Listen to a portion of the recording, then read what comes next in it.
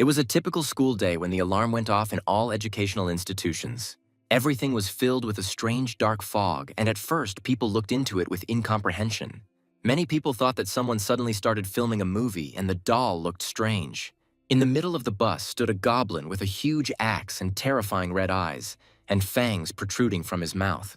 That day, many saw hell, in which most died a terrible death. Some were overcome with panic, horror, and fear, while others tried to call the police with trembling hands. People on the bus fell one after another, and the horrific images quickly caused general panic. 5 goblins would attack someone, hanging over them and continuing to strike. In the eyes of the people, there was horror, fear, and hopelessness of this situation and the confined space. The main character couldn't calm down because he knew that everyone on the bus wouldn't last more than a minute. He knew that both children and adults would be killed, and 80% of Seoul's population would be wiped out. Can someone with a player talent value of 0 survive? For some reason, the main character was a mediocre player, but he had to resist this attack. In 2028, on a typical Seoul day, many people were studying or working. School children and students discussed the recent exams, which, according to many, were too difficult and were failed. Our main character is 30-year-old Jack, who has been studying and trying to pass the civil service exam and has already spent 7 years on it. 10 years ago, a gate opened in Seoul and terrible events occurred, and some survivors awakened and became known as players. The brunette also had a dream of becoming a player, but he had no talent, so he gave up his dream and focused on the exam. At the next table, they were discussing some video in which a man fought so well that he simply tore everything to pieces. The other man was a little jealous and thought that he would also fight well if he had talent. But he understood that they were ordinary people and could only focus on the exam. While eating his food, Jack silently listened to the discussion about a certain man who had collected 60 talents in the previous test and set a new record in Korea. That man was called a dead genius, most likely because his talents were discovered too late, so he also wanted to take the civil service exam. This was discovered on an additional test, and the talent panels were already closed at that time, and usually talent panels were closed at 20 years old, and this person was already 30. 7 years ago, as a last chance, he took a government-sponsored test to determine whether he had talent or not. During the walkthrough, you could see the total number of talents and evaluate the open ones. But Jack only had 1 left. For him, this result was worse than a complete lack of talent. And at that moment, he did not understand anything. And he didn't understand why the head of the Players Association's personnel department came personally to Jack and handed him the results, and also wished him luck in the civil servant exam. Talented players had their lives filled with public attention. They were asked how they felt about their success, and they answered that it didn't matter. After all, they were doing good for their country. Some girl in a formal suit explained that if someone had 1 talent panel, then they had not awakened, which meant they could only register for the exam. The difference between the life of a player and an ordinary person is like the difference between heaven and hell, which means that the hopes of becoming a player were a luxury for Jack. The boy, as always, wanted to return home and study hard, and daylight fell on the photograph of a woman with a girl. At the end of April 2018, a cataclysm began in Seoul, and the guy wanted to remember all those events, so he listened to some video clip. The lesson was supposed to begin with the primordial fog in Seoul, and the result of the disaster was 145,000 dead out of 150 affected. The video showed that the entire area that was attacked was close to being destroyed, and the speaker admitted that he couldn't even stand on his feet when he saw the fog. Suddenly, the man wanted to say something he was sure of. Effort is more important than talent, and he was a living example of that. As the man talked about how he would continue to improve, Jack wondered if his efforts were really not enough to achieve his dream. But right after that, he slapped himself in the face, because he saw no point in dwelling on useless things, because he couldn't change the past. With the thought that if he had talent, he would awaken, and then receive an offer from the guard and make his life worthy, the guy continued writing the notes. However, Jack very often had the thought that it was all his fault. He recalled opening a letter from his mother, who was no longer alive, in which she expressed her love and hope that he and his sister would be well and find happiness. In fact, Jack's mother died of some disease that could not be cured. The older sister dreamed of escaping poverty and got a job at a semiconductor factory, but only developed leukemia. Jack wanted to succeed for his family, but he had no talent, money, or connections, and he failed the exam 3 times. He didn't understand what he was missing and thought he had done his best. But that was not the case. Hoping that tomorrow would change if he tried harder, Jack clenched his fist. As the clock in Jack's room struck almost midnight, a blue light appeared in the darkness. When it was almost 6 in the morning, the guy had a hard time getting himself up. Remembering that there would be a midterm assessment today, the guy got up and cursed himself for going to bed earlier but still overslept.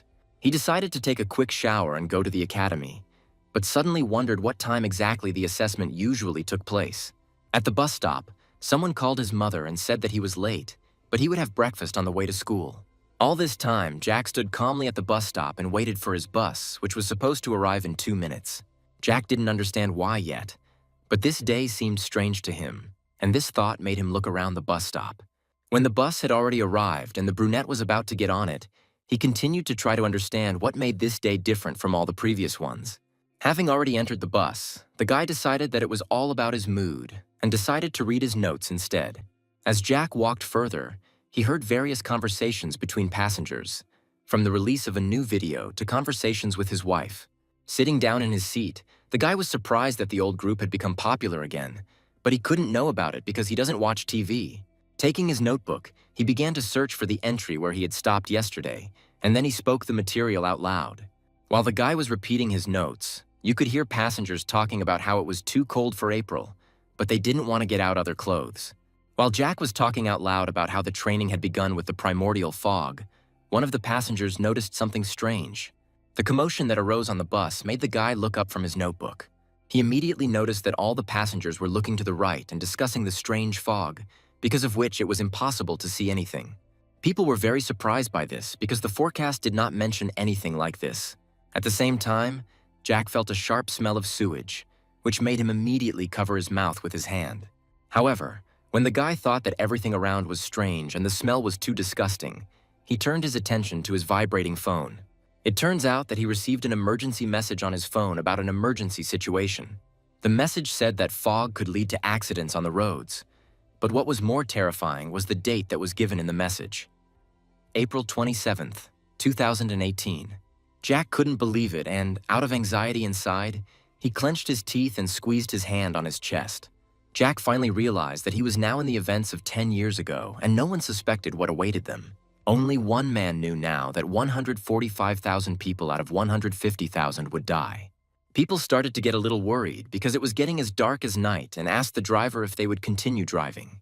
Jack knew there was a 97% chance he would die during this training.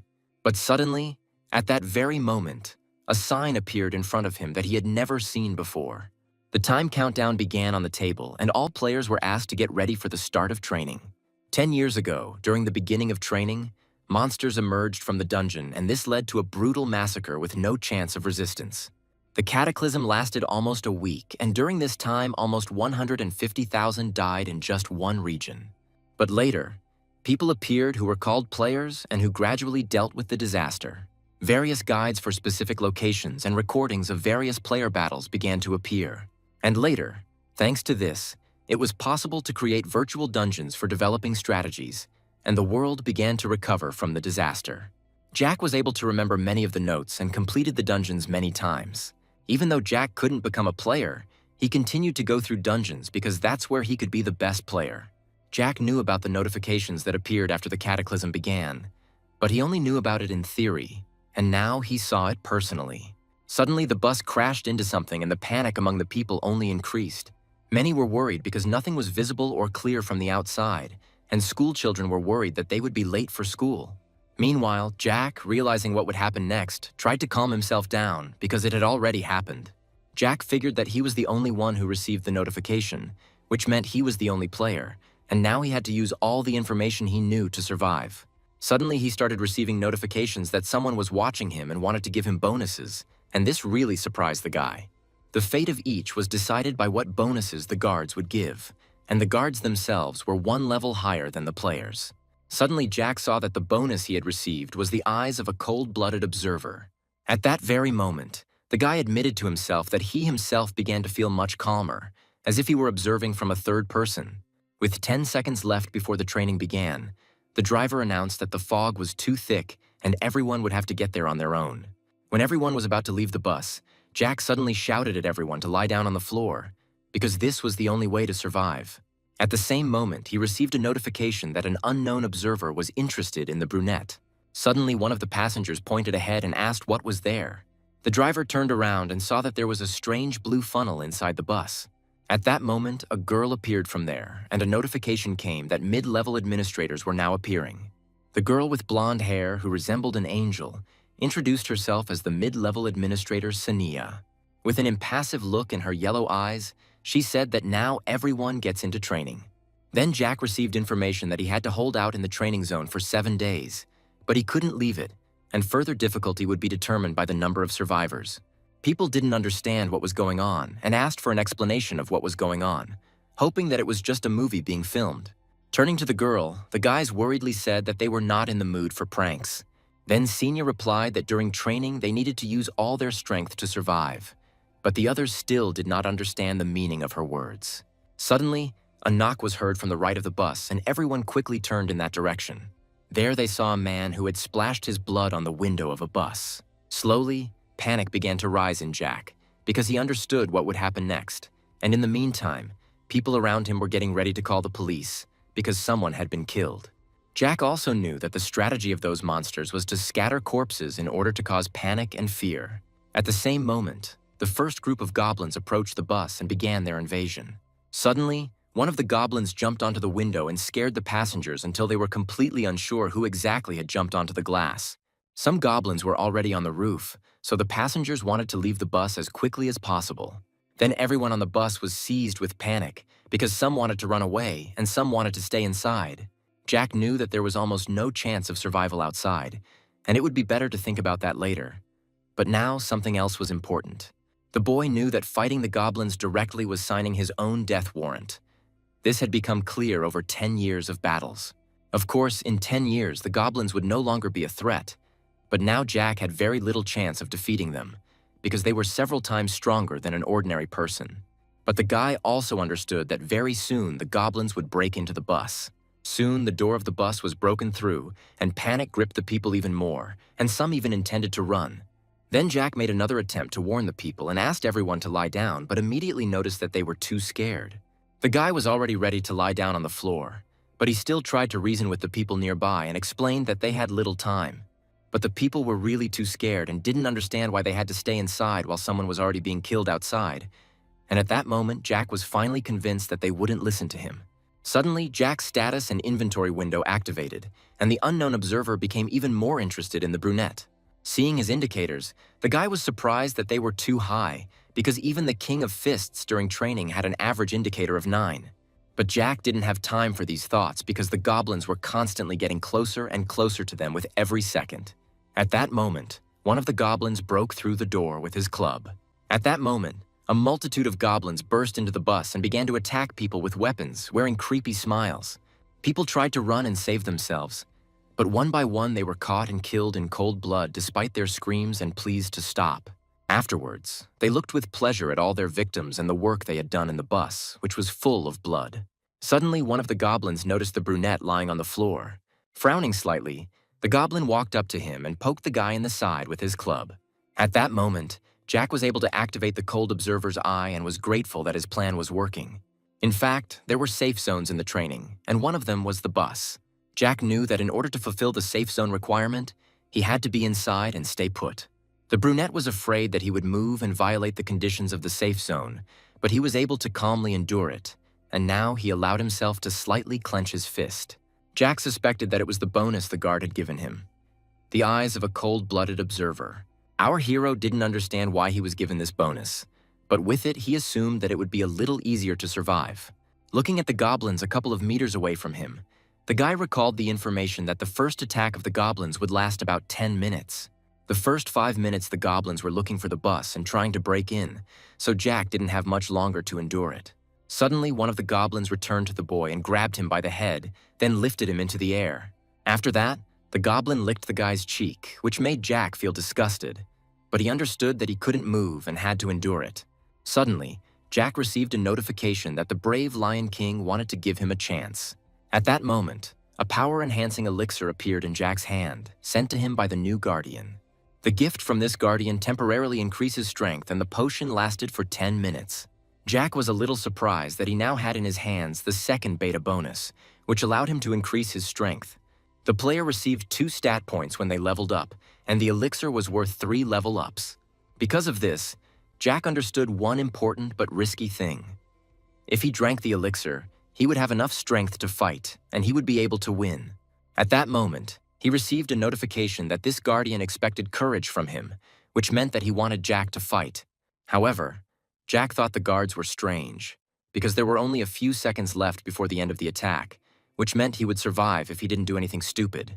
Suddenly, Jack received a notification that the brave Lion King was asking a middle-ranking administrator for a deal, and at that moment, everything was enveloped in blue light. At the same time, Senya announced that the brave Lion King's request was to change the environmental conditions of the training area. Jack just gritted his teeth at this and was angry that the Guardian had made a deal with her, because he knew that this Guardian was forcing a useless sense of bravery on the players, because he loved the cruelty and suffering of others. Jack knew that given the nature of this guard, he would want to remove the safe zone. Then Senya bowed her head slightly and announced that the deal was complete and the safe zone would be cancelled in 30 seconds. Then the guy suddenly blurted out that if the guard forcibly changes the training zone, then the player should receive compensation, which means there is not enough elixir. Jack was adamant that they couldn't ignore the rules when his life was on the line. Senya was surprised that the boy knew so much, while the unknown observer was surprised, and the brave Lion King remained silent. Jack could not come to terms with such injustice, and at the same time understood the girl's surprise, because they learned about the laws only 7 years later. When the girl wanted to know how the guy knew this, Jack considered it unnecessary to explain, since the players were not obliged to reveal their game. While Senya remained silent, Jack noted that they had already spent 10 seconds talking. Pointing his finger at her, he continued to say that they had wasted 10 seconds in the safe zone and had to make up for it. Eventually, the girl admitted that the player was right and announced that the safe zone would be extended for 10 seconds after their conversation. Also, as compensation, Jack was given good quality grease and a rusty iron sword. However, the guy was not very happy with such a small compensation for changing the script. However, in such a situation, he had no choice but to take what was offered. The guy even had to mention the laws for the sake of an extra 10 seconds. But it was not in vain, because at that moment the goblin attack ended. After a certain amount of time, all the goblins immediately tried to quickly escape from the scene of their crime. Dear YouTube viewer, please leave your comment and subscribe to the channel, because I tried a lot for you. If you don't do this, the goblins will beat me half to death. Save me. Now that the goblins were gone, Jack could finally be glad that the conversation had helped avoid death and fighting. When the boy received a notification that the guard lion was disappointed, the boy cursed under his breath. When Jack got up from his seat, he suddenly felt sick from the picture he saw. The guy immediately covered his mouth with his hand because of the nausea that came from the terrible smell that was in the bus. But Jack tried to push those thoughts aside as quickly as possible and focus on survival. Because the bus broke down, Jack had to make an effort to open the doors and get out of it. First, he needed to find food, and his main goal was the grocery store, which was 300 meters away. Jack had studied in the area for 3 years, so he remembered the geography very well, and he needed to move quickly to avoid getting into a hopeless situation. Among the survivors were those who found the wounded and tried to call at least someone for help. Jack assumed there must be other survivors nearby, but he had difficulty getting his bearings because of the fog. For some reason, Jack felt calm being among the corpses and assumed it was because he had been given those skills. But suddenly he looked down and saw someone's small hand next to his leg. At that moment, the guy thought that he had accidentally almost stepped on a corpse, but suddenly he heard a child's voice. The little girl, with tears in her eyes, asked for salvation and help. He was surprised. Jack stepped back a little and did not yet know what he should do. At the same moment, on the other side, he saw a lone goblin, who for some reason did not leave after the first wave. The goblin grinned evilly and was about to cut the girl's leg with a sharp knife. At that moment, the girl was still begging Jack to help her. With tears in her eyes, the girl admitted that she just wanted to see her mother.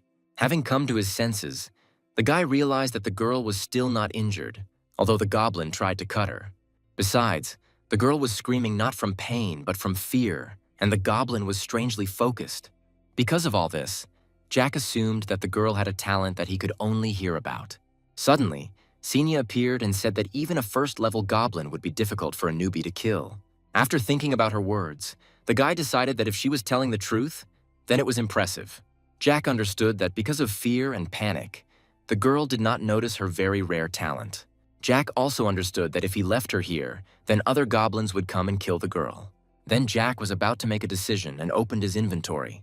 In fact, Jack was more familiar with the training conditions than many and could compare the theory and experience of virtual dungeons.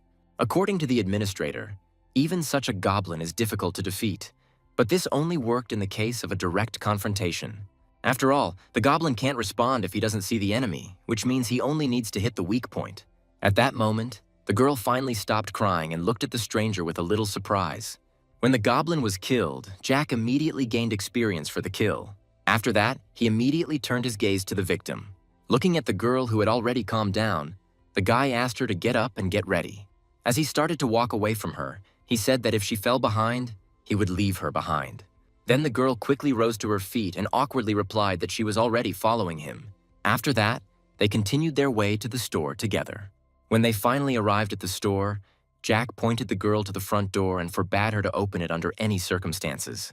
Hearing no answer, Jack turned to the girl and asked if she understood him, to which the girl anxiously gave her consent. The guy noticed her fear, and it was normal, considering the severity of the training, and then continued to say that no matter under what circumstances, the girl should not open the door. For a while, Jack continued to look at the girl, who was shaking all over with fear. Suddenly, a notification appeared about the approaching second goblin attack, to which Jack and the girl immediately raised their heads. Then Jack asked the girl if she saw the notification that had appeared and asked what it said. When the girl started reading and mentioned safe zones, the guy immediately asked where they were.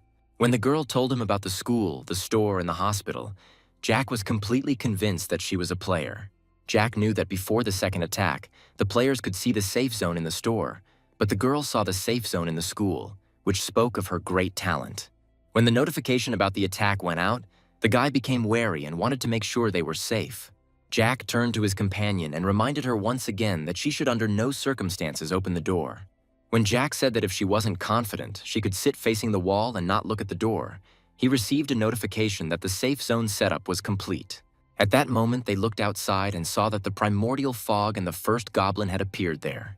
Later, screams could be heard from other survivors outside, standing back to back and trying to fight off the goblins. However, this did not help them, because the goblins were stronger than the green newcomers and attacked them from all sides. Suddenly, all the survivors turned their attention to the store and realized that there was a safe zone there. In an instant, they all ran to the door of the store and asked the children to open the door for them. However, they saw a guy pointing his sword at them and looking at them emotionlessly, and this only made people angry. Jack's lips curled slightly as he thought about how he had never felt anything before, but it was very painful for him to watch it. Suddenly, the goblins approached the people who were on the street, and this meant death to everyone who remained outside. At that very moment, one of the goblins wounded the first survivor, and his blood stained everything around. Jack watched dispassionately as all the doors were stained with other people's blood and the survivors begged for salvation. When everything calmed down, the guy lowered his sword and thought about the fact that it was impossible to break into this safe zone by force. And unfortunately, it would be enough for him to open the door from the inside for the zone to disappear. While the girl covered her ears with her hands, the boy continued to think that if he had opened the door, they would have died too. Looking through the blood-stained glass, the boy was going to imprint this picture in his memory forever. Jack wanted revenge on those who created this terrible system and the guards who watched the game. 6 hours had passed since the goblin attack, and Jack sat next to the girl who had calmed down during that time. Suddenly she turned to him and awkwardly thanked him because she had not had time to do so then. The girl introduced herself as Sylvia and said she was 14 years old. When Sylvia admitted that she was glad to see them, Jack sighed and replied that he had helped her for a reason and could not guarantee that she would survive what was happening. The girl was surprised and scared by this, and lightly touching the guy, she asked what she had done wrong. Jack realized that he had gone too far and continued to say that he could not guarantee her safety because he was not even sure that he could protect himself. The girl listened with alarm to the words that Jack would not kick her out as long as it did not threaten his safety and suggested that she sleep. When Sylvia decided to ask where they were going, Jack didn't answer her. He remembered looking at the notice that listed the safe zones, as well as the additional safe zone. After thinking for a moment, he replied that they would go to the parking lot that was near the large tower. But seeing her surprised face, Jack realized that she had not seen the additional zone in that place. In fact, Jack had never heard of such a thing either, but he knew that that tower was the key point of the entire training. After some time, Jack replenished his water supplies and was about to leave the store with Sylvia. As soon as she went outside, the girl immediately began to cover her mouth with her hand because she could not stand the terrible smell that was there. Looking at her, Jack realized that she was just pretending that everything was okay, because this picture was terrible even for his age. Looking at the cars where the corpses lay, Jack thought that this is what a destroyed city looks like. Suddenly, Jack asked the girl to look carefully under her feet, but she did not quite understand why this was necessary. Pointing his finger at the ground, Jack asked him to tell him if he saw anything jelly-like there. Suddenly, pointing somewhere into the distance, Sylvia asked if this was what Jack was talking about. Jack grabbed the hilt of his sword, simultaneously surprised that they had found the slime so quickly. Slime was the easiest prey that even a child could handle, so Jack had no problem eliminating it. At the same moment after killing the monster, the boy thought that it was his first time using a sword, but it seemed like he was very familiar with this feeling. Right after that, Jack explained to Sylvia that the slime is the weakest monster, and if they appear on their way, the guy will kill them. That's why Jack asked her to be careful, but he was surprised that the monster was found so quickly. And a little later, looking at his rusty sword, Jack again thought about the fact that he had previously used swords only in virtual dungeons. But as he squeezed his hand on the hilt of the sword, he thought about how the feeling was so familiar, as if he had used the sword often. After some time, Jack killed the fifth monster and also noticed that Sylvia noticed the monsters much faster than him. After the fifth killed monster, Jack's level rose to the second, and the guy also received 2 points to all characteristics and 1 bonus point to a random characteristic. When the girl asked why Jack's body started glowing, the boy replied that he had raised his level. Then the girl listened with delight to how killing monsters allows you to level up. When Sylvia replied that she would try to level up too, Jack turned to look at her with an impassive gaze. Then Jack killed monsters and realized that he was doing it for the first time, but the feeling and the sword were very familiar. But once the guy leveled up to level 3, he stopped and thought about how he was leveling up too fast and was also getting random points. Then Jack remembered that the famous King of Fists, who was able to complete the training, mentioned this in his notes, but even he had a hard time getting those glasses. And Jack had already received them twice, although he was only at level 3. When Jack was told about the retest, they said with certainty that he had no talent. Because of this, Jack assumed that the talent panels were open when he returned, although the guy was sure that they were closed at that time too. Looking back, Jack thought that he might have been the one who showed progressive growth only in the beginning. But he thought it was even better this way, because he managed to survive, reach the 3rd level, and attract the attention of some guards. And if this assumption was correct, then Jack has a chance to achieve his goal after training. In 3 years, a disease-curing potion was supposed to appear on the market that would cost 1 billion won, and with it, Jack would be able to cure his mother. So Jack was going to survive this training and confidently move towards his goal, saving money. On the way to the tower, our heroes continued to kill slugs, and at first the guy was surprised by the bonus points, but then he discovered another important point. It turned out that after level 5 it was possible to create groups, so Jack immediately sent an invitation to his companion. While Jack looked at the girl and thought that she too would become stronger, an unknown observer showed interest in them.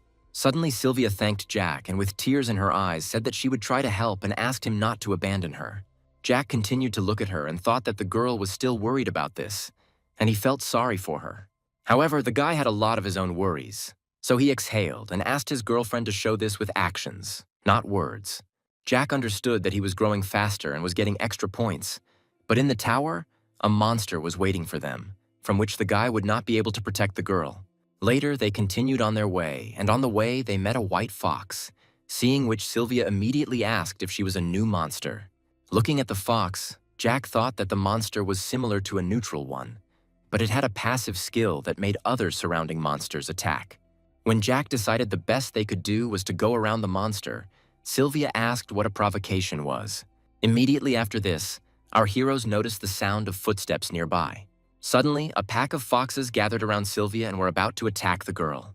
A second later, all the foxes had already pounced on the girl, and she was only trying to cover herself with her hands. Quickly turning to Sylvia, Jack noticed that she was taking almost no damage, but the fox would only get bigger. So Jack deftly aimed at their necks and killed each fox. The moment his body was enveloped in a blue glow and his level rose, the boy asked if Sylvia was injured. Suddenly, an administrator appeared behind Jack and the girl asked what his level was. The guy replied that he was level 8, but the girl didn't believe him, so he asked to scan it and find out. When he started receiving notifications that observers were surprised by his growth rate, the guy admitted to himself that this speed was strange for him too. Besides, his stat window was very advanced and the growth was unusual, but it was a good opportunity. Quickly telling Sylvia where they were going, the guy said he would explain the plan inside, and if she didn't listen, he would die. However, continuing on his way, the guy reassured Sylvia that she just needed to follow his instructions. After some time, our heroes managed to kill many city foxes. Looking back at the girl, Jack thought about the fact that he had given her the iron gloves, which meant that the preparation was almost complete, and all that was left was to follow the plan. When Jack told her to go inside, Sylvia hesitantly agreed to follow the guy.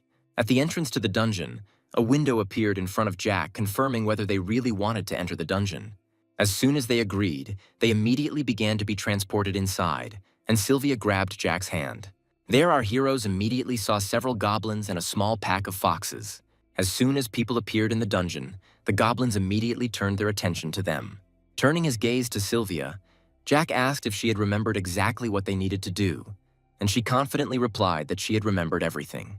Jack said to start with the goblins, so Sylvia immediately ran towards them. The goblins were also ready to attack and were advancing straight towards the girl. Without losing her composure, Sylvia immediately hit the first goblin in the face with her left hand. Unlike other dungeons, this one had aggressive goblins and neutral foxes that wouldn't attack unless you touched them. Watching Sylvia, Jack thought she was some kind of genius, because she was doing much better than Jack had expected. Jack knew that the goblin attacks would not harm her in any way, and she exceeded all expectations. When Sylvia had dealt with the monsters and was trying to catch her breath, Jack approached her and suggested that she take a little rest. As Jack retreated to a secluded spot, he thought that a mini-boss was about to appear, which appeared every time all the monsters on the first floor were killed. Leaning against a wall, Jack asked if Sylvia had caught her breath and told her to continue finishing off the others. When Jack told her to run to him as soon as she finished, the girl was about to strike the fox. All this time, Jack watched and tried to control the cleanup process. Unexpectedly for Jack, the pause effect was activated, and the unknown observer showed deep interest in the guy. Realizing that the pause would stop all activity in a particular area, Jack clenched his teeth slightly and turned toward the stranger's voice. The pause was the effect of the administrators, and now one stood in front of Jack and asked if the guy had gone crazy. Jack asked what the girl meant, and he himself thought that the effect was very expensive, and for some reason they decided to use it on Jack. Senya noticed that Jack acted as if he knew what was coming and asked if this was all part of his plan. The guy didn't understand why she was interested in this, and the girl didn't understand why Jack was acting so unreasonably. The guy was surprised by the way the girl spoke about his actions, so Senya began to explain to Jack. The level 13 goblin that Jack was about to summon had great stats. While Sylvia stood frozen right next to him, Jack silently listened to how he wouldn't be able to defeat such an enemy on the 8th level. After listening to her, Jack decided that the words sounded as if the administrator did not want him dead. However, Senya did not understand what he was talking about, which Jack immediately recognized as an attempt to lie and was convinced that he had become someone who attracted a lot of attention. Senya said that Jack was a player who knew the future, but in reality, he had become a rare figure who could attract the attention of the guards. Because of all this, Jack concluded that it was not in her interests for Jack to die, and besides, he did not hear about her in the future. When there was silence, the guy chuckled and told her that she couldn't even come up with an excuse. Jack thought she was such a bad administrator that she was destroyed before she even got any notoriety. The girl asked if it was an insult, but Jack replied that he was just telling the truth and that she did not know how to take advantage of the situation. Suddenly, Jack told her that if she wanted to entertain the guards, she should say after a pause that he could not defeat the goblin. Jack was supposed to win in the end, but Senya still didn't understand how the guy was going to do it with the girl. However, the guy continued to talk about his idea of how a level 8 player would defeat the boss. Jack claimed that the guards would go crazy if they saw something like this, and Senya would be able to increase her rank. In exchange for this little show, Jack wanted to offer the administrator a deal. However, at this point, Senya lost her temper and, intending to punish the player, said that his arrogance had gone too far and her patience was not limitless. To this, Jack calmly replied that if she wanted to, she would have already killed him.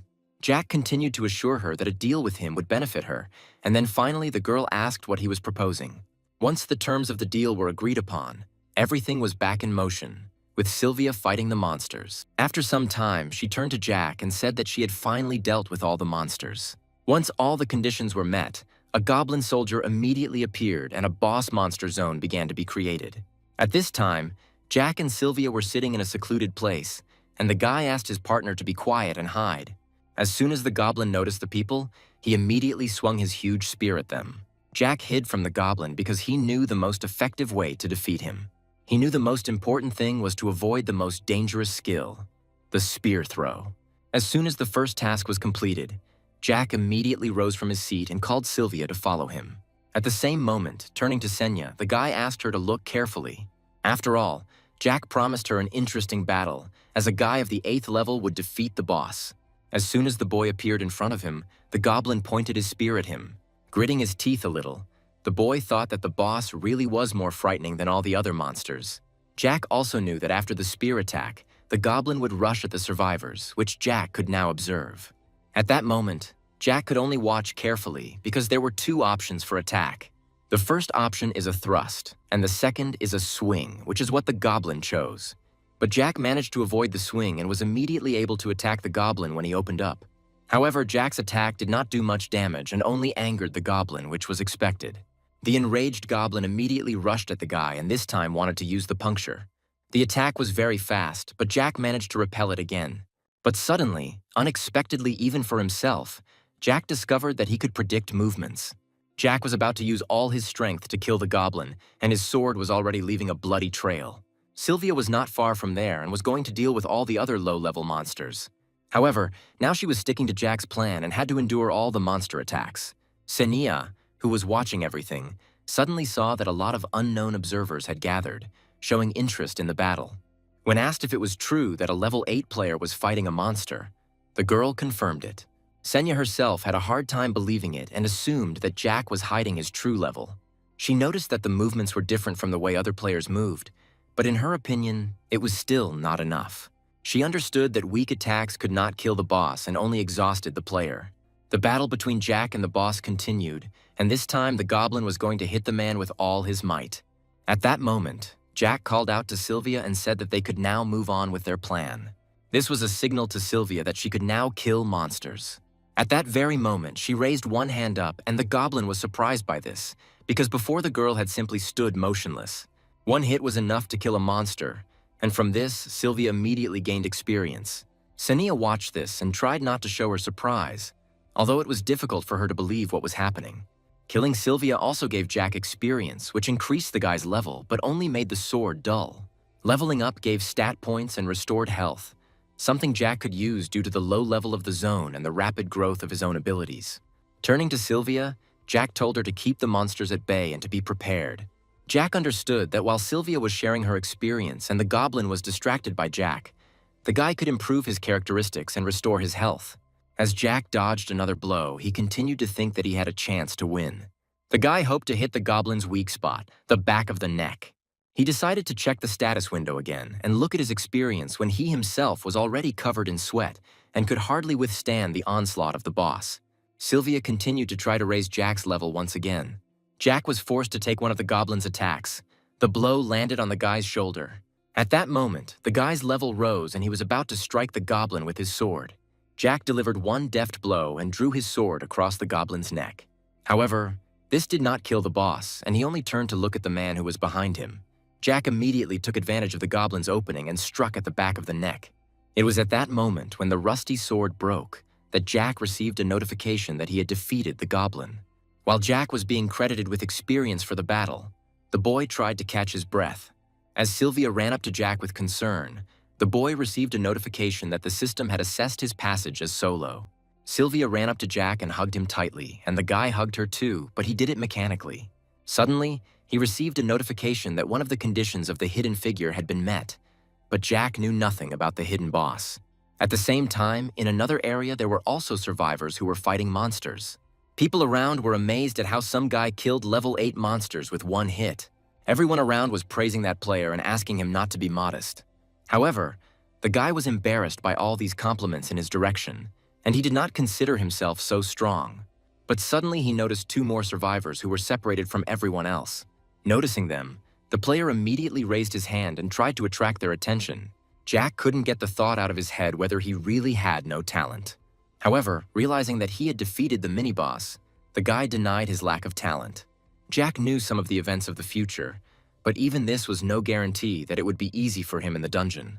In addition, Jack now attracted the attention of a woman with scales, a guard whose character was close to absolute good, and unlike the Lion King, she always put the safety of the players first.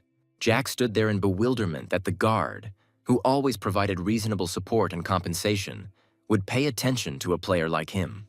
The boy turned slightly to the side when he thought that such attention was given to him because of Sylvia. Looking at the girl, he thought that to others the situation might look like he was rescuing an abandoned child. At that moment, a sword began to appear in Jack's hand as a reward for defeating the boss.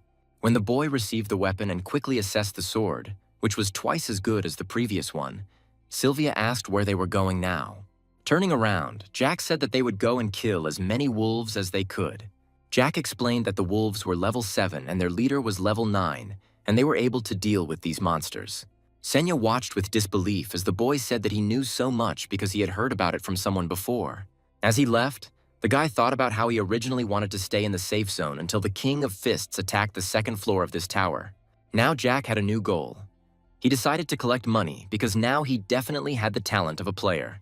Jack was going to take advantage of every opportunity, whether the talent was something he had always had or was acquired through training. The excited guy asked our heroes in surprise how they managed to survive. It was the first time Jack had met the King of Fists in person, but he recognized the guy right away. The guy knew that later the King of Fists, Sam, would be in the top 8 famous players in Korea, but for now the guy looked much simpler. Sam tried to cheer up the strangers, and Jack, amazed at how many people Sam had already saved, realized that the title of trained was not given for nothing. Sam immediately awkwardly offered the strangers to join their group if they wanted to, of course. Sam thought they had a better chance as a group, but Jack was in no hurry to give an answer. After thinking for a bit, our hero politely refused, which greatly surprised everyone watching. Jack explained that it was enough for both of them to hold out, and he was confident that together they could handle it. Having received an unexpected refusal, Sam awkwardly scratched the back of his head and wished the strangers good luck. While Jack politely wished him luck in return, the others began to whisper that the guy was acting so arrogant because he hadn't seen Sam's powers. Jack had already started to leave, but suddenly stopped and decided to give Sam some advice. Pointing to his eye, Jack warned that if they encountered an opponent that was too strong, they should aim for the left eye. Sam was a little surprised by the stranger's strange behavior, but in the end he thanked him anyway. When they had moved a decent distance away, Sylvia suddenly asked if those people could handle it. Turning around, Jack said that they would most likely be okay since the guy seemed strong. Jack reassured his partner, but knew that those people would face problems. If we are to believe the memoirs of the King of Fists, then he and 10 survivors had to go into the dungeon of the tower. They will try to clear the second floor, but an enemy will appear who will kill almost the entire group, and in the end, only Sam will survive, and the attempt to clear that floor will be the biggest mistake of his life. Jack knew that things could turn out differently now, but he still thought it was too dangerous to join them. He was interrupted from his thoughts by Sylvia, who pointed to the side and said that there were monsters there. Seeing a small pack of wolves, Jack praised his partner for her observation and offered to deal with the monsters. Without thinking twice, our heroes immediately rushed at the monsters. Armed with a bat, Sylvia struck the first wolf and stunned it. Jack kept up with her, and with the help of his new sword, killed several wolves at once. While swinging at the monsters, Jack simultaneously thought that he needed to take advantage of the removal of the level limit and raise his level above 10th. With this thought, he quickly passed the wolves and caught one of them. After killing the last wolf, Sylvia was glad that she listened to Jack, because it really was easier to fight wolves with a bat than with fists. But after that, she immediately turned back, because she heard the sound characteristic of raising the level and a blue light. Jack received a notification congratulating him on being the first to reach level 11, which was expected. For his achievements, the system decided to give him the title of Discoverer and greatly surprised the guy. This title came with huge bonuses to experience, and Jack had never heard of this title and did not know that it was possible to get something else besides the title of completed training. But after thinking for a bit, Jack decided that it made sense, since no one had ever removed the level cap before. The players hadn't met the requirements, so they couldn't even know about the title. Sylvia asked worriedly if everything was okay, and Jack simply suggested that she continue on their way.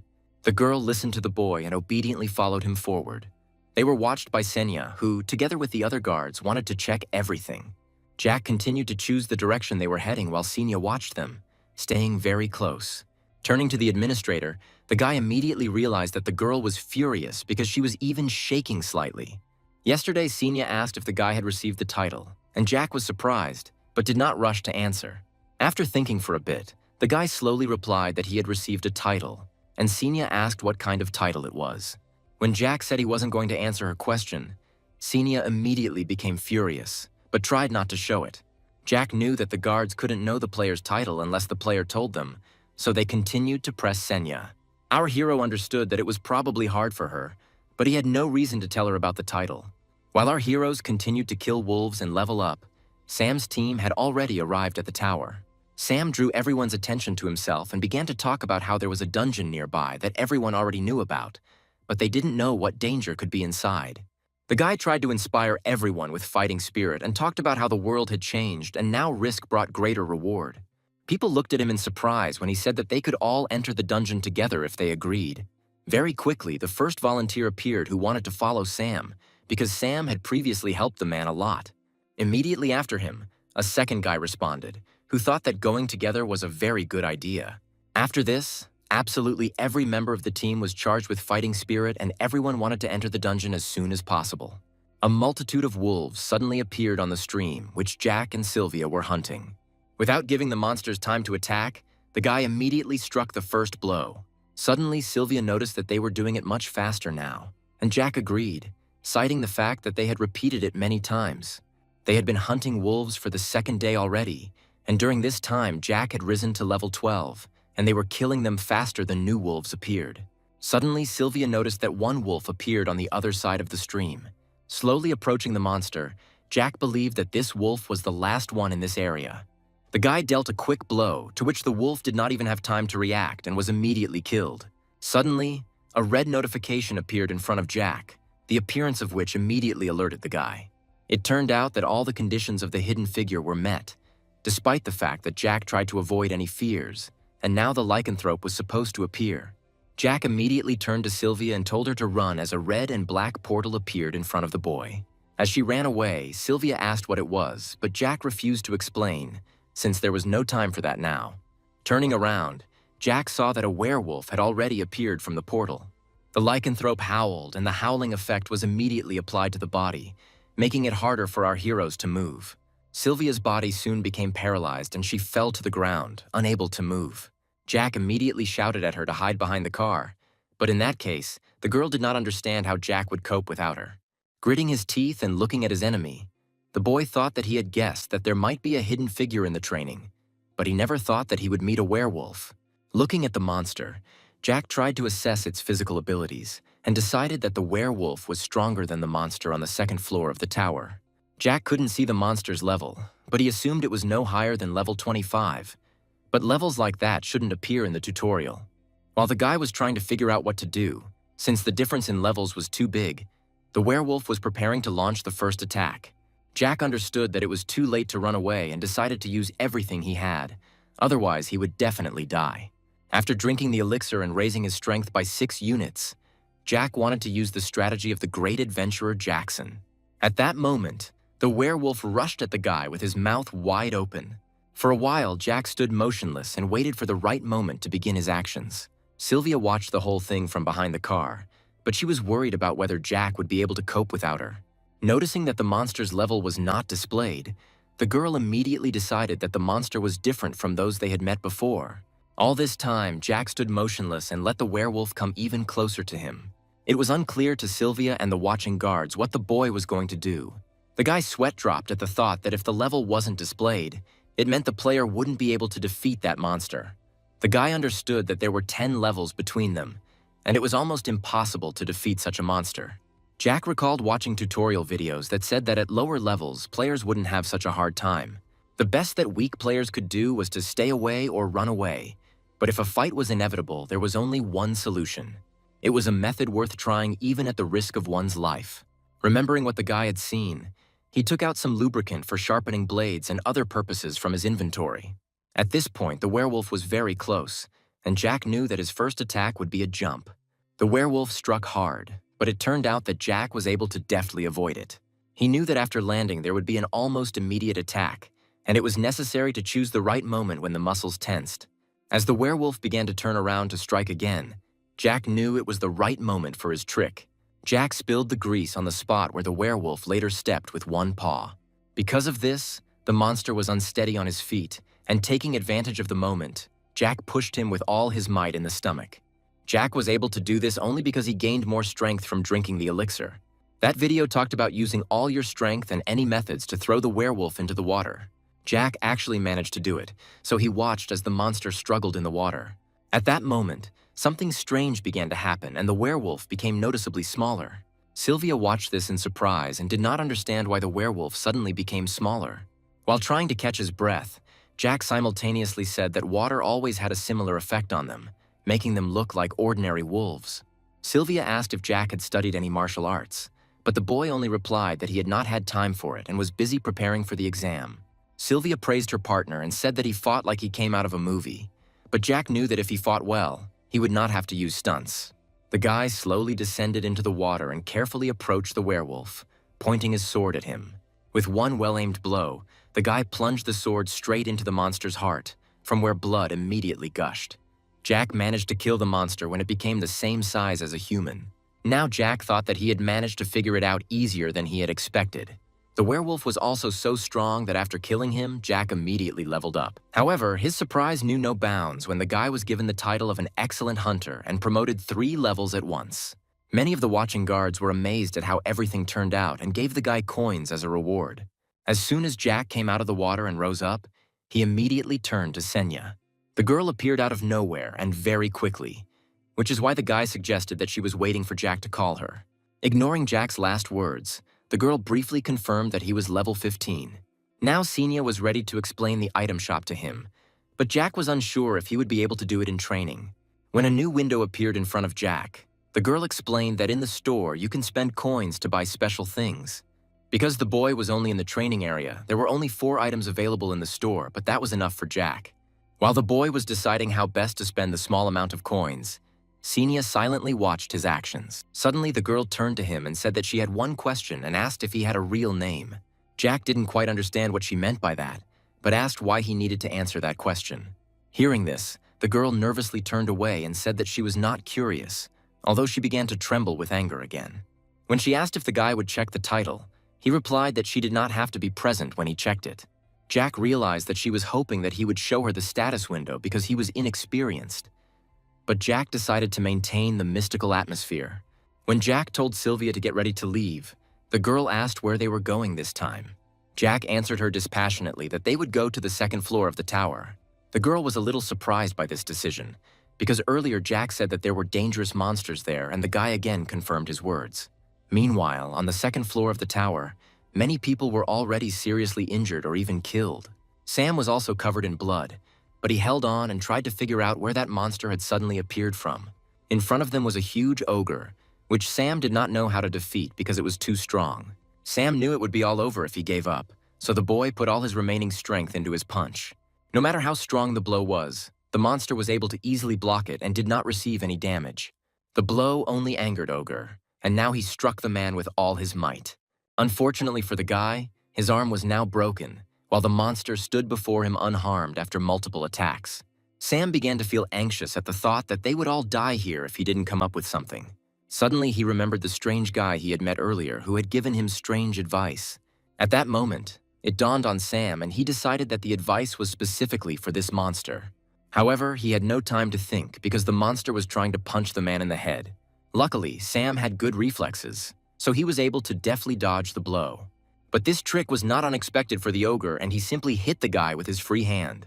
Sam was thrown to the side, and blood began to flow from his mouth due to the force of the blow. At that moment, the guy despaired and decided that he could not defeat such an enemy and that their end had come. But at that very moment, everyone received a notification that a new player had appeared, to whom the ogre immediately paid attention.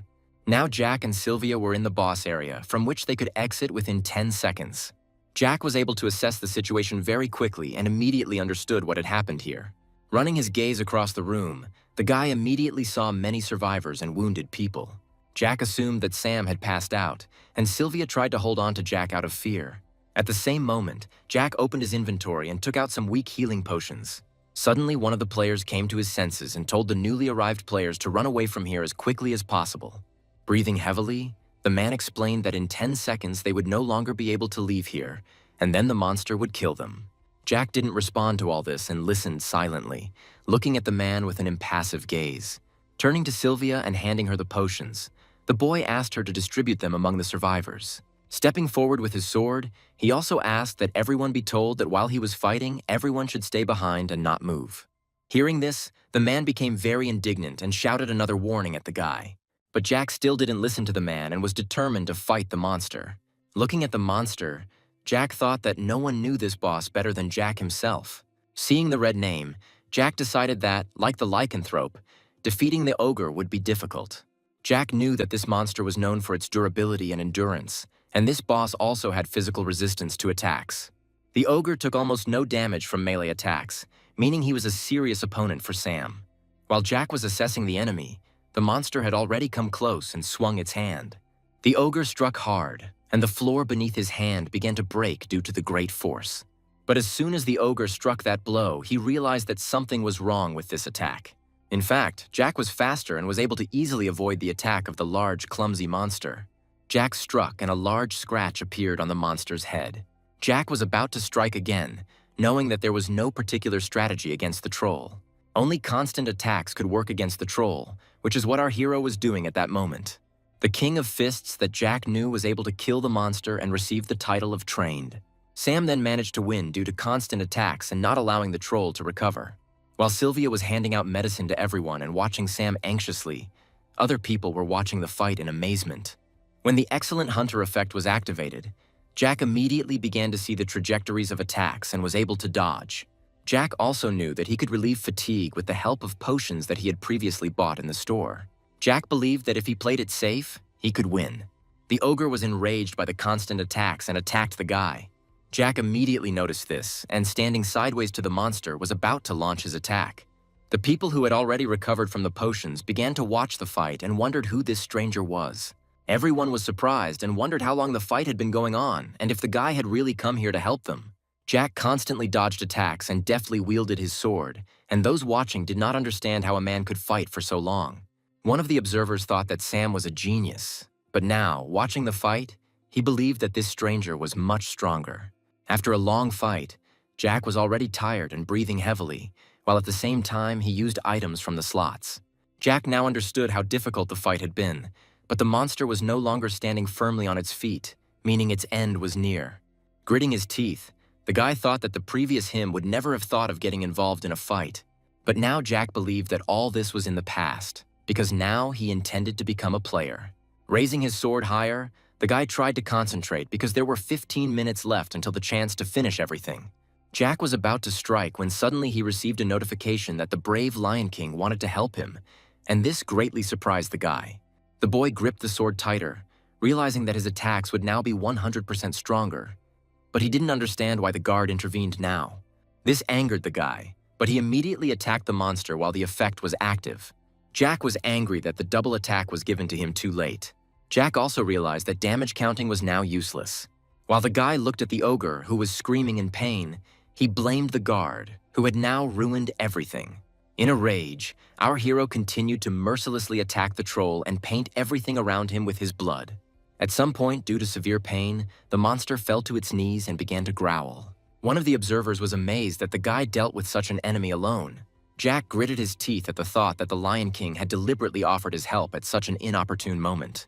Looking at the ogre, the boy thought that if he had the opportunity to kill the guard, the Lion King would be the first. Now Jack realized that his plan had failed, and a red light began to emanate from the ogre.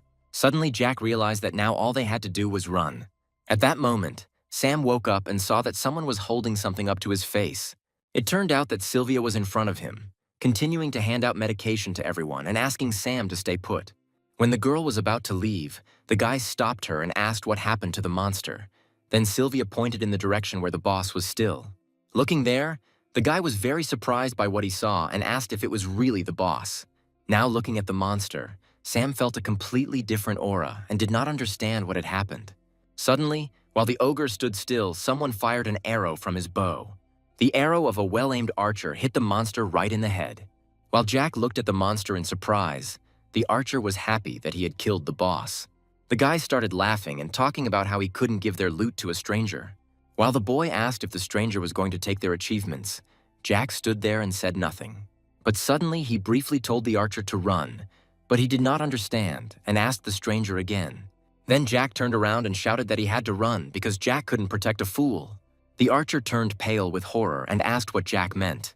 At the same moment, the system sent a notification that the boss had lost his mind. While the ogre was going berserk, Jack immediately ran to Sylvia and wanted to get out of there as quickly as possible. As she ran away, the girl asked where they were running, and Jack told her about the escalator. Meanwhile, the boss was already standing in front of the archer, and the guy looked at him with horror and did not dare to move. At some point, he woke up and started running away from the monster with all his might. As the boy ran away and asked for help, the ogre's hand instantly reached the boy's back. With just a little effort, the monster killed the archer by crushing his head. Sam watched the horror unfolding in silence and did not dare move. Then the boss turned to the guy and looked at him with his yellow, glowing eyes. At this moment, Jack and Sylvia were trying their best to run away from the berserker. As Jack left that place, all he could think was that it was his mistake. Jack replayed in his head the events that existed for the entertainment of the guards and the events that occurred due to the greed of other players. The guy felt guilty for not thinking about these little things, and now, due to the berserker state, the boss area disappeared. Jack knew that there were no safe places in the dungeon except the parking lot, so he tried to go down with Sylvia. While Sylvia didn't understand why they needed to go there, the guy suggested using the fire escape. Jack went there because he knew there was a safe area on the second floor of the parking lot. When Jack abruptly opened the door, Sylvia was standing behind him, trying to catch her breath. However, the guy immediately heard a rumble next to him and turned in that direction. There he saw a menacingly striding monster that was approaching them, and this only meant that everyone on the second floor had already been killed. With this thought of the guy, the monster suddenly rushed towards them and growled angrily. Jack managed to somehow react to this and tried to pull Sylvia towards him. A second later, the monster's hand was where the people had been, but they were able to avoid the attack and fell down. Jack fell on his back, softening Sylvia's fall. The guy tried to calm himself down and repeated that there was no need to panic and everything was bearable. Looking at the boss, Jack only thought that if they were touched even once, they would die. A second later, the berserker was about to step over the railing and follow the survivors. As Jack ran down from the boss, he thought about why the safe zone was so far away. A few seconds later, Jack already saw the door behind which the safe zone was supposed to be. Jack stopped in front of the door and was about to open it, but suddenly he received a notification that the system saw a critical situation. Jack was sweating from not turning around, but he saw the boss raise his fist, which was supposed to kill the guy. Under the created conditions, Jack's forced ability, the sixth sense, awakened, and turning around, the guy saw that fist in exactly the same way. Jack began to shake as he thought about how he was going to die. But at that very moment, Sylvia shielded him and took the full blow. Tears immediately started flowing from the girl's eyes, and blood appeared from her mouth. Jack only managed to shout the name of his partner, who decided to risk herself. The girl watched everything from the side and could not come to terms with the thought that this could happen. Looking at the monster, who had already begun to strike, she thought that now everyone would die. At the moment when Sylvia decided to save Jack, the woman with the scales gave her the ability to use the Platinum Shield skill because she was impressed by the girl's bravery. When the Platinum Shield detected excessive physical force, it could not withstand it and distributed the damage evenly. Jack managed to catch his wounded partner, who lost consciousness. Looking at the girl, the guy guessed from the sound during the attack that she used a Platinum Shield. Now Sylvia was in bad shape and was breathing heavily. At that moment, the boss wanted to strike again, but Jack managed to avoid it. Taking the girl in his arms, the guy began to run away with her to the safe zone. Jack knew that there was very little time left and he just had to cross the line. All the guy had to do was go through the glass door in the parking lot. Jack ran through the door and fell on his back again. After his fall, Jack immediately raised his head and looked at the berserker who was furiously approaching them. But as soon as the boss approached the door, he encountered an invisible wall that did not let him pass. Now the guy was trying to catch his breath when he saw that the boss couldn't get through the safe zone. The boss became furious at this and started pounding his fists on the door. Amidst the loud crash, Jack tried to bring the girl to her senses. Jack saw the girl's mangled arms and couldn't believe she had tried to stop the attack. When Jack gave her the potion, he didn't know when Sylvia had that skill, but it saved her. But the problem was that due to the distribution of damage, the brain could be damaged. The guy continued to think about all this under the loud sounds and growling of the berserker. Jack gritted his teeth and muttered that he hoped the monster would die soon. Jack assumed, based on the berserker's state, that he had almost no health left. Looking at the monster, Jack took out another bottle of potion and opened it. At that moment, the monster began to roar even louder and new wounds appeared that began to bleed. The next second, Jack watched as the monster seemed to be torn apart. At the moment when the system recognized the death of the monster, Senya appeared and announced that the murder would go to Jack. However, the guy looked at her and seemed to have no intention of answering. The guy looked sad when the system started to determine the difficulty based on the number of surviving players. In the end, the system counted just over 5,000 survivors, and everyone was glad that the training was now complete. Jack tensed at the thought that the number of survivors was the same, even though he and Sylvia had survived. At that moment, the system began to give out rewards and titles to all survivors.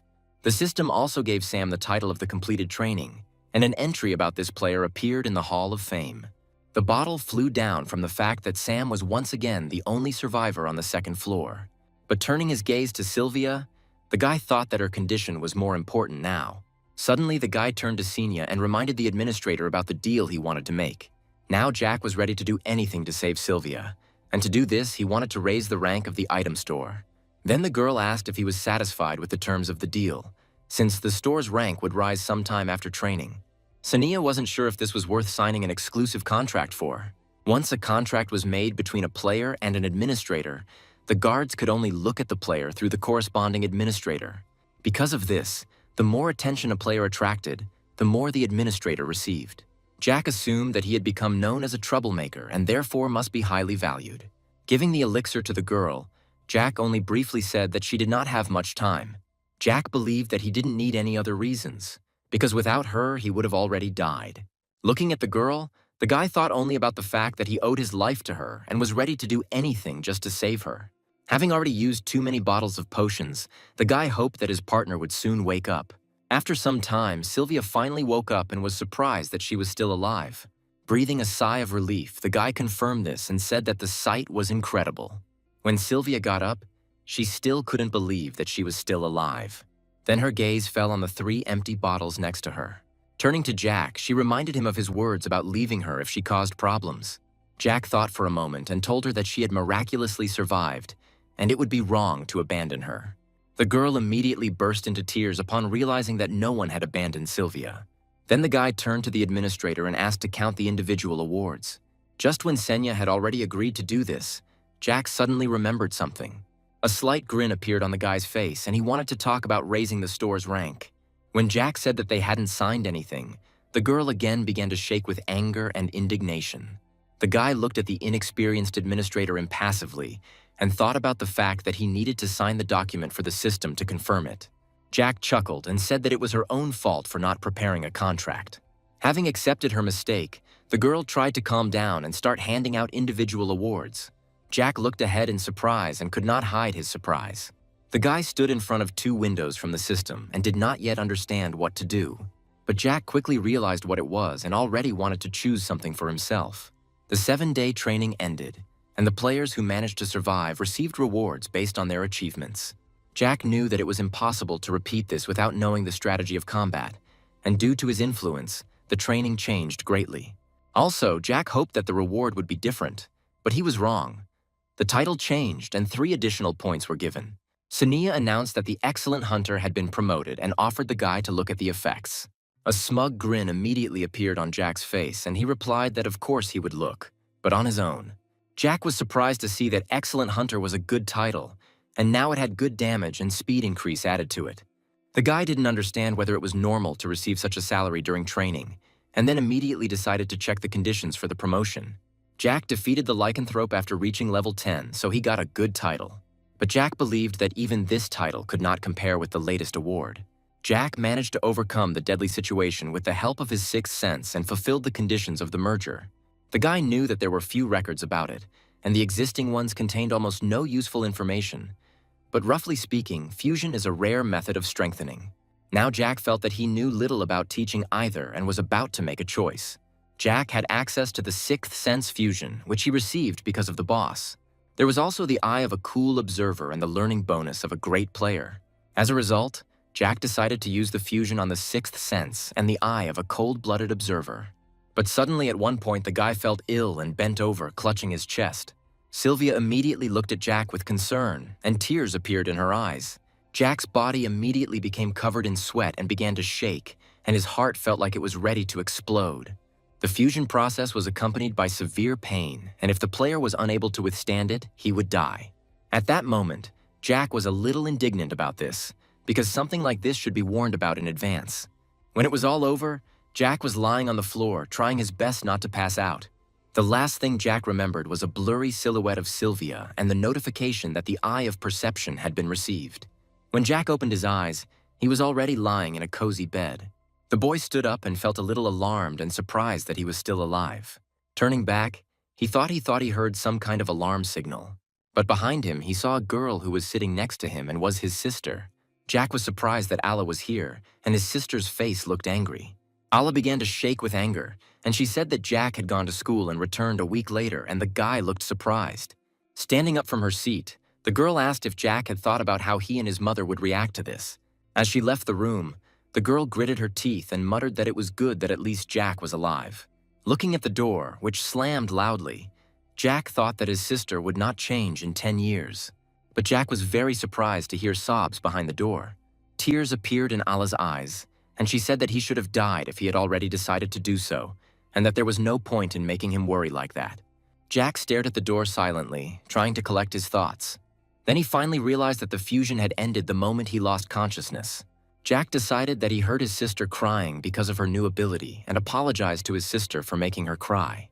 Now Jack was glad that his sister wouldn't have to go to the factory for him. Later, the door to the ward opened and Jack saw his mother at the entrance. The mother slowly walked up to Jack's bed and covered her mouth with her hand, trying to hold back her tears. Almost immediately after this, Sylvia flew into the room, also wanting to see Jack. Jack and his mother looked in surprise at the girl who appeared out of nowhere. Sylvia immediately rushed to Jack and hugged him, saying that she was glad he was alive. As usual, tears flowed from the girl's eyes, and a familiar blush appeared on her cheeks. A warm smile appeared on Jack's face, and he lightly ruffled the girl's hair. Jack went back in time to a time when the 7-day training was so horrible that even 10 years later, people still remembered the horror. Jack was able to survive in hell, where the player's talent and luck were tested. He also managed to gain abilities that he could not even imagine. After some time, another blue portal appeared in the middle of the street. People immediately became frightened by this and were going to report it, but some decided to run away immediately. But Jack and Sylvia were about to go inside while everyone else was running away from the portal. Exactly 1 month has passed since the greatest disaster in one of the districts of Seoul. The news anchor announced that out of the 150,000 victims, only about 5,000 people survived. The shock of that event has still not passed, and many people still live with a huge emotional wound because they lost loved ones and neighbors, the host announced. The man said that at first they wanted to express their condolences, and on the memorable date they decided to invite a special guest. Turning to the guest, the host spoke of him as someone who had undergone training and who, even in hellish conditions, could lead people. The special guest was Sam. The presenter continued to talk about how, according to survivors, Sam played a key role in the incident. Sam was known to have killed goblin and wolf monsters with his bare hands and also saved many people. The presenter also mentioned that Sam was given the title of having completed the training. When the man asked what the boy had to say about it, Sam remained silent. At that moment, the boy had a flashback to his first meeting with that mysterious stranger. After that, Sam hesitantly replied that he was just lucky. Sam admitted that he was not the hero of the training and only took all the credit for it. The man replied that modesty was considered a quality of a hero, but it was obvious to everyone that the main character of that incident was Sam. However, Sam was certain that it was not modesty. Remembering what happened, the guy added that there was another guy and a girl there, and if Sam compared himself to that guy, he would be much stronger. Sam was also convinced that he would have died without the help of that stranger. The guy sat there and refused to think about the fact that the guy had died and was sure that such a strong player had managed to survive. Sam was determined to repay the favor, and in the meantime, a new training was about to begin. Jack knew that the new gate that had appeared must have led to the underground of Seoul Station. Panic arose among the crowd, because everyone understood that most likely monsters would appear from the portal again. Sylvia quietly asked if they were going to go inside. After reading the notification from the system, Jack responded that their decision should be obvious. As soon as our heroes entered the portal, the guards were immediately able to observe them. Taking his sword, Jack remembered that many came to this dungeon in order to raise their level, and if you know the tactics, then it becomes even easier here than in that tower. Turning to the girl, Jack asked if she remembered his words, and Sylvia answered him positively. But suddenly the guy heard a female voice, which advised him to take 5 more players with him. Senya appeared in front of Jack and, as an administrator, warned the guy about the possible danger. Senya said that the manual says that a group of 7 people should go into this dungeon. The girl advised him to leave and return with the group, but the guy only sighed heavily. As always, Jack decided to ignore Senya and simply walked past the girl who did not know what to answer. But as he was leaving, the guy asked if Senya had forgotten his words. And turning to her, Jack repeated that he was going to show his game. Sam explained to his company's boss that he wanted to leave and take a different path. The man in glasses did not understand the decision of the young guy who had passed the selection, but quickly let him go. Walking among the crowd of ordinary people, Sam thought only about how the world had changed. Now weak monsters like slime appeared even outside the dungeons and scared ordinary people. While Sam was thinking about all the new changes, he suddenly heard people nearby discussing the need to escape. Sam immediately tensed up when he heard about the new gates at the station. Then Sam's administrator appeared and said that the first dungeon after the tutorial had finally appeared. An administrator named Neptune suggested that the guy go to that dungeon, but first find the required number of people. Suddenly, some notification came, and Neptune was surprised that 2 people had already entered. But he decided not to attach any importance to this and suggested that Sam find 4 more people to enter. Sam then decided to read the information that the dungeon would collapse if it was not cleared in time, and that monsters would break out if the dungeon was breached. While Sylvia was amazed at how the dungeon looked, Jack asked her to look more carefully under her feet. But right after that, Jack thought that this dungeon was a cold, damp cave. Jack also knew that there shouldn't have been any danger in the first half of the dungeon. But what surprised Jack more was that Sylvia was already level 15 thanks to her efforts. Suddenly, Sylvia saw something ahead that immediately attracted her attention. It turned out that the road ahead split, and some circles were drawn on the ground.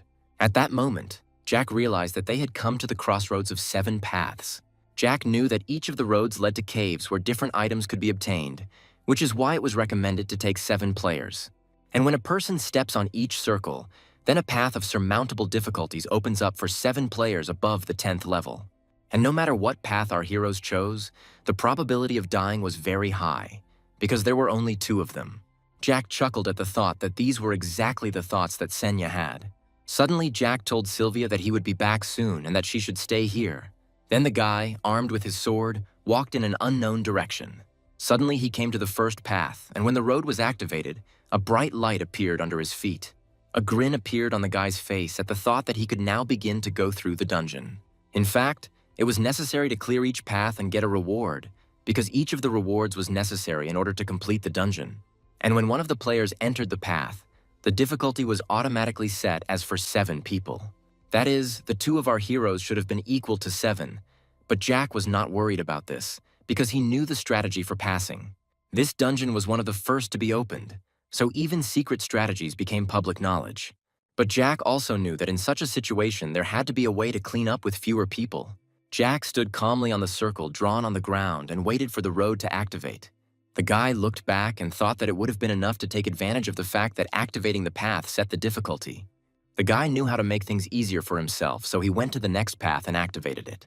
In fact, for 7 paths there was a difficulty of 7 people, and if one path received a difficulty of 7, then the difficulty would decrease with each activated circle, and if 7 circles were activated, then the difficulty of each would be 1. After that, Jack immediately returned to Sylvia, and he himself thought that in the conditions of the cleansing there was no task to pass the paths simultaneously, so his strategy was possible. Immediately after this, Jack turned back sharply and held his gaze, and then suggested to Sylvia to begin the cleanup. At the same time, people were crowding around some building and trying to understand what was happening, but they themselves looked worried. A police officer announced over a loudspeaker that they were investigating the situation at Seoul Station and asked citizens to follow instructions and evacuate. However, ordinary citizens were skeptical about the policeman's request and had no intention of leaving. Among the crowd was Sam, who knew that the gates to the dungeon were inside. There was also a guy with dark skin there, and with his mouth twisted, he complained about the noise from the people. When he turned to the police, they all turned around, a little scared, to look at the mysterious guy. The guy was literally walking on air and asking why the people who had gathered were interfering with his broadcast. As the boy continued to grumble, people around him were amazed that he could walk on air. The police were on alert and demanded that the stranger give his name. Like everyone else, Sam stood and watched what was happening, but unlike the others, he was able to recognize the guy. It turns out that guy was a mid-level administrator named Chris. Sam immediately tensed up at the thought that if the administrator was here, then that player should have been nearby too. At the same moment, a policeman demanded through a loudspeaker that the stranger obey, otherwise they would open fire on him.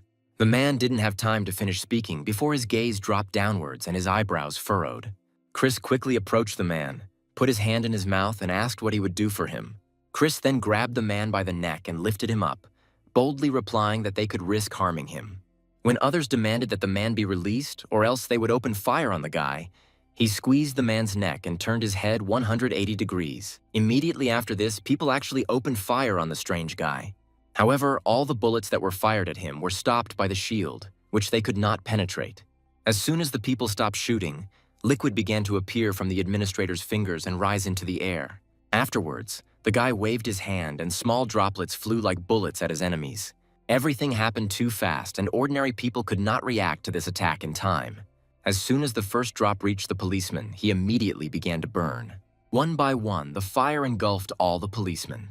As the other police officers became frightened and began to retreat, a smug grin appeared on the guy's face and he said that insects are always noisy. But everyone ran away from that place except one guy who silently watched what was happening. Afterwards, Chris turned to someone and said that if he had already cleared the way, then it was time for the players to start their game. After that, Chris turned his gaze to the side and a smirk appeared on his face. Looking at Sam, who looked very tense, Chris said that another very famous player had appeared here. Suddenly, some guy appeared and after greeting Sam, told him that they hadn't seen each other for a long time, or rather since training. Sam's face remained surprised when he saw who started talking to him. The guy ignored Sam and continued to say that it seemed like the last time they saw each other was a month ago. Smiling sweetly at Sam, Jackson admitted that he hadn't expected to meet Sam here. Unlike Jackson, Sam's greeting was very dry, but he wasn't surprised by the guy's appearance because he guessed that he would be able to survive. Sam only saw him during the goblin attack, but he could never forget Jackson. The boy remembered the horrible picture of Jackson killing monsters with pleasure while others tried to run away and save themselves. Jackson scared Sam, but Sam was sure that he had strong skills. Jackson suddenly asked if Sam wanted to enter the dungeon, but immediately realized that the answer to his question was obvious. While Sam stood there tensely, the guy continued to talk about how a player like Sam should have noticed the changes in the world by now. Pointing to the portal, Jackson said they were appearing more frequently and changing their reality, and there were opportunities ahead that players shouldn't miss. Sam didn't want to answer, so Jackson changed the subject and said that they needed 7 people for the dungeon. Waving his hand, Jackson said he only had 6 people. He then spread his arms wide and said that it would be very good if Sam decided to join them. Meanwhile, at the first fork, there were black bulls of the 12th level. When the monsters weren't expecting it, Jack suddenly moved towards them and attacked. Jack was breathing heavily and turned around when he heard an angry moo in his direction. Then a smirk appeared on his face, and he told Sylvia that they still had a lot to do, and they should quickly finish their hunt and move on. Seeing the people, the monsters immediately ran towards them and wanted to trample them. Seeing the danger, Jack immediately lowered his sword and prepared to fight back. A second later, with a deft swing of his sword, he killed one black bull. But there were still many monsters around, and another bull growled angrily at the guy again. Then Jack moved deftly upward and was about to attack. The boy landed deftly on the bull's back and pulled the hand holding the sword back. With a good swing, Jack deftly chopped off one of the bull's horns. And then, turning his sword over and pointing the sharp end down, he was about to finish what he had started. When that bull fell, the guy immediately ran to the next one. When everything was finished, the system calculated the experience and even gave out a few coins as a reward. Jack exhaled heavily and turned around, deciding that they had killed about 30 bulls. Suddenly, Sylvia turned to the guy and began to praise the guy's agile movements, after which the monsters immediately died. Having finished her admiration, the girl asked if everyone could do this, because she had met many players, but had never seen such movements in anyone. When Sylvia asked how to learn this, Jack answered the question evasively, because he noticed the appearance of Senia, who was also interested in knowing the answer to this question. When the guy answered with a smile that she should continue training and that everything would work out in the future, the girl again began to shake with anger. Sylvia was not very happy with the answer and asked if it was really just a matter of practice, and Jack again confirmed this. Suddenly, the guy became more serious and said that you should train as if you don't want to regret anything, and if you always give it your all, then one day you will achieve what you want. Sylvia didn't quite understand the answer, but she decided that if Jack said so, it must be true. She was interrupted from her thoughts by the appearance of some kind of golden ring, and she asked Jack what was flying there. Then both of our heroes noticed the ring and looked at the hovering object with surprise. Smiling slightly and reaching out for the ring, the guy was glad that it had finally appeared. Having announced that they had already cleared this path, the guy suggested leaving here and moving on to the next one. Then Sylvia was surprised that they weren't going to kill those monsters, and Jack explained that they wouldn't be able to collect much experience from them. Sylvia admitted that she thought they would kill everyone like the wolves, but Jack said that it would be better not to do that this time. After that, the guy briefly said that they were not alone there. At that moment, other players actually entered the dungeon, looking forward to the start of the hunt. Jackson immediately noticed that this dungeon was very different from the conditions they had been in during training. But then, turning to Sam, Jackson said it still felt nostalgic and asked what Sam thought about it. Sam replied dryly that he remembered that dungeon, but nothing good came to mind. Then the guy became immersed in thoughts about how more than 10 people were killed back then, and he didn't have enough strength to defeat the monsters. At that moment, Jackson said that it would be better for their own safety if they quickly cleared everything out and left. Then the small group of people continued to move in silence. But at some point, the person walking in front noticed something and asked Jackson to look at it. It turned out that there were several unknown passages ahead. Everyone started looking around and didn't understand why there was a glowing circle under each entrance. Suddenly pointing his finger at the nearest passage, Jackson suggested checking it first. At the same moment, Jack and Sylvia cleared the second path and received the second item. Taking the necklace, Jack noticed that it appeared faster than the ring. When Sylvia asked if they were going to the next path, the boy realized that she now understood that the main thing was to get items and not to kill monsters. But suddenly after this, the girl looked as if she was in doubt and awkwardly scratched the back of her head. Suddenly she turned to Jack and apologized because she thought she was too slow. The girl admitted that she saw Jack fighting while she broke the horn of only one bull. Sylvia was very surprised to see that Jack had already killed several by that time. Sylvia admitted that she thought Jack was strong enough to cope on his own and felt that she was in the way. Then Jack asked her not to talk nonsense and asked if she had ever seen him do anything useless. Sylvia was a little surprised by the question and hesitantly replied that she had never noticed such behavior from Jack. Saying that Jack didn't care about her just because she was a child, the boy continued walking forward. When our heroes entered the third path, the girl was surprised by what she saw. Sylvia immediately noticed that the bulls were now purple. Suddenly, one of the bulls looked at them angrily with his red eyes. Sylvia was a little surprised by this action and stepped back. At that moment, the bull bowed his head, and 2 of his 3 horns quickly flew out of his head. One of the horns flew straight into Sylvia's forehead, and the girl screamed a little because of the unpleasant pain. Jack immediately asked if she was in pain, but the girl replied that everything was fine and that something had hit her in the head. Then she turned her gaze downwards and looked at the ground in surprise. There she saw a horn stuck in, and Jack began to explain that these bulls could shoot with their horns. At that moment, Jack put his hand on the girl's shoulder and asked again if she was in pain. Once again, hearing a positive answer, Jack said that he would leave these bulls for his partner. At that moment, Sylvia saw all the bulls looking very angrily and running towards her. She was not happy with such a gift from Jack, and could not yet imagine how she would cope with the bulls herself. Sylvia was constantly hit by horns, which she tried to protect herself from with her hands. Suddenly, Jack happily said that she blocked the horns much better than he thought, but the girl asked him not to say that just because she could not be hurt. But then Jack calmly said that the bulls could not harm her, so she should use provocation. Then Sylvia decided to use the advice, and a ball formed around her body, and at the same moment all the bulls stopped and stared at the girl. The provocation made the bulls even more anxious. Bowing their heads, they began to extend all their horns with even greater fury. Due to such a strong pressure, the girl could only cover her head with her hands. But when the attacks suddenly stopped, Sylvia revealed her face and was surprised that there were no more attacks. Suddenly, one after another, the bulls began to fall and the system began to credit the girl with experience. Then Jack explained to her that purple bulls died when both horns shot out. At that moment, a new object appeared, and this time Jack was pleased with the speed with which it appeared. Having taken Duranchi's bracelet, the boy only thought about the fact that now there were 4 items left. Then Sylvia asked if they would leave this time, since those bulls gave much more experience. Jack exhaled and explained again that there could be other players here and it was better to leave the monsters to them. But Jack also left them because it would take more time for players to catch up with those ahead. When other players encountered the purple bulls, they had a hard time dealing with the monsters. But Sam responded to the guy's request for help and pulled ahead.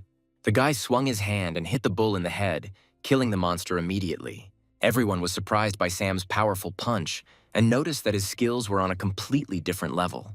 Seeing Sam's attack like that, Jackson looked at the guy thoughtfully. Taking one of the horns, the guy reasoned out loud that the effectiveness was weak. Continuing to hold that same horn, Jackson reasoned that they had only found the monster's weak spot thanks to the corpses they had discovered. Throwing away the horn, Jackson said that this dungeon was strange and the reward for killing such bulls was small. At that moment, Jackson turned to Sam and asked what the guy thought about it. Sam completely agreed with the guy and said that they really hadn't come across anything worthwhile yet. Jackson found it strange that even for killing all the bulls, they were not given any reward. But quickly turning to the others, he said that there was no point in them standing there. They immediately decided to try a new path, which had black bulls. When Jackson saw them, he was a little surprised that they had come across bulls again. But turning to the side, the guy again saw corpses that had no horns. Then Jackson thought deeply about it, and Sam wondered what was going on in that guy's head. Suddenly, Jackson turned around with displeasure and hissed. Some of his men began killing black bulls again. Jackson thought that what was happening was unusual, because in the dungeon in training there were many awards and titles, and perhaps in this dungeon the awards were further away. But suddenly, looking at one of the corpses, Jackson began to think that someone had taken the reward before them. As he approached, he kicked the corpse and considered his thoughts strange, because his group was the only one that entered the dungeon after Chris cleared the way. Jackson didn't understand where players could come from who cleared the dungeon faster than Sam. Jackson was irritated by the thought that someone might have gotten ahead of him and was already in the middle of the cleanup. Suddenly, Sam noticed that Jackson began to spin her knife in her hand. Then, grabbing his gun, Jackson told everyone to deal with the bulls and move on to the next path. A crazy smile appeared on the guy's face as he said that they might have been missing something. Meanwhile, our heroes were on the 6th path and had already dealt with the monsters. Suddenly, an object that resembled a shield appeared in front of Jack. Taking the shield, Jack thought about how he wanted to give the shield to Sylvia, but the shield's durability wasn't that good. Then Sylvia wanted to ask Jack something, but he immediately answered her positively. Our heroes already had Athena's necklace from the 4th path and Zenith's club from the 5th. And there was also the Victoria shield from the 6th path they had just passed. When Jack said there was one last item left, Sylvia asked if they could then clear the dungeon. Jack confirmed this and said that so far everything was going well for them and they should move on. After some time, our heroes finally came to the final path. Sylvia began to look around nervously because they were about to take the last path. But suddenly she looked up and asked Jack to look up too. Then our heroes saw that a group of people were standing above and watching them. Like everyone else, Sam first looked down at the players in surprise. But after a few seconds, Sam immediately recognized the guy and the girl. A smile appeared on Jack's face, knowing that they had been caught later than he had expected, meaning that they must have been newcomers. While everyone was amazed by the other players, Jackson seemed to be slowly filled with anger. As a result, a creepy grin appeared on his face and a chuckle escaped his lips. Jack assumed that this group of players entered the dungeon after them. Looking at Sam, Jack was a little surprised that the King of Fists was associated with this group. But as soon as Jack saw the guy's status window, he was even more surprised. Jack was surprised that Sam had both a broad and narrow outlook. However, Jack immediately turned his attention to more important things. Approaching the strangers, Jackson smiled sweetly at them again, hoping to make friends with them. The guy admitted that they had already found dead monsters and asked if this was Jack's work. Jack replied dryly that they had dealt with those monsters, and he himself noted that 10 years ago Jackson looked a little younger. However, Jack still recognized this guy because of whom the organization of evil players would later appear.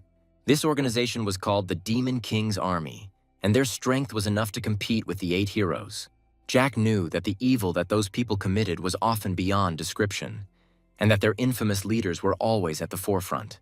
Jackson was a self-proclaimed leader and maniac who was famous for his wickedness. Although Jack suspected that he would meet such a person, he did not think so soon. Jackson noted that the boy and girl were moving very quickly and asked if it was true that there were only 2 of them. When Jack replied that the 2 of them were enough, Jackson agreed, since they had already seen their work. After this, Jackson asked if Jack needed more people since the dungeon was recommended for 7 people. But Jack immediately answered him that the guy would find out if they couldn't move on. Then what was the point of this conversation? When one of Jackson's men began to lose his temper with Jack's behavior, Jackson stopped him with his hand and wanted to offer something to the strangers. The guy said that everyone on his team was very experienced players compared to the other survivors of the training. When Jackson suggested clearing the dungeon together, creepy grins appeared on the faces of his men. Jackson continued to assure that it would be faster and safer for everyone. Jack's face immediately became more serious when he heard that in this case, the reward for completing the game would be divided. Jackson ended by saying that the dungeon didn't belong to anyone and he hoped for Jack's wise decision. While Jack stood there in thought, Sylvia looked at the strangers with excitement and a bit of fear. When Jack finally decided to agree to Jackson's offer, he looked happy that he had managed to lure 2 people to his side. However, Jack set one condition for them. The key item of the 7th path must be given to him. When our heroes reached the 7th path, they began to fight with the bulls. Now, a large group of people dealt with the purple bulls together. Suddenly, the players noticed that more bulls were approaching, and then they suggested luring them one by one and killing them. Sylvia immediately noticed that they were doing things much faster together, but she felt like something was wrong. It wasn't long before she noticed that Jack wasn't moving as quickly or as efficiently as he had before. Sylvia looked worriedly at the boy who could previously cope on his own, but now looked exhausted. After killing one bull, Jackson thought about what he thought Jack had hidden, but now the guy didn't stand out with any special skills. Immediately after this thought, the guy turned his gaze to the light that appeared. Lakatula's earrings appeared in front of him, and Jackson thought that this was the item Jack had spoken of earlier. Jackson immediately took the earrings and checked their statuses and saw that the stats were low and the durability was as bad as it could be. Immediately after this, Jack approached him and asked if they had managed to find the last item. Jackson walked up to the guy and handed him the item, asking why he needed these earrings since there was nothing special about them. Then Jack immediately replied that the item was needed to complete a quest that the first players who entered the dungeon received, and now Jack could complete this quest. At that moment, Jack remembered the promised reward and a notification appeared in front of Jackson that he had been given 500 coins. A smile appeared on Jackson's face at the thought that robbing strangers would be much easier than he thought, since they gave him the coins so easily. Smiling sweetly, Jackson admitted that such an attitude was immediately refreshing, since he was immediately given the promised payment. When Jackson said he would do his best to help him get through the dungeon, Jack said they needed to go deeper and finish the quest. Afterwards, Sylvia watched as Jackson returned to his men and announced that they would follow Jack. Taking advantage of the moment, the girl asked if everything was okay with the guy, but Jack was a little surprised by her question. Sylvia awkwardly admitted that she thought the guy looked tired, but Jack reassured her that he was fine. Later, Jack opened the status window of an unsuspecting Jackson and saw that the guy's status was irritated and his worldview was cruel, evil, and hypocritical. Jack could see the boy's vile intentions through the eye of perception and realized that in the past, Jackson was the same as he was 10 years later. Jackson continued to follow Jack constantly and smiled sweetly at his back. But Jack wondered how long the boy could hide his rotten nature. After some time, our heroes came to a spacious room. Then Jack looked up and was glad that they had finally come to this place. At that moment, the system sent a notification that they had come to Mandara Square, and in the middle there was a huge stone statue. When suddenly the statue opened its eyes, from which a bright light appeared, the system sent a notification about it. Jack knew that Mandara Square only appeared when all the paths were cleared, but Sylvia looked worried. Meanwhile, Jack continued to think about how the name Final Destination came from the fact that no one knew how to complete the task. When the statue suddenly spoke and asked who dared to wake it up, Sam was very surprised by such a skill of the statue. The statue asked only the worthy to remain, because those who remained would not be able to escape punishment. When the statue finished speaking, Jack moved from his place and walked straight towards her. With the thought that Jack had not come this far to give up, the boy stopped at the feet of the statue. After that, the guy looked at the statue and said that he could prove that he was worthy. Immediately after this, The place where Jack's heart should be began to glow brightly. After that, there was a tense atmosphere in the room, and the statue stared at the guy. The boy frowned, and a bead of sweat rolled down his forehead as the statue demanded he prove his words. Immediately after this, a window began to appear next to the guy, to which he turned his gaze. The window that appeared showed a statue of Mandara and 7 black circles on each part of her body. Jack was very tense because he had to pass the test. Otherwise, his heart will be destroyed. With this thought, the guy opened his inventory and took out all the items he could get. Jack had to give all the items of the statue in the order of the forks, and Jack had to start with the ring. As soon as the boy agreed to give the statue the ring, it immediately turned into a red round stone. After that, the guy gave the items to the statue one by one, and they turned into red stones. Almost immediately after this, all those objects began to appear on the statue of Mandara one after another. All the other players watched what was happening, not hiding their surprise. The statue then announced that Jack had proven himself worthy and asked him to answer the question and asked the boy his name. For a while, the guy stood silently and looked at the statue dispassionately, in no hurry to answer the question. In the video Jack watched earlier, it was said that Mandra means ranch, and the Mandra statue is a ranch guard. The mission was simple. The rancher had hidden something inside the dungeon, and a guard was waiting for his return. There was a hidden reward in the dungeon, so it was recommended to give a false name. After pausing the video, Jack carefully wrote down everything he heard. Remembering that moment, the guy introduced himself as the owner of the statue and as the person who gave the statue a new life. Looking up at the statue and into its eyes, the boy introduced himself as Rancher. At this moment, the statue was very surprised and there was silence. The other players then watched in surprise and did not understand what the guy was talking about. After this, the statue greeted its owner, and the system sent a notification that the hidden quest had been completed. Then Jack breathed a sigh of relief and thought happily that now he would be able to receive a reward. While everyone was outraged that the statue bowed before Jack, Sylvia looked at him with admiration in her eyes. Sam smiled at that moment too, because he was worried that something bad would happen, but Jack was definitely special.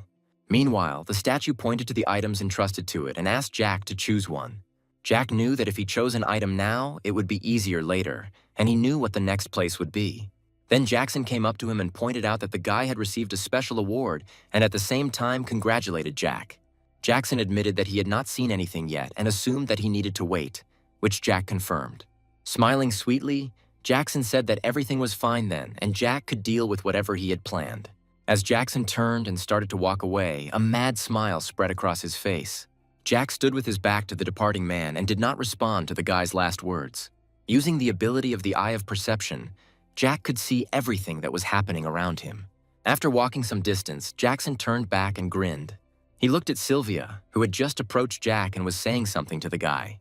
At that moment, Jackson looked like a real madman who had his own plans in his head. Jack could feel the madman's gaze and knew he was aiming for Sylvia.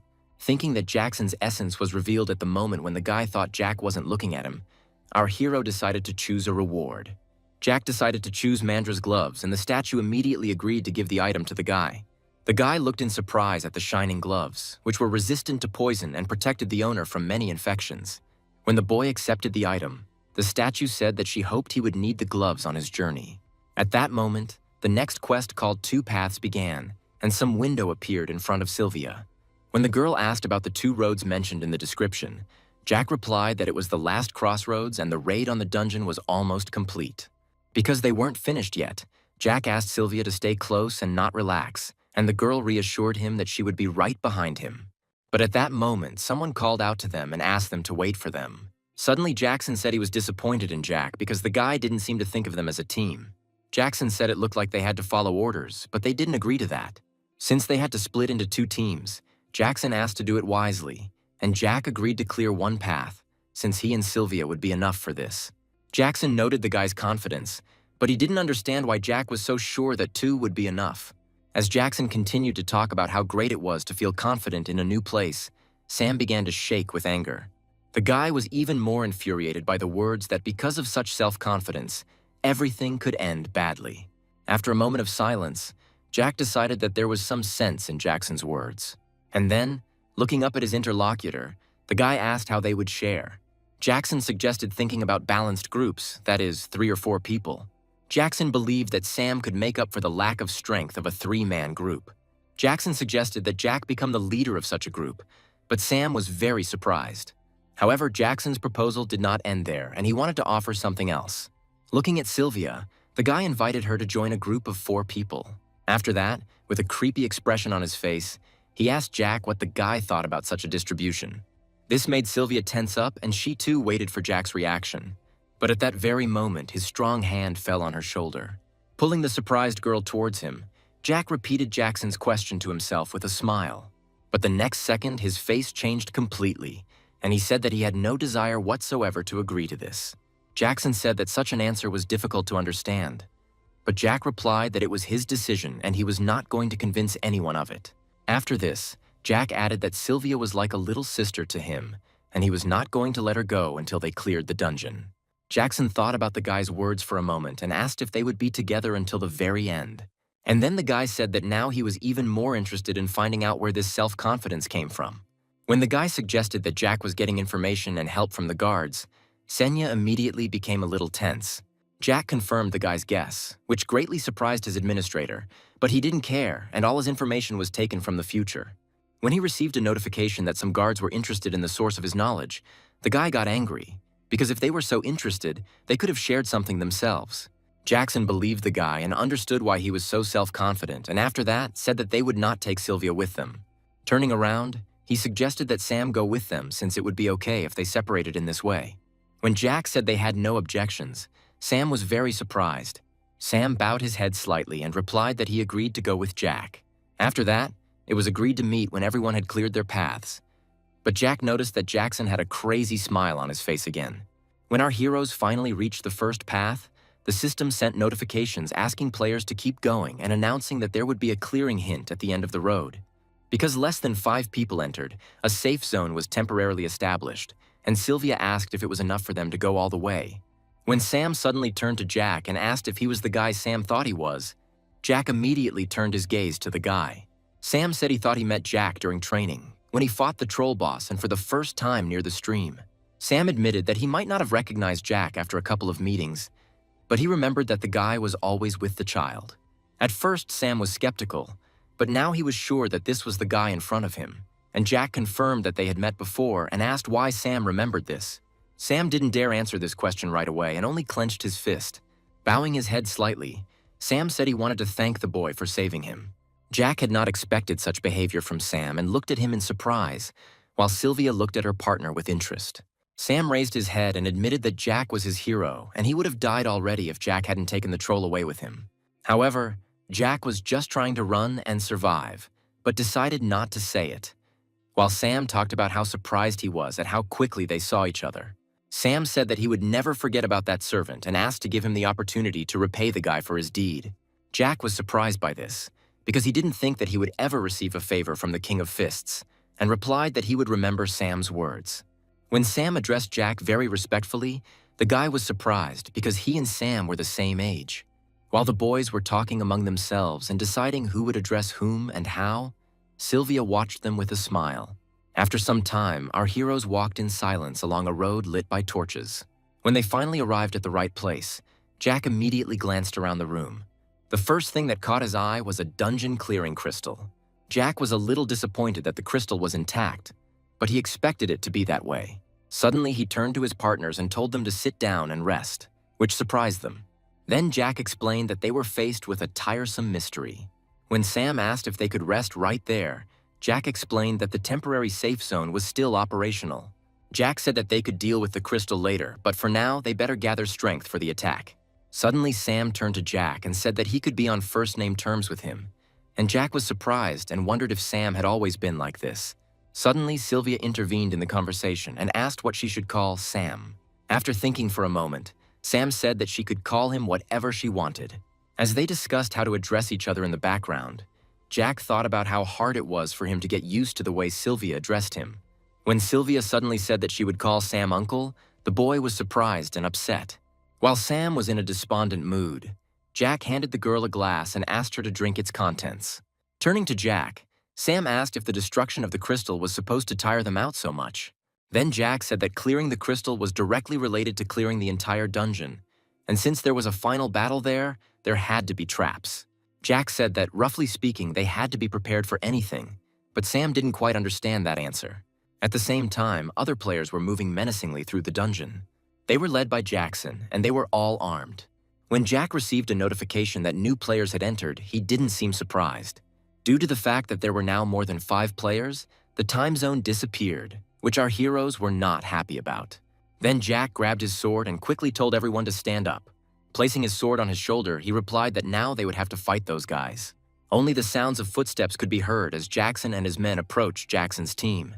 When he turned to them and asked if they had cleared this path yet, everyone immediately tensed up. With a crazy smile on his face, Jackson said that he thought Jack would clear the way because he was so confident in himself.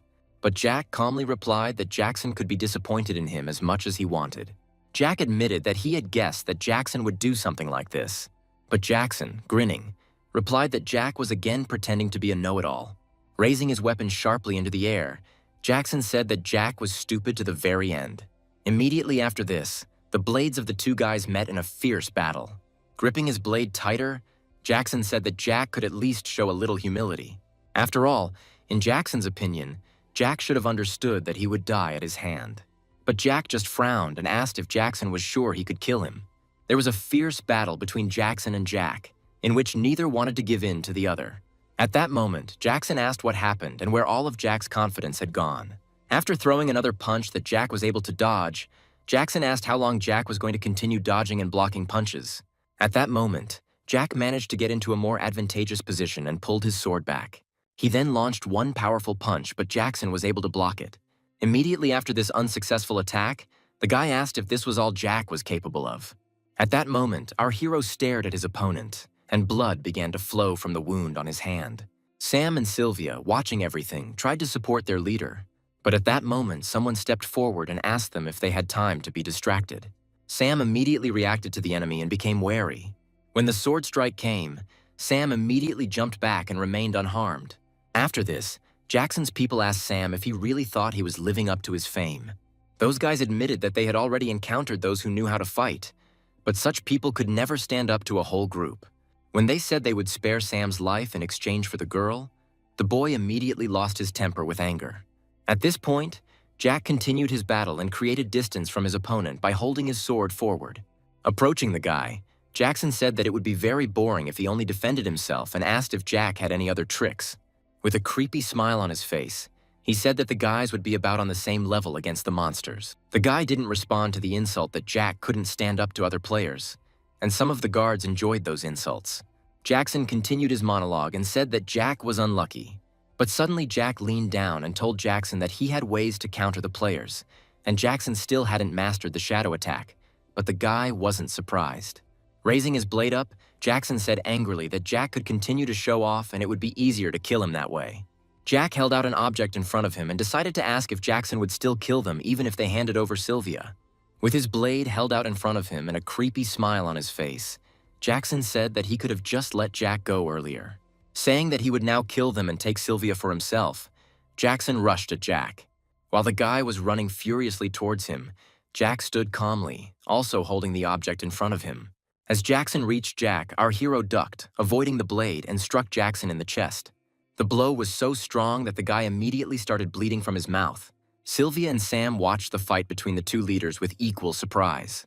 Saying that everything that happened next was the result of Jackson's decisions, Jack stepped back and raised his sword up. An hour earlier, one of Jackson's men had asked if they would go inside, since the administrator had blocked the entrance to the dungeon. Jackson himself told them that they could no longer continue the entire performance. With a creepy smile on his face, the guy admitted that he would rip Jack's head off and take the girl for himself. Jackson decided to attack after they finished clearing their path, and Jackson would not go his way in order to have strength. Jackson was sure that Sam couldn't do anything to him, no matter how tough he thought he was. When someone asked about Jack, Jackson responded with a relaxed air that killing bulls was his limit. He believed that Jack's stats were no higher than theirs, and that it was Sam they needed to worry about. However, the guy was wrong, and now, under pressure from Jack, he was gradually getting tired and covered in sweat. As Jack launched another blow, Jackson deftly blocked it with his blade. Taking a step back, Jackson reflected on the fact that Jack's fighting style had changed. While defending himself against Jack, he assumed that the guy's stats had increased dramatically. Meanwhile, Jackson's archer was about to help his leader and intervene in the fight. When he had already pulled the bowstring, Sam, who was quickly approaching the archer, tried to stop him. But Sam was interrupted by another player who shouted that Sam should not ignore him. Sam didn't notice the swordsman approaching and didn't have time to react in time. So now he looked at the approaching blade with fear. But at that moment, Sylvia stood between him and the blade and easily blocked the blow. While the swordsman was surprised that the little girl had blocked the blow, Sylvia gave a signal to Sam. He immediately reacted, thanked the girl, and prepared to attack. Using his powerful fist on the swordsman, Sam hit him right in the chest. Another of Jackson's team could only shout the victim's name in alarm. After telling the archer to help Jackson, the guy immediately ran to the victim. Immediately after this, the archer released one arrow, which flew towards his enemy. At this point, Jackson was already having a hard time holding back Jack's attacks. Jack could deftly dodge arrows and deliver attacks because he could sense the trajectory of each blow. The whole situation only made Jackson sweat even more, and he became silent. Sam continued to watch Jack without hiding his surprise. The archer was surprised that his arrow could be dodged, even though it was coming from a blind spot. Jackson's archer was the main pillar of all their group's surprise attacks. In some ways, he was more dangerous than Jackson because he could help from a distance, while Jack stood between the two opponents. But at that moment, when the archer had already pulled the bowstring, Sam appeared behind him, who was about to attack him. The archer turned around in fear and cursed at Sam, but the boy didn't like those curses. Sam flexed his fists and said that he wasn't the one here trying to kidnap the little girl. Meanwhile, the archer fearfully demanded that Sam not come closer to him. While Jackson's men were being dealt with, Jackson stood there with fear in his eyes as he slowly realized his situation. While Jack looked around and noticed that Sam had become stronger, Jackson denied what was happening. The guy didn't understand how their seemingly good plan could fail.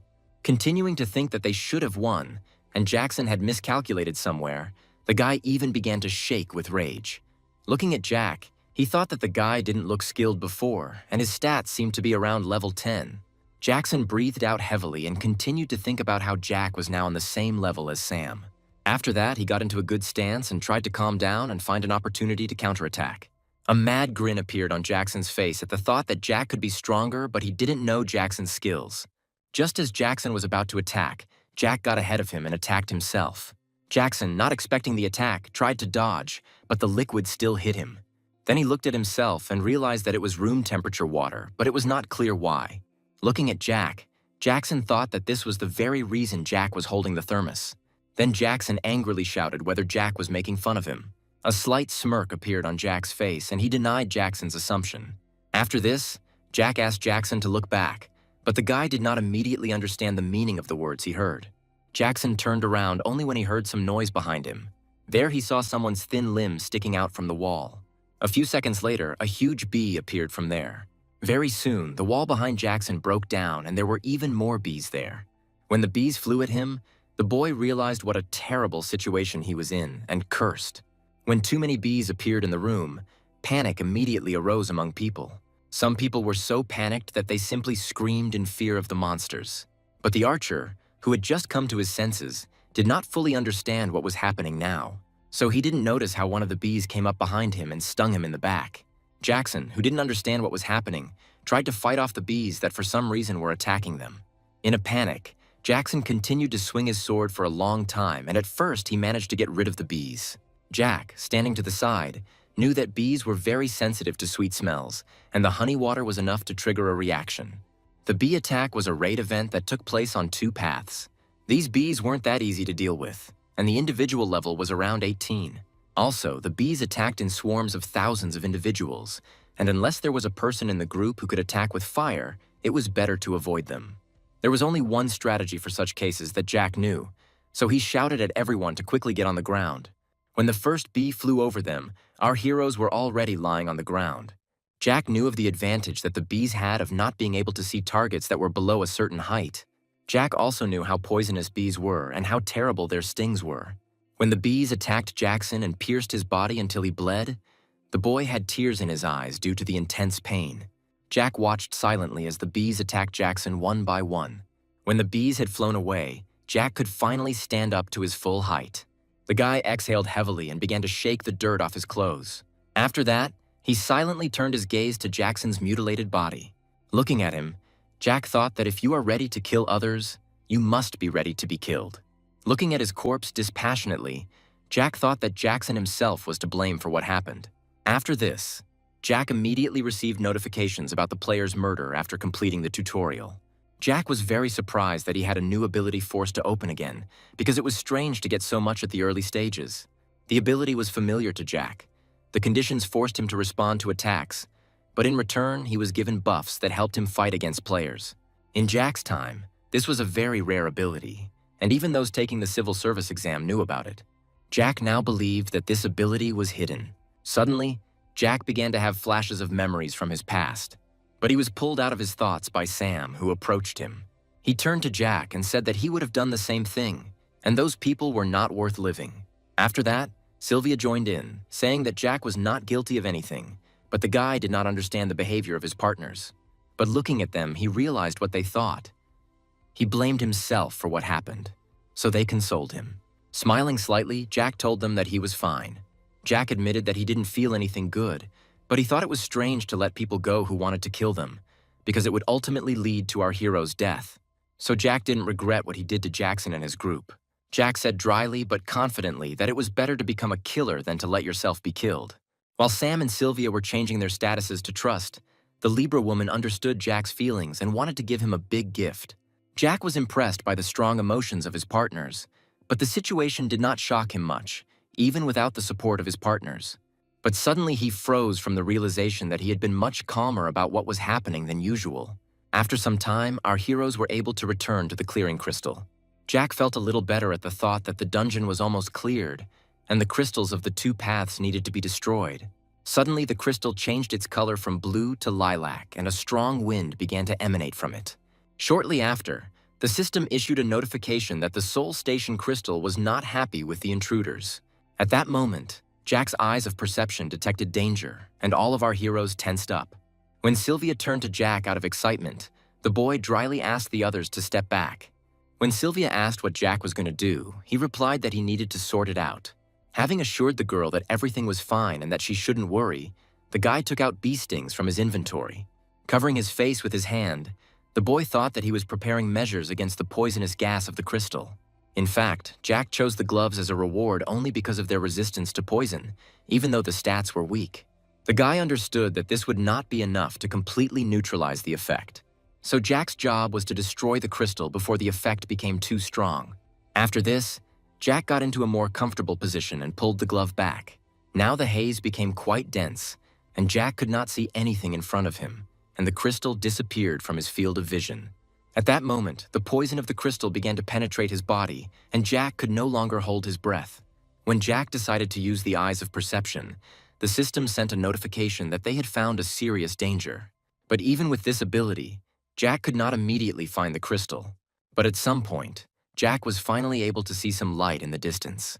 Noticing the clearing crystal, Jack pulled his hand back and prepared to strike. With a good swing, Jack hit the crystal with his glove with all his might. At that moment, Sam and Sylvia were standing very far away, and the fog was only getting thicker. Watching Jack, Sam wondered why the boy was moving even closer to the crystal. At the moment when the effect of the Soul Station crystal's poison began to wear off, the glove was already broken. Jack stood very close and put his hand to the crystal. When it was all over, Jack looked tired and was trying to catch his breath. Sam and Sylvia looked at Jack warily as his hands shook, as it turned out to be more difficult than he thought. But Jack had a clearing crystal, and one of the two conditions was met. When Jack received notifications from the guards, he noticed that one of the guards wanted him dead, and this angered Jack. While Jack was drinking the potion, Sam asked him how the boy was able to do it if nothing could be seen because of the fog. Then Jack reminded him about the bee's stings and explained that they helped him neutralize the poison. When Sam asked how Jack knew this information, the boy calmly replied that it was in the description of the item. When Sam asked if Jack relied solely on this, the boy confirmed. But in fact, it was the strategy of the great explorer Jackson. As Sylvia and Sam looked at Jack with admiration, the boy asked them to move on. At this moment, Senya watched the players with her dispassionate gaze. But what interested her most was Jack's mysterious personality. She noticed that the guy used bees to eliminate enemies and get stings. While the channel was filling with anonymous guards, the girl saw no point in explaining the strategy, because it was obvious. Jack walked back to the crystal and put on the glove, holding the bee stings in his hand. The guy did the same thing again as the first time and fully complied with the conditions of the cleanup. At the same moment, a notification arrived that the dungeon breakthrough had been sealed. Immediately after this, Senia appeared in front of Jack, wanting to tell him something. When the girl said she would hand out the awards, Jack thought it was something special if she came in person. The girl confirmed that this was indeed the case, and bonus stat points would be awarded to all players in the group. When a window appeared in front of Jack, she said that he could choose any reward, but the guy completely forgot about it. While the boy was choosing the most significant reward, an unknown observer was interested in his choice. The boy was thinking about choosing gold, the price of which was about 200 million won, but it was not such a big amount if compared to the future dungeons. Jack knew that an ordinary person would choose gold without a doubt, because it was money that was difficult to earn. In the early stages, they were not protected by law, so players had to give a significant portion of what they found to the state. Jack also remembered that the gold could be confiscated because it was an item from an unknown world that could be dangerous. Thinking that Jack would be lucky if the government didn't take the gold away when they tried to cash it in, the guy gave it up. So the guy decided to choose a more reliable and useful reward, the elixir of restoration. At that moment, everyone watching had different emotions about the guy's choice. Once the rewards were sorted out, a portal appeared that was supposed to take the players home. The city was in a normal state and people were riding buses to go about their business. In one of these sat Jack's sister, who asked Jack again what she thought about moving. When she asked Jack where he got his money, he calmly said that he was saving about 100 million won. Allah asked a little rudely if Jack was drunk, to which the guy remained silent. Jack understood his sister's feelings, because 100 million was money that no one in their family could ever earn. The elixir Jack chose was very effective against a specific disease. Taking that elixir, Jack went to meet one person. The man had money to pay a good sum for the elixir that was supposed to cure him. The buyer met two conditions and received about 1 billion won. Jack could only hope that everything would be as it had been last time and that the deal would be successful. As soon as the buyer received the item, he immediately intended to open the elixir. For a moment, Jack watched calmly as the contents of the container were drunk. The guy was pulled out of his thoughts by Allah's surprise, who saw something on her phone. When Jack asked what interesting thing she saw, the girl said that she was flipping through the news and suddenly saw some chairman. After showing what she found to Jack, she admitted that she thought the man was a bald old man. While Allah was discussing the naturalness of the hair, the guy thought to himself that the hair was real, because the guy saw this hair grow right before his eyes. The name of the elixir was the most effective remedy against baldness. Although it spoke of restoration, it was simply a cure for hair loss. However, the man who had built a large corporation himself saw investment potential in this. In exchange for the elixir, Jack asked for 100 million won in cash and a specially requested home. And that man also agreed to help with the adoption of Sylvia, whose fate was shrouded in darkness. Jack decided to raise the topic again and again suggested that Allah move, since he had bought a new house. Jack said that in this case, their family would not have to stress about work and they would live in a good place. But Allah dryly agreed with him. At the same moment, a new portal appeared in the middle of the street in another place. Suddenly, Jack said that everyone had better go home early today. When the portal opened, there was already a player standing facing it. Jack wanted to invite Allah to have dinner with her mother, but he didn't have time to finish because he was very surprised by what he saw. He was finally able to notice a portal in the middle of the street that he had not known about before. Jack was very surprised that a new gate appeared almost immediately after the previous one opened. At that moment, some girl had already approached the gates and was about to enter them very soon. Jack moved closer to the window to get a better look at the girl. Taking a closer look, the guy recognized the girl as Charlie. Then Jack pressed the button on the bus and shouted to Allah that he had urgent business. Jack thought that there was only one gate that could appear in this area, namely the Sword Empress dungeon, the clearing of which was described very briefly. Also, records about that dungeon remained not because it was somehow special. Charlie was the first player to successfully complete that dungeon. Approaching the girl, Jack immediately asked if she was going to go in there, and the girl asked if he had also seen the gate. Jack briefly said that he was also a player, and he himself recalled that he could not find information about Charlie, and the girl's aura was different from her nickname, which she was given, a two-faced killer. When the girl asked how much the guy knew, Jack checked her status window and saw that the girl was curious and positive. Jack briefly said that the thing was called a gate, and if the dungeon was not cleared in time, monsters would come out of it, and Charlie remembered that the administrator had told her about this. Jack continued to say that this didn't happen because the other dungeons were cleared, but even the trained one said that it was possible, so what he said had to be true. While the girl was surprised at who exactly Jack was talking about, the guy was thinking that during this time, not a single breakthrough had happened because he used his knowledge to clear the gates. He recalled that the Soul Station dungeon had been breached several times before, and many players had given their lives to understand its strategy. This time, it didn't happen thanks to Jack's intervention, but the boy knew that in the future there would be more gates and breakthroughs were inevitable. When Charlie asked if she should go in, the guy reassured her that everything would be fine. When Jack suggested creating a group, the girl was a little surprised by such an unexpected proposal. When she asked what level Jack was, the guy turned out to be already level 19. Blushing a little, the girl was glad that she wasn't the only one, because she too was level 19, which was quickly rising. Next, Charlie asked the guy to wait a little while she figured out how to send an invitation to the group. When the girl asked how old Jack was, the guy was a little surprised by this question. When Jack replied that he was 20, the girl was surprised and admitted that she thought he was older. While Jack was thinking about how mentally he was 30 years old, Charlie suggested that they communicate without formalities, since they were the same age. But Jack suggested discussing this when they got out of the dungeon alive, to which Charlie punched him in the shoulder, promising that they would definitely survive. Jack had no idea he would come across this gate so soon, but he thought it was a chance. Looking at the gate, he thought that thanks to this, he would be able to see the dungeon that the Sword Empress had gone through right after her training. There was a girl in front of some gates who dropped her bag in surprise. Alla looked at the gate in surprise and could not understand what it was and where Jack had gone. Jack immediately decided to look around and decided that if the gates were not closed, then an escape from the dungeon was possible, and if Charlie was able to go through this dungeon herself, it should not be difficult. When Jack received the notification that monsters were appearing, he looked ahead in surprise. There he saw rabbit monsters that were about level 19.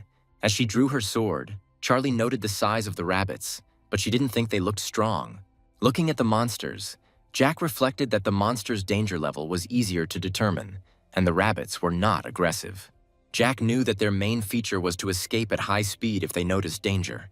But Charlie didn't know about this, so she looked in surprise at the monsters that were running away from the players. Jack immediately explained that rabbits run away if they sense a threat, so it is better to kill them the first time, if possible. Charlie was happy to hear this, because she had just the right skill for this situation. Looking at the girl, Jack immediately realized that she was talking about the skill of killing with one blow, which meant that Charlie had to be that very empress of the sword. While the rabbit was trying to escape, the girl quickly approached him with a sword, which greatly surprised the monster. She delivered one precise blow that killed the rabbit instantly. Immediately after this, the system began to credit the girl with experience and coins as a reward for the kill. Watching her, Jack was surprised that the girl had learned to use her unique ability so quickly. Jack also noticed that the atmosphere changed immediately as soon as the girl started fighting. As Charlie killed another monster, Jack kept thinking about how just a moment ago she looked like an ordinary student. But now, in Jack's opinion, the girl resembled the fight fan she would become in 10 years. But Jack kept up with Charlie and also killed rabbits, while thinking about what he didn't expect to see behind those rabbit gates. Jack knew that these monsters were famous among players only because of one feature, and despite their speed, their attack and defense were low. By killing rabbits, Jack hoped to get some item, but so far he has not found it. Suddenly, Charlie decided to ask if Jack had ever been to this place, but the guy replied that it was his first time here. Charlie thought the guy was doing it quickly, but when she heard in response that she herself kills with the first blow, she awkwardly scratched the back of her head and asked to do without formalities. Explaining that because of their age, she felt awkward speaking formally, the girl asked the guy's name and, upon hearing the answer, said that she wanted to ask him before entering the dungeon. Charlie immediately realized that Jack knew a lot and asked where he got all the information. The boy immediately had a flashback to his sleepless nights studying the gates, and he replied that he needed to study hard. When Charlie asked with a smile if she really should be satisfied with such an answer, a notification also came that some of the guards were amused by the guy's answer. But at that moment, new monsters appeared, which immediately distracted the girl. Looking at the rabbits, Jack suggested that they talk after they dealt with the monsters, to which Charlie agreed. Jack was so keen on hunting rabbits because he knew they were supposed to drop an item that would help him break the growth cap at levels 30 and 40. Of course, Jack thought it was foolish to hope that the object would fall from the first rabbits, so he continued his hunt. Jack was determined to stay here until he got that item. Sania watched with a little longing as the rabbits ran around the entire tunnel. Suddenly, she heard someone's voice saying that Jack was a wonderful player. Turning to Senia, the fairy asked if she was broadcasting with this player. The girl continued babbling about how Jack was level 19, but he could keep up with Charlie, which not all players could do. When Roa wanted to see Jack's status, she couldn't. And Senia immediately explained that Jack had set up the rights to view personal information and not only closed the status, but also deleted his name from the player rating. Roa was very surprised by the guy's knowledge and assumed that it was Senia who told him everything, but the administrator calmly replied that she had not broken any laws. The girl continued to be indignant that Jack had pulled this off and thought that he was the kind of person who would take advantage of frivolous players. But it seemed that Senia did not want to listen to her. But suddenly Roa suggested that the guy was bringing in a good income and asked if she could broadcast it. The smile fell from her face when she heard from Senya that this was also impossible. When the girl admitted that she had signed an exclusive contract, Roa was again outraged by this, because there were only 3 attempts, and Jack could only show his growth at the beginning. But Senya dryly replied that it was none of the other administrators' business, and continued to watch Jack hunt. One after another, Jack continued to skillfully kill the rabbits and receive rewards for them in the form of coins and experience. But suddenly some object fell out of the last rabbit. Jack got a quality iron sword, which was made by a good craftsman and had good strength. Taking the sword, Jack immediately threw it towards his partner. Grabbing the new sword, the girl heard advice from Jack that it was better to use this one, because it was better quality than her current one. When the girl was surprised by the guy's behavior, Jack explained that she was better at handling the sword, after which Charlie happily accepted the sword. Once the players agreed that the next item would go to Jack, they immediately returned to hunting rabbits. Jack continued killing rabbits and didn't think about that sword because he didn't need a weapon. Jack had an idea about monsters for these 10 years and understood that his weapon was enough to kill them. Swinging his sword deftly, Jack wondered how many more rabbits he would have to kill to get the item he desired. Jack hoped that the item would drop before they reached the monster respawn limit. Suddenly, Jack killed another rabbit, which dropped some object. Seeing it, Jack happily grabbed the desired thing. As Jack began to examine the item, he thought that this was the best reward that could be found in this dungeon. Jack now had a health absorption ring in his hand, which allowed him to absorb health equal to 2% of his attack. But immediately after this, Jack heard some noise in the distance and turned all his attention to it. Turning around, the guy saw a dungeon clearing crystal behind him. The guy even opened his mouth slightly in surprise, because he didn't expect the crystal to appear so quickly. The crystal appeared too quickly and there were few rabbits around it. Then Jack realized that it was enough to kill a small number of rabbits for the crystal to appear. Then it became clear why Charlie was able to go through it alone. When the girl asked if everything was okay, Jack suggested they discuss it later and deal with the rabbits first. While killing rabbits, Jack kept thinking that 1 ring was not enough and that it was the only piece of equipment that could be used without being limited to 1. Jack still had 9 free fingers, so he wasn't going to stop killing rabbits. Jack knew it might take several hours, but he was determined to collect all the rings, so he continued to kill the rabbits quickly. While Charlie was killing rabbits, she also managed to watch Jack. She soon noticed that the boy was killing rabbits almost as fast as she was. Besides, Jack had so much knowledge, as if he had already been through these gates. But the girl pushed these thoughts away and continued to kill rabbits. When the system sent a notification that no more monsters would appear, the girl was surprised. Trying to catch her breath, Charlie thought about how they would get out of here if they killed enough rabbits. But now she didn't know what to do. Suddenly, Jack said that they should go that way because the exit was there, and Charlie was a little surprised by this. As they moved forward, the girl noted that it was very dark there and asked again if the exit was really in that direction. But at some point, Charlie looked in surprise at the object in front of her that was emitting light. She looked at the clearing crystal, which was already broken. While Jack stood in front of the crystal, the system sent out notifications that it was broken and the dungeon was cleared. Jack smiled at the thought that the gate could not be re-entered once it closed. The guy was happy with the situation because he was able to get 8 rings. Jack was a little unhappy that the watching guards were making noise all this time, and Senya behind his back was shaking with anger at the guy again.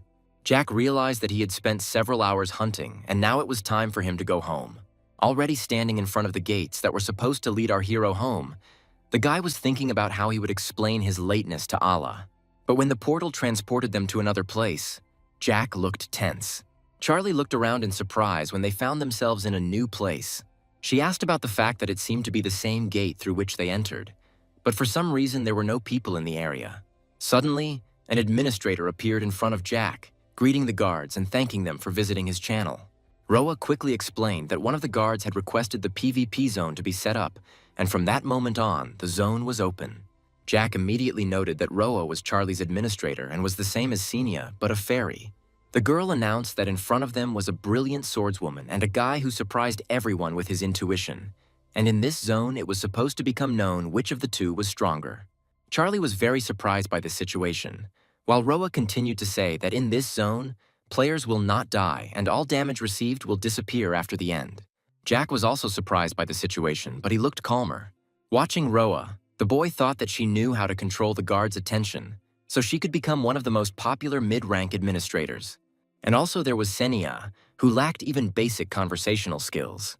Taking a break from Roa's conversation, Charlie walked up to Jack and said that she didn't know why things had turned out this way.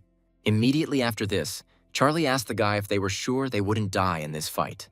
To this, Jack calmly replied that in the worst case, all their wounds would be healed after the PvP zone was disabled. But suddenly the guy turned around and said in surprise that he didn't think he would be asked to fight in such a duel because he didn't even have a guard on his side, which surprised Xenia a little. Xenia then watched in surprise as she received many surprised reactions from the watching guards. Roa, turning to her friend, wondered how the guy could not know about the choice of the guard and decided that Xenia did not tell him anything. But after exhaling, the girl decided not to interfere in this and thought that Xenia would sort it out herself. Immediately after this thought, Roa waved her hand cheerfully and invited everyone to join the fight. As the girl continued to talk about how the guards should choose a player and support him, Jack interrupted her and said that he wanted to discuss something before starting. When Roa was ready to listen to the boy, he said that he wanted to say a few words to the true master of the heavenly Monarch Mountain, the guardian who requested the PvP zone. Charlie watched in surprise as Jack expressed his indignation that the guard, despite his nobility, encouraged betrayal and a request to despise a comrade with whom Jack fought shoulder to shoulder. Jack knew that the Guardian had millions of followers. He was able to climb to the top, and in the future, he wanted to become Charlie's guardian. This guard was the same warlike maniac as the Lion King, but he sincerely considered himself a true warrior, so he insisted only on bravery. Jack understood that the guard was very arrogant and would react to the words. And meanwhile, Roa looked around in surprise at the players and did not understand what to do in such a situation. At that moment, a notification appeared in front of Jack, saying that the Mountain Master had given him a one-hit kill skill and it would only work in the PvP zone. At that moment, Charlie turned to the guy and asked in surprise if he was able to get the same skill as her. But Jack knew that she was better at this ability, so he was not completely confident in victory. Answering that he now had the skill, the guy thought that the guard considered everyone he had not taught to be weaklings. After that, Jack admitted to his partner that he didn't think that they would have to fight right after clearing the dungeon, which could mean that the guards were very interested in finding out the winner, which made the girl think about it too. After a short silence, Charlie replied that she agreed with Jack's expression, but the guy did not quite understand what her words referred to. Smiling, Charlie replied that she too was curious to know which of the two would win. Taking her sword out of her inventory, the girl reminded him that Jack had given it to her under the pretext that she would be able to use it better. Holding her weapon out in front of her, the girl admitted with a smile that she noticed that Jack was also an unusual warrior and dealt with monsters almost as quickly. Jack continued to listen silently to Charlie's words about how he also knew a lot about the gate and its internal structure. Remembering how Jack helped her get out of the dungeon, although it was dark there, the girl asked if he knew how to get out of there or saw it. The girl brought her thought to the fact that she was interested to know how far the guy would go if he fought seriously. With excitement in her eyes, the girl suggested that they measure their strength, since they had the same skills. Impressed by the girl's speech, Jack tightened his grip on his sword and agreed to the proposal. Telling the girl that she could take a risk if she was so interested, the guy thought that the guard was perfect for her. While the players were preparing for the fight, some of the guards got bored, while others continued to watch silently. Letting out a small breath, Charlie took a different grip on her sword and began moving first. The girl's gaze immediately became emotionless, and having gained good speed, Charlie prepared to strike with her sword. In just a second, the distance between our heroes was reduced by several meters due to Charlie's high speed. The girl delivered her blow, but Jack skillfully blocked it with his sword. Having come together in an attack, a second later the swords of our heroes had already diverged. When the girl jumped slightly to the side, the guy was able to anticipate her movements due to the skill of the eye of perception. Charlie was about to hit her left, and Jack, anticipating this, was able to stop the blow. Jack struck with such force that the girl threw away the sword and even unclenched one of Charlie's hands. After that, Jack could see that the next attack was from above to the side. But looking into Charlie's eyes, the guy thought that it might only look like that, but the attack would be different. Realizing that Charlie was aiming for her neck, Jack again blocked the blow, which greatly surprised the girl. Roa, who had been watching the fight intently, opened her mouth in surprise. The administrator found it hard to believe that the players were showing such a battle, considering their levels. Taking a step back and exhaling, Jack thought about how he had the ability to predict Charlie's attacks thanks to his skill. But Jack couldn't counterattack because he was far behind in terms of sword techniques. When the guy decided to change tactics, Charlie again made a sharp dash towards him and swung her sword. But Jack was able to anticipate this again and again, blocked her blow with dexterity and ease. Having parried the girl's blow, Jack immediately jumped back, while Charlie also tried to close the distance. After many of her attacks, the girl began to get irritated by the fact that she could not get close to the guy. But suddenly she asked Jack a question about the fact that he had not been trained in swordsmanship. Charlie noted Jack's good instincts and said that she would now attack in earnest. But straightening up, Jack asked what they had been doing before, saying that she was holding back and adding that they would not die from the wounds but would feel pain. Charlie thrust her sword forward. Jack also assumed a defensive posture and thought about how Charlie had been gathering information about his skills before, and to her, it looked like they were on the same level. As Jack was thinking about how important it was not to miss her funeral blow, Charlie had already approached the guy again. But, as expected, Jack dodged slightly and was able to block the blow. Unfortunately for him, that attack had taken its toll, and now there was a wound on his side. Deciding to take advantage of Jack's confusion, the girl prepared to attack again. However, looking at her, Jack immediately realized that this was the moment Charlie wanted to use her funeral strike. While the girl approached him, our hero stood motionless. When the girl's sword reached its target, a bright light appeared that illuminated everything around. But when he disappeared, Charlie saw that she had hit not Jack, but a tree that was behind the guy. Thinking about Jack hiding his speed, the girl turned around and saw a guy behind her. Jack had a cold look and was ready to use the killing skill at the first try. Then Charlie could only helplessly watch the sword approaching her and note the speed of her opponent. When the sword almost reached the girl's throat, it stopped abruptly. The girl fell to the ground in surprise and continued to look at the stopped sword. At that moment, Jack briefly asked her if he had won. When a blush appeared on the girl's cheeks and she rose slightly, Charlie acknowledged his victory. While the girl was getting to her feet, the system sent a notification that Charlie had admitted defeat and given the victory to Jack in the first PvP zone. Seeing the last notification, Jack was a little surprised because he thought that these zones were used before and after the guy was given the title of the first opponent. Thinking back to the recent fight, Jack thought about how he had an instant movement skill that allowed him to get close to the enemy so quickly that he didn't even notice. This powerful technique did not even consume the player's mana, and there were also many rumors that this skill was given to the Sword Empress. He was pulled out of his thoughts by Charlie, who asked him what he was thinking about and cheerfully said that as a winner he should proudly puff out his chest. While the girl continued to talk about her own, Jack continued to think that, in fact, he stole Charlie's skill. But on the other hand, everything happened by accident and he won that skill fairly. Checking the notifications, Jack saw that the guards were surprised by his victory, and due to the fact that some of the guards were watching with genuine interest, Jack thought that they were trying to impress the guy because he knew about the choice. At that moment, the PvP zone turned off, and Charlie was surprised that everything ended so quickly. Jack lifted the hem of his jacket and watched in amazement as his wound healed. Handing Jack the phone, Charlie suggested that he not leave so quickly. When she handed over her phone, the girl asked Jack to write his phone number there, explaining that they could go to the dungeon again. When the guy asked why she took his number, Charlie honestly answered that she liked him. Having accepted the phone, Jack was at the same time very surprised by the girl's straightforwardness. The guy decided not to argue with the girl and obediently entered his phone number into hers. At the same moment, the system sent a notification that the Eye of Perception had detected danger. But Jack realized that he would not be able to dodge this blow, so he would have to take the blow. A second later, Allah's palm touched his back with great force, and Charlie was surprised by the stranger's behavior. Turning around, Jack saw his sister behind him, trying to catch her breath and angrily saying Jack's name. Having finally caught her breath, the girl was indignant that Jack hadn't explained anything and had disappeared out of the blue, while she had been looking for him for several hours. With a calm and slightly disinterested face, Charlie asked who the girl was, and Jack briefly replied that she was his sister. Hurrying, Jack entered some room and thought that soon they would leave this place.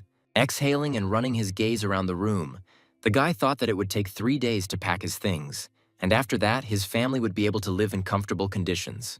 Remembering the reaction of his sister and mother, Jack decided that they did not even believe the documents for the house, so it took more time for them to decide.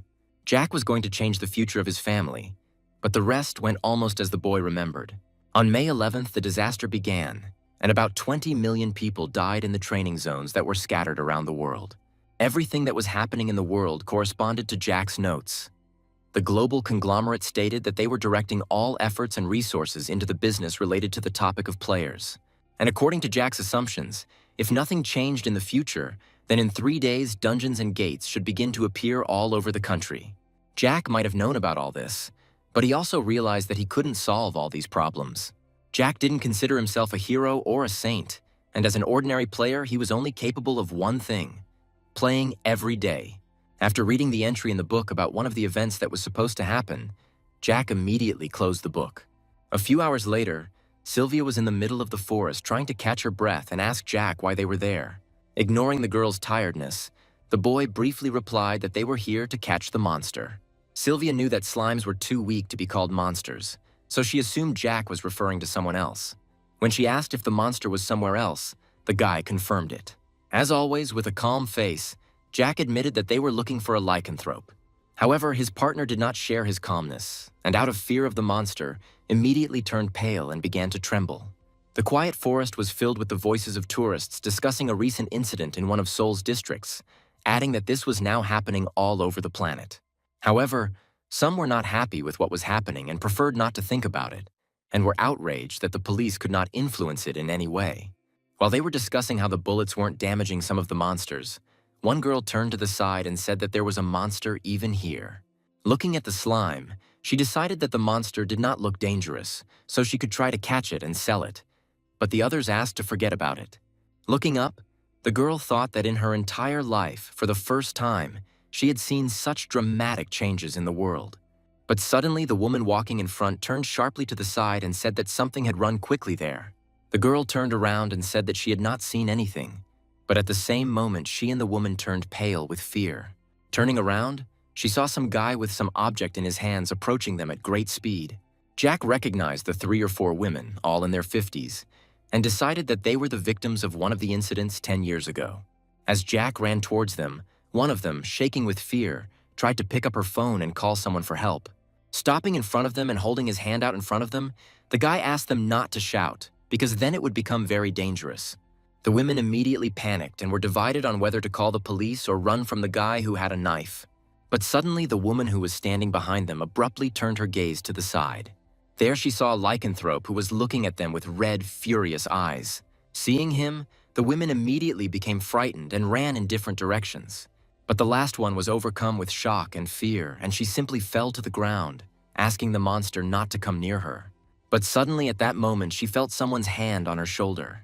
Jack placed one hand on the woman's shoulder and held his sword in the other, thinking that the monster had appeared when the boy had expected it to. Looking at the level 24 monster, Jack thought that this would be his first fight without tricks. Jack followed the source of the bloodlust, but now it seemed to him that there was more than one such source. Watching the lycanthrope dart towards him, Jack thought that there had to be a stronger creature nearby. As the lycanthrope was about to attack, Jack stood calmly in his place and was more concerned with the question of where the stronger source was. As the monster jumped and was almost at the guy, Jack thrust his sword forward. But at that same moment, the guy was able to see something behind the monster. When the lycanthrope tried to attack, Jack deftly ducked and avoided the attack. Immediately after this, the guy darted in the direction where the other creature was. Seeing another white monster, Jack immediately intended to kill it. With his sword ready, Jack activated the effect of the first hunter title and the special skill of instant movement. Thanks to this, at the same time, Jack was able to move very quickly. When the guy changed his title to an excellent player, his damage and movement speed immediately increased, making his attack more powerful. Jack was able to pierce the monster's flesh, but the monster immediately jumped back and pulled out its sword. Meanwhile, having spotted the monster, Jack was surprised that the 6-tailed fox had appeared so early. After this, the monster jumped back and bending slightly growled at the man. When the fox disappeared, Jack began to think that this monster was a spirit, using camouflage, surprise attacks, and even a little magic. Jack was comforted by the knowledge that he knew all about the fox, but he didn't understand why the monster had appeared so quickly. At the same time, in another place, another monster attacked the girl and took away her arm. As the girl fell to the ground and bled, the lycanthrope slowly approached her. At some point, one of the skills began to spread to the monster. Having approached the monster, Sylvia used provocation on it. When the monster turned its attention to her, the girl was reassured by the fact that this was not the first time she had fought him. Since Jack wasn't around, Sylvia decided to think like him and wondered what the guy would do in her place. While Sylvia was thinking about this, the lycanthrope began to scream at the top of his voice. At that moment, her body was under the effect of the howl, but the girl recognized this skill, from which she wanted to hide last time. But now she felt no fear of the monster and was preparing to hit him with her fist. At that very moment, the lycanthrope had already pounced on her and also wanted to attack the girl. When his paw almost reached the girl's body, Sylvia managed to activate a platinum shield and defended herself from the blow. When she managed to block the blow, she gained confidence in herself and decided that she could defeat the lycanthrope. Grabbing the werewolf's paw, Sylvia remembered that Jack believed in her and what he taught her. She grabbed the monster's paw tightly and, not intending to let go, fell to the ground. However, the monster still managed to snatch his hand and roared, preparing to hit the girl. But at that moment, as if from nowhere, Jack appeared with his sword. In that same second, he was able to plunge his sword into the head of the monster, who was not prepared for such a sudden attack. Immediately after this, while the monster was confused, Jack jumped back from it. Having caught up with Sylvia, he gave his partner a sign to attack. Sylvia immediately jumped up from her seat and punched the monster in the chest with all her might.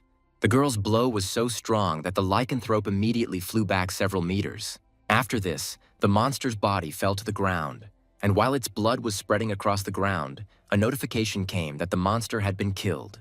While Sylvia was trying to catch her breath after the blow, coins and experience were credited to her account as a reward for the kill.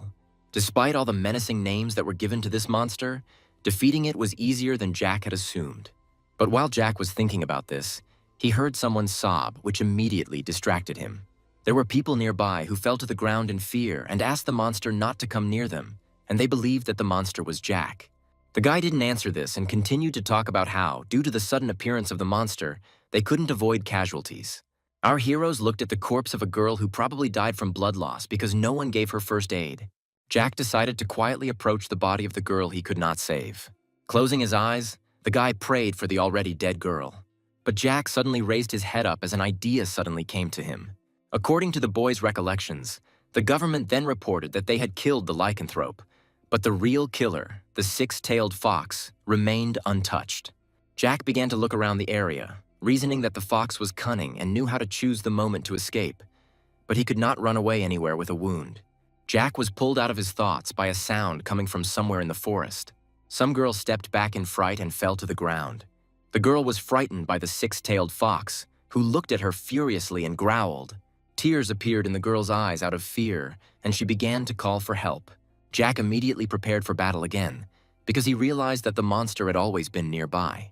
Jack also knew that the fox needed human flesh, or rather organs, to heal his wounds. When the monster had already approached the girl, Jack swung his sword and the guy was enveloped in a bright light. A second later, he was already between the six-tailed fox and the wounded girl. The guy immediately looked back to assess the girl's wounds and realized that the monster had attacked the tourists who were running away from the lycanthrope. From the wound, Jack could tell that the fox had tried to get to the entrails, but had not had time to eat them. But immediately after that, the guy put his sword in front of him and thought that his thought might be wrong. Jack assumed that it was most likely a double technique, because if it were the main body, there would be no space left of the girl. Our hero continued to look at the monster with a cold gaze and tried to understand where the real fox was. At this moment, the six-tailed fox looked at the guy with his red, furious eyes. For some time, the opponents stood opposite each other, and no one dared to attack first. At some point, Jack was finally able to determine where the real body was. This happened at the moment when the guy heard some quiet rustling among the trees. A second later, the real body of the fox, who had camouflaged himself and was watching, appeared among the trees. It seems he didn't sense that our heroes were watching him with their eye of perception and were approaching him. Otherwise, the fox would have already run away. As the players approached the fox, Jack asked Sylvia to provoke the monster. At the same moment, the girl was able to use the provocation skill on the move. This skill immediately had an effect on the fox, who immediately began to behave more aggressively and growl. But almost immediately, Sylvia noticed that the skill did not work completely. When Sylvia became confused, Jack asked her not to stop until she had his full attention. Jack held his sword out in front of him and promised to deal with the monster and asked to trust him. Sylvia decided to follow Jack's advice and used provocation again. At that moment, the six-tailed fox became even more angry and rushed at the girl. When the monster's mouth opened in front of Sylvia, she swallowed nervously and held her hand out in front of her. The girl was able to stick her hand into his mouth, and since it was part of a real body and not an illusion, the characteristics were divided between the two foxes. Jack understood that the weak clone could not break through Sylvia's defense, and the guy would immediately kill him if this could solve anything.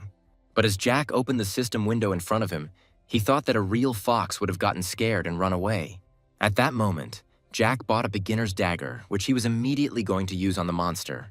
Jumping up from his seat, Jack knew he had only one option to solve the problem. Jack was going to aim at the real body and attack with a dagger throw. So the guy immediately ran up to the fox and swung his hand, which held a new dagger. When Jack threw the dagger with all his might, some of the guards watched from the side, and some mocked the guy. When the dagger flew at the monster, the fox immediately noticed it, but the dagger moved too fast. At that moment, Sylvia saw the monster she was holding begin to disintegrate before her eyes. The girl watched as the monster slowly dissolved into thin air, and she immediately thought that it was Jack who had dealt with the monster. But even despite this, Sylvia was still surprised by what was happening. The girl was also worried that she heard a sound that resembled an arrow being fired. At that moment, the real body of the fox was lying on the ground, and his blood stained the earth. When the guy approached the monster, it was not completely dead and was shaking slightly. Then Jack decided to finish what he started and cold-bloodedly thrust his sword into the fox's chest. At that moment, the boy began to gain experience and coins, and some of the guards were impressed by Jack's skill. At the same time, the guy received an item from the killed monster, which he looked at with disinterest. Jack knew that although the chances were not zero, the fox's tail did fall out, and in the future, it could come in handy in some dungeons. While Jack was receiving notifications that his level had risen and reached 26, a sound was heard throughout the forest. It turns out that help was already approaching the scene of the incident by plane. Jack immediately thought that someone had managed to call the police, but he couldn't attract attention to himself without a special reason. As Jack was about to leave, a familiar voice called out to him. When Senya asked him what his level was, the guy thought that asking questions out of the blue had become her habit. When Jack told her to check it herself, the girl's wings began to shake slightly, but she still checked the level herself. At that moment, Jack turned around and was surprised to see the girl's wings shaking. As soon as Jack thought that she was excited, the pause effect was activated. Then Senya announced that the guardian woman with the scales had used the pause, and there was also a notification from the other guardians. Senya's face was calm as she asked Jack to check the sentences, but her wings were still trembling. The guy listened to her and silently checked the notifications, and then was immediately surprised. It turns out that Jack had a whole mountain of incoming offers. Checking the notifications one by one, the guy noticed that he was receiving offers from two guards with opposite values. Items like the rare rank Iton sword and the forbidden fruit consumable could turn any player into a ranker. The last sentence that Jack thought was worth listening to was from the true master of the Heavenly Demon Mountain. Jack believed that the guards were trying to influence him and force him to choose one of them by level 30. Exhaling, the guy scratched his head and realized why Senya looked so worried. Senya was supposed to inform the guards that the guy had reached level 25, and when the player the administrator was looking after approached level 30, the guards would want to make contact. Jack assumed that Senya was now inundated with messages about how she should have warned everyone earlier, and even the rule about non-interference by administrators would be a poor excuse in her case. Thinking that the girl couldn't even put two words together, the guy turned to her. Jack said he guessed the girl was in trouble because of the ad, but Senya said she didn't understand what Jack was talking about. Jack knew she was just pretending and said she must know she wouldn't be able to function properly if she angered all the guards. Sighing nervously, the girl simply asked what Jack was like. When she asked what he wanted, the guy confidently said that he needed 3,000 coins. After a short silence, Senya offered 2, but the guy said that she was not in a position to dictate terms and mentioned that it was better not to joke with some guards. After another brief silence, Senya offered 2,700 coins. Then Jack dryly replied that they were in the same boat, which is why he asked for that amount. As soon as Jack said that he could name the same conditions for strangers, the girl immediately agreed to give him that amount and told him not to ask for more. At that moment, the effect of the pause wore off, and the guy extended his hand forward, asking for a contract. As it grew dark and the sun set, Jack sat in the car with Sylvia sleeping on his shoulder. Suddenly, the guy heard a phone ring, which he immediately paid attention to. When Jack picked up the phone, he heard the familiar female voice of Charlie. Smiling slightly, the guy asked what this sudden call was, and the girl replied that she had already read the news and assumed that Jack was involved. After that, Charlie thanked her and said that she called only for this reason. She also told Jack that without his help, her mother would already be dead. The girl spoke about this with a warm smile on her face and added that she would never forget this act of Jack. While the girl said that she would do anything and could take care of Jack, these words confused the guy. Then Jack said that he wanted to call anyway, because he had a question about whether Charlie wanted to go somewhere with him in a few days. When Jack voiced his idea to all his partners, they all looked at him in shock, and only Charlie decided to speak. When the girl was surprised by the offer to go to Japan tomorrow, Jack was absolutely calm and continued drinking his drink, and also added that they were going there to clear the gate. Remembering what the guy was talking about, Charlie asked if the guy was referring to the place where they had been hunting for 5 hours straight. To this, Jack calmly replied that they would have to go inside to understand what the gate was like, and the only thing that was certain was that the gate could be breached. The guy also added that countries around the world have begun preparing for training after what happened in Korea. But the preparation will not help them protect people from sudden gates. But Jack was forced to admit that the gate he was targeting was about to break through. Everyone listened in surprise to Jack's words that the monsters could break out, and then there would be about 100 victims, including awakened ones. Meanwhile, Jack calmly continued to say that if a prepared group arrived there in advance, it would be possible to reduce the number of victims. Putting his drink aside and looking down, the guy said that he would understand if they refused. After all, this was not a vacation. Everyone continued to listen in surprise to Jack, who was also able to pay for the tickets and all expenses, while the rest were only required to take their documents with them and come to the airport. Charlie let out a heavy sigh and admitted that she couldn't believe the call was just about work. While the girl was saying that she should have guessed about everything earlier, Jack again mentioned that it was not a raid and asked why she even thought about a simple trip. Leaning her head on her hand, Charlie wanted to ask the guy a question. When the girl asked where he got this information from, the guy's face didn't change at all. After thinking for a moment, Jack answered briefly that he had had a prophetic dream. When the guy said that he hid the prophetic dreams because it was more profitable, Charlie asked doubtfully how possible that was. Taking the glass in his other hand, Jack continued to say that things were now appearing in their world that had never existed before. Although Jack believed that whether to believe him or not was only their decision, the guy knew what he was talking about, so he was ready to leave even alone. Charlie looked at the boy doubtfully and asked why he had gone so far, adding that Jack looked too serious. Sighing, the girl said that she would get bad grades if she skipped classes, but suggested to Jack that they consider it a date. Sam pounded his chest and said that he would follow Jack anywhere because he owed him his life.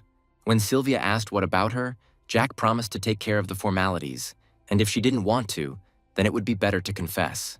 When the girl's face turned pink, she admitted that she wanted to go and excitedly said that she had never flown on an airplane before. While everyone was recovering from such an unexpected offer from Jack, our hero was thinking that at least one of them would have refused. But with such a team, he had nothing to worry about. Remembering the abilities of each of his teammates, Jack believed that this was the strongest team if you choose among the newcomers. And tomorrow, our heroes were supposed to fly to Osaka. As was supposed to happen the next day, our heroes were sitting on board the plane and waiting for takeoff. While the safety briefing was going on, Sylvia was delighted with the new experience. When the girl turned to Charlie and asked if the plane would definitely take off, Charlie confirmed it and told Sylvia that if she didn't fasten her seatbelt, she would fly out of her seat. Hearing the absurdity that Charlie was saying, Jack immediately turned to the girls. Turning away, the guy exhaled and thought that there shouldn't have been any problems on the road, but Jack didn't know when exactly the gates were supposed to appear. Jack only had information that training had begun in Tokyo shortly before the breakout, and that his survival rate was 33%. And soon after that, gates with weak monsters appeared, and sometimes even inadequately strong ones. But this was more an exception to the rule. Based on the information that the gate breakthrough had caused many casualties among the awakened, The guy had two thoughts. Either the gate appeared during training when people were not ready, or that very exception to the rule occurred. While Sam fell asleep next to him, Jack thought that he would soon be able to see everything for himself as soon as he got to Osaka. Suddenly, Sylvia said awkwardly that it was a little awkward to ask about it now, but could they be away for so long? But then Jack simply reminded her that Sylvia herself had seen how much her sister and mother liked the new house. Alla turned to the guy in surprise and asked what he had managed to do. Alla found everything suspicious, but Jack knew that they liked everything and were happy. After these words, Sylvia breathed a sigh of relief and said that she would take Jack at his word. As the announcement was made that the plane would soon take off, the guy silently looked at the girl and smiled slightly. A few hours later, our heroes had already arrived in Dotonbori and could enjoy the beautiful sky. They finally arrived at the place where the gate that had not been cleared last time was supposed to appear soon. In fact, Jack himself admitted that he would like to find the gate immediately to avoid a breakthrough. While Jack was thinking about how to show up after the monsters appeared and minimize the damage, Charlie was admiring everything that was around them. However, Jack, unlike the others, was only preoccupied with worrying about how many days it might take them to solve this problem. Jack's train of thought stopped when he saw the gate that had just appeared right next to him. But it turned out that it was simply Senya who decided to appear at such a moment, which frightened our hero. As soon as the girl showed up, Sam immediately noticed her, and a slight blush appeared on his cheeks. Senya didn't pay attention to this, and calmly said that now only the players could see her, and if they didn't want to attract unnecessary attention to themselves, they should have allowed only Jack to speak. When Senya asked the guy about the purpose of his visit to Japan, he briefly replied that he came on vacation. Senya said that it was a strange combination of people for a vacation, and was sure that Jack had other goals in mind. And then Jack asked if there was some event that was supposed to happen here that would somehow be related to the players. To this, the girl calmly replied that the law prohibited her from disclosing information that could affect the game, so she could not answer. But opening the system windows in front of her, the girl said that there are exceptions if the guards themselves ask to give the player a quest. Due to many guardians requesting the quest, Senya was willing to create a quest called Turtle's Nest. While Jack lied about coming to rest but now being forced to complete a quest, others were surprised that he didn't tell Senya the truth. After asking the girl if they should complete the quest before returning to Korea and receiving an affirmative answer, Jack promised that there would be no problems. Turning to his partners, the boy asked if they were hungry, and Sylvia immediately admitted that she wanted to try gyukatsu. As the players went to look for a suitable restaurant, Senya turned to Jack. In her opinion, it seemed like Jack was playing it safe, but now she felt like the guy was trying to get the most out of it. When Sam was surprised that they had just gotten away from the guard, Senya was silently surprised that Jack was able to use even the guards. A few days ago, a situation occurred that surprised Senya. Jack said he was grateful to all the guards and said he didn't deserve such attention, but he wanted to confess. After bowing at 90 degrees, the guy said that he was not going to accept any of the offers. The girl watched in surprise as Jack admitted that he couldn't choose one guard, but he wouldn't dare choose them all either. Jack continued to say that the only thing he could accept was their support. Standing up straight, Jack promised to show him the game in the future in which all the guards were waiting for him. Senya was very surprised that for one bow the guy received 3,000 coins for a contract with her, as well as good impressions from the guards. And the result of all this was today's competition of guards as sponsors in the quest.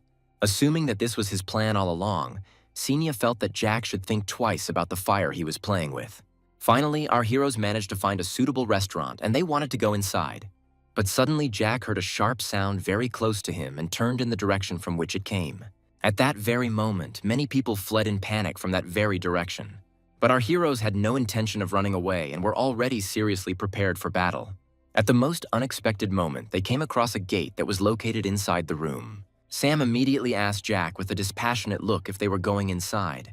Jack immediately answered in the affirmative and told Sylvia to go through the gate first. As Sylvia walked towards the gate, the others watched the girl go.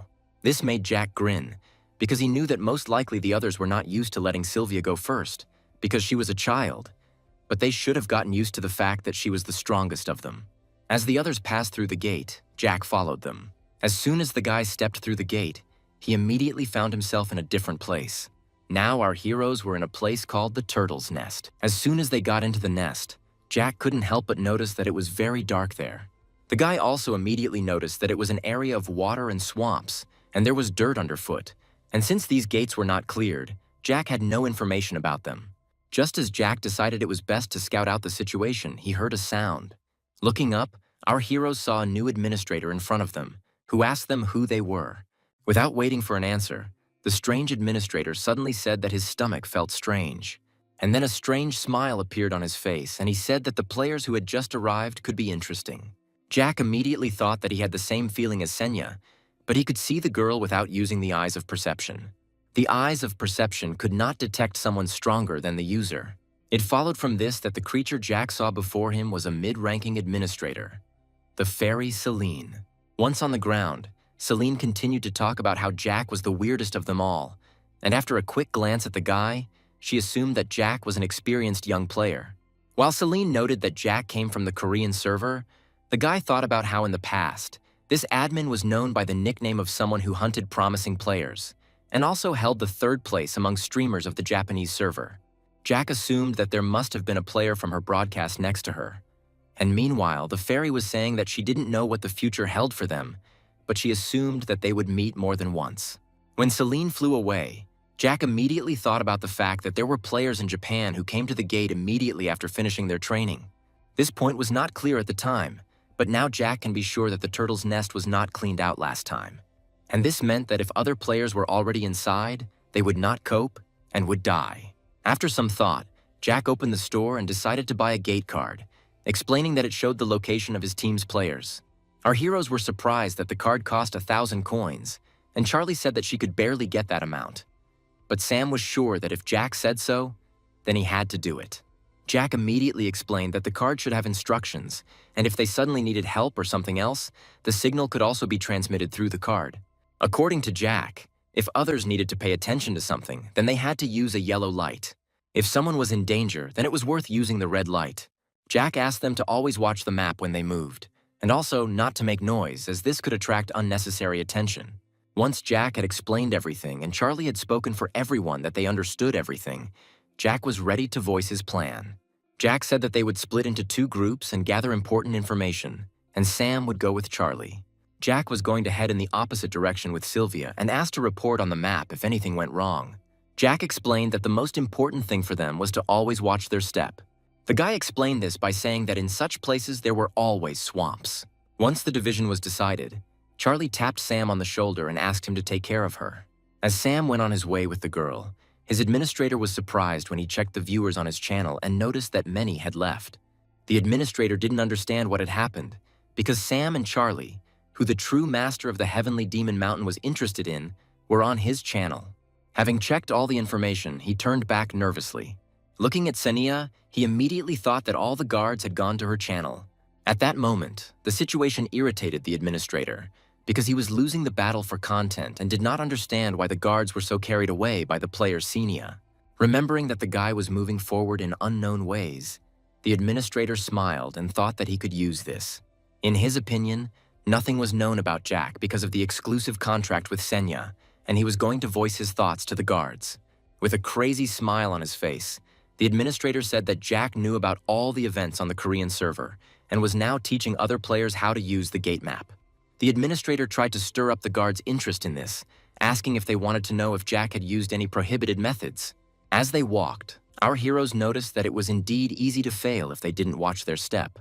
But suddenly Sam noticed something not far from him, and then he immediately had a surprised look. He immediately informed Charlie that there was some kind of monster there. It turns out it was a level 11 golden turtle, which was small for our heroes. When Charlie suggested killing the turtle, Sam said they should have told Jack about it first. Sam immediately used the red light on the map, allowing Jack to understand what had happened to his partners. When a sound was heard nearby, the turtle immediately raised its head and turned to the side. Sensing danger, the turtle immediately hid, which surprised Sam a little. Suddenly, Charlie looked to the side in surprise and asked Sam to look there too. Looking to the side, our heroes saw a guy carrying something in a bag. When the guy heard that they were speaking to him in English, he immediately turned in that direction. Sam awkwardly asked if the guy was a Japanese player and asked if he hunted. Raising his hand and showing class, the guy replied that it was not quite so and that the turtles had high protection. When Charlie asked what the guys were talking about, Sam assumed from the conversation that the guy couldn't kill the turtles because of the high defense, so he was just collecting them for now. Sam continued to assume that the guy would pull the turtles out of the water and then kill them, but Charlie was surprised that he had gotten so much information from just a few words. Playing with her hair, the girl asked if they would wait for Jack, and Sam said that since they had not figured out the situation, that was what they would do. But at that very moment, the guy who was catching the turtles heard a sharp, loud sound behind him. A human scream was immediately heard around the area, which scared Charlie a little, and she immediately looked in the direction from which the scream was coming. The Japanese guy ran as fast as he could towards the players, calling for help in Japanese and saying that a monster was chasing him. But at that very moment, scarlet blood poured into the water, and the guy's face twisted in pain. Under the screams of the Japanese, Sam looked around and managed to assume that the monster was in the swamp. As the boy was pulled under the water, he stretched one arm forward and shouted that he didn't want to die. At that moment, Charlie noticed that the guy had managed to grab her leg with one hand. When the guy squeezed Charlie's leg, the girl wondered where he got so much strength from. Immediately after this, she raised her head up and was surprised at what she saw. She saw a monster that resembled a crocodile. It grabbed the Japanese man and tried to drag him under the water. At that moment, Sam looked down in surprise and said that the swamp had suddenly begun to expand. The moment Charlie looked down again and her eyes met the guy's, she wondered what she should do. Looking at the guy's face, which was in tears, the girl understood that he would drag her along with him. But on the other hand, Charlie didn't understand what she could do in such a situation. At that very moment, Jack appeared out of nowhere and swung his sword without hesitation. With a deft and confident movement, Jack cut off the guy's hand, with which he grabbed Charlie's leg. When there was a big splash in the water and the water turned red, Charlie looked at Jack in surprise. Turning to the girl, Jack looked at her sternly and asked if she had really gone crazy. The swamp crocodile was a level 17 monster and normally did not have strong skills. But in the swamp area, its strength was comparable to a level 25 monster. Jack knew that defeating such a monster in this area was much more difficult, and the swamp served as protection for the crocodile, so hunting without strong penetrating ability was impossible. When Jack noticed the red signal on his map, he immediately reacted to it. Jack was about to go ahead and told Sylvia to follow him carefully. Immediately after these words, the guy decided to use the eyes of perception. As soon as Jack arrived at the scene, he immediately realized that even though Charlie was being held with only one hand, she still would not be able to escape. That's why Jack decided to cut off his hand and save his partner. But Charlie was very surprised by this unexpected decision. When Jack scolded Charlie, the girl couldn't even answer him and remembered that her mind was clouded. Looking back, Charlie believed it wasn't fear, but rather that she was confused and didn't know what to do next. Charlie knew what would have happened if Jack hadn't cut off his hand, so she was now apologizing for her mistake. Jack calmly told her that there was no need to apologize, but she just needed to understand that in such a situation there might not be a second chance. After thinking for a moment, Sam asked Jack what they would do in this situation. While the others discussed the upcoming crocodile hunt, Sylvia tried to catch her breath. When asked how they would hunt the crocodile, Jack replied that the crocodile had had a snack, which meant that later it would want to crawl out onto dry land and take a nap. When Sylvia asked again about the crocodile coming out onto land to sleep, Jack replied that he had seen something like that in his dreams, and for now they should just wait. When our heroes started to go somewhere, one of the administrators appeared next to them. Celine watched with interest the player, who, according to him, had prophetic dreams. Celine's stomach was acting strange, but she didn't think it foresaw the guy's death. But the fairy believed that even such an imperfect prophetic dream was enough, and decided that if she were to sign a contract with someone, it would be with Jack. And then she crossed her arms over her chest in displeasure. After a while, as Jack said, the crocodile appeared on the surface of the water. After this, the monster actually came out onto dry land while the other players watched him. At that moment, Sam resolutely stepped forward and wanted to kill the monster. Seeing that Sam's fists were already filled with magical power, Jack believed that this was not just a coincidence. It was a sign of overcoming the initial level. But at that very moment, a voice was heard from the other side, which also said that it would kill the monster. Turning back to Charlie, Jack thought that she, too, had advanced in her development. Seeing the girl's cold-blooded status, Jack decided to choose her to kill the monster and reported that beast-type monsters often had a weakness in the head area. Charlie raised her sword at the same moment and dryly replied that she had heard Jack's advice. As the girl began to quickly approach the monster, the crocodile noticed her almost immediately and growled. But he didn't have time to do anything, because at that very moment a sword pierced his head and dealt a fatal blow. Having deftly flown over the crocodile, Charlie plunged her sword into it and pulled it out. While the girl was still in the air, everyone received a notification that Charlie had defeated the monster. Watching the girl calmly, Jack was amazed that she had achieved fusion with the sword without using the Eye of Perception, while Sylvia watched the girl with delight. After her attack, the girl was able to land deftly on the ground. After that, a system window immediately appeared in front of her, looking at which she was surprised. The system gave Charlie a quest item as a reward, a swamp crocodile claw, and with its help, it was possible to receive a quest from a mid-ranking administrator. When accepting the item, Senia said that the quest would be given to Jack, since it was he who gave her the item. Looking at Charlie, Jack was surprised that she gave the quest to him, because she should have known what she could get for completing the quest. Sylvia voiced her thoughts out loud that they now had 4 more crocodiles to kill to complete the quest. At that moment, Jack looked up at Senya and asked her to open the item shop.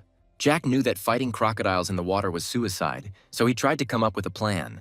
Remembering that the first one to emerge from the water when he ate the player, Jack decided to purchase the newcomer's spear. After that, Jack immediately saw fear in someone's status, and did not understand why such an emotion came from his partners. Assuming that they were afraid, Jack would use them as bait. But everyone breathed a sigh of relief when they saw that Jack had simply used the spear he had purchased to impale a piece of raw meat on its tip. Looking at the piece of meat, Jack didn't think that the item he received in the dungeon of Soul Station would be useful to him so soon. Sam looked thoughtfully at the piece of meat and asked if it was bait for the crocodile, and Jack asked the guy if it was his first time hunting crocodiles. Having assured Charlie that they would definitely be able to lure out a crocodile like that, Jack also asked everyone not to relax because crocodiles could bite their leg at any moment and said to immediately chop it off if they got caught. After this, our heroes followed to the swamp and Jack used his bait. Just a few seconds later, a crocodile appeared from the water wanting to swallow the bait. Watching the crocodile, hiding behind the reeds, the boy remembered that the item's description indicated its ability. When the crocodile grabbed a piece, half the task was completed because a couple of pieces of such meat were more satisfying than a whole person. Jack was going to take advantage of their habit of crawling out onto dry land after eating. And after the crocodile crawls out onto dry land, the swamp effect will disappear, and the crocodile will simply become a level 18 monster. After that, our heroes only had to aim and attack. Sneaking up from behind the unsuspecting crocodile, the guy hit it in the back with all his might. Not only Sam, but also Sylvia and Charlie took part in this hunt, because it was not difficult to kill the monsters that emerged. Charlie killed the crocodile in cold blood, which greatly surprised and delighted Sylvia. Jack knew almost nothing about this dungeon except that there was a breakthrough. But even despite this, our heroes did an excellent job and got the claws. Jack, like the others, also killed one crocodile. As the monster's body began to disappear, Jack looked up and informed Senya that they had finished collecting the crocodile claws. The girl was silent for a moment and, as always, calmly replied that she understood Jack. When Jack asked if there was any problem, Senya replied that it was not that. At that moment, the quest was considered completed and Jack was about to be given a reward for the quest. The guy was given a map of the turtle's nest, and with it one could consider that the exploration was already complete because it indicated the key places of the dungeon. Now Jack believed that they knew almost everything, and in order to complete the cleaning of the nest, they first needed to complete the crocodile hunting quest. After running his eyes over the map, Jack finally pointed his finger at a certain point and was glad that he had found this place. It turns out that the map also showed the turtle's nest itself. Later, our heroes went there for Jack, and Charlie asked if they had already been to the turtle's nest. The girl asked that question only because there was not a single turtle in sight. Remembering the guy who collected turtles, Jack assumed that the Japanese guy had found this place first. Now Jack understood where he got so many turtles from, which he couldn't kill because of their shells, so he just collected them. In fact, Jack also looked around but did not find the purification crystal. Looking at the map, Jack said that there were 3 nests. When he said that all the nests needed to be checked, all his partners immediately nodded to him. After some time, our heroes came to the next nest where there were turtles. Jack immediately told Charlie and Sam that they had to be on guard and not let the turtles crawl into the water. With great enthusiasm, each of the players said that Jack could rely on them. Watching his partners go, Jack thought about how many coins fell out of each turtle. While straightening out the bag, the boy thought that if he was lucky, a box with a random number of coins might fall out. Jack was already ready to catch the turtles, and he was calm because he knew the most famous strategy with golden turtles. Jack also knew that the turtles could drop a hidden fragment. After some time, Charlie wiped her face with the back of her hand and was surprised that they had collected a whole pile from the 2 nests. But looking at Jack, who was dragging a bag of turtles somewhere, she asked why it was impossible to finish off the turtles right away, and in response, she heard that hunting all the turtles at once was much better. When Jack received a notification that the hidden fragment was completed, the guy thought that in the future it would be strange to call it hidden, because everyone would know about it. The condition was that 40 turtles had to be collected in one place, and after that, farms were supposed to appear where turtles would be raised. When the system window suddenly appeared in front of Jack, he looked at it in surprise. After reading a short message about his titles, Jack decided to ask for more information, and there he read about a hidden monster. Jack knew that it was a poisonous golden turtle, the level of which was higher than 30, and perhaps even higher than 35. It was difficult to deal with without high resistance to poison, and since the task was not forced, the guy decided to refuse it. When Charlie cheerfully asked what Jack was doing and the guy replied that he needed to check something, Charlie went on to say that she had received a notification saying that some drop chance had increased. After this, the girl continued to talk about how she had gained experience, so she would not be greedy because of gold. And the girl was also glad that she considered it a date. But Jack looked at her doubtfully, because he did not understand how it looked like a date. Then Sam started talking and said that he came here to help Jack. Therefore, he did not claim a reward, and Sylvia was simply ready to do what Jack told her. Jack was silent for a moment and then asked if anyone had a large, blunt weapon.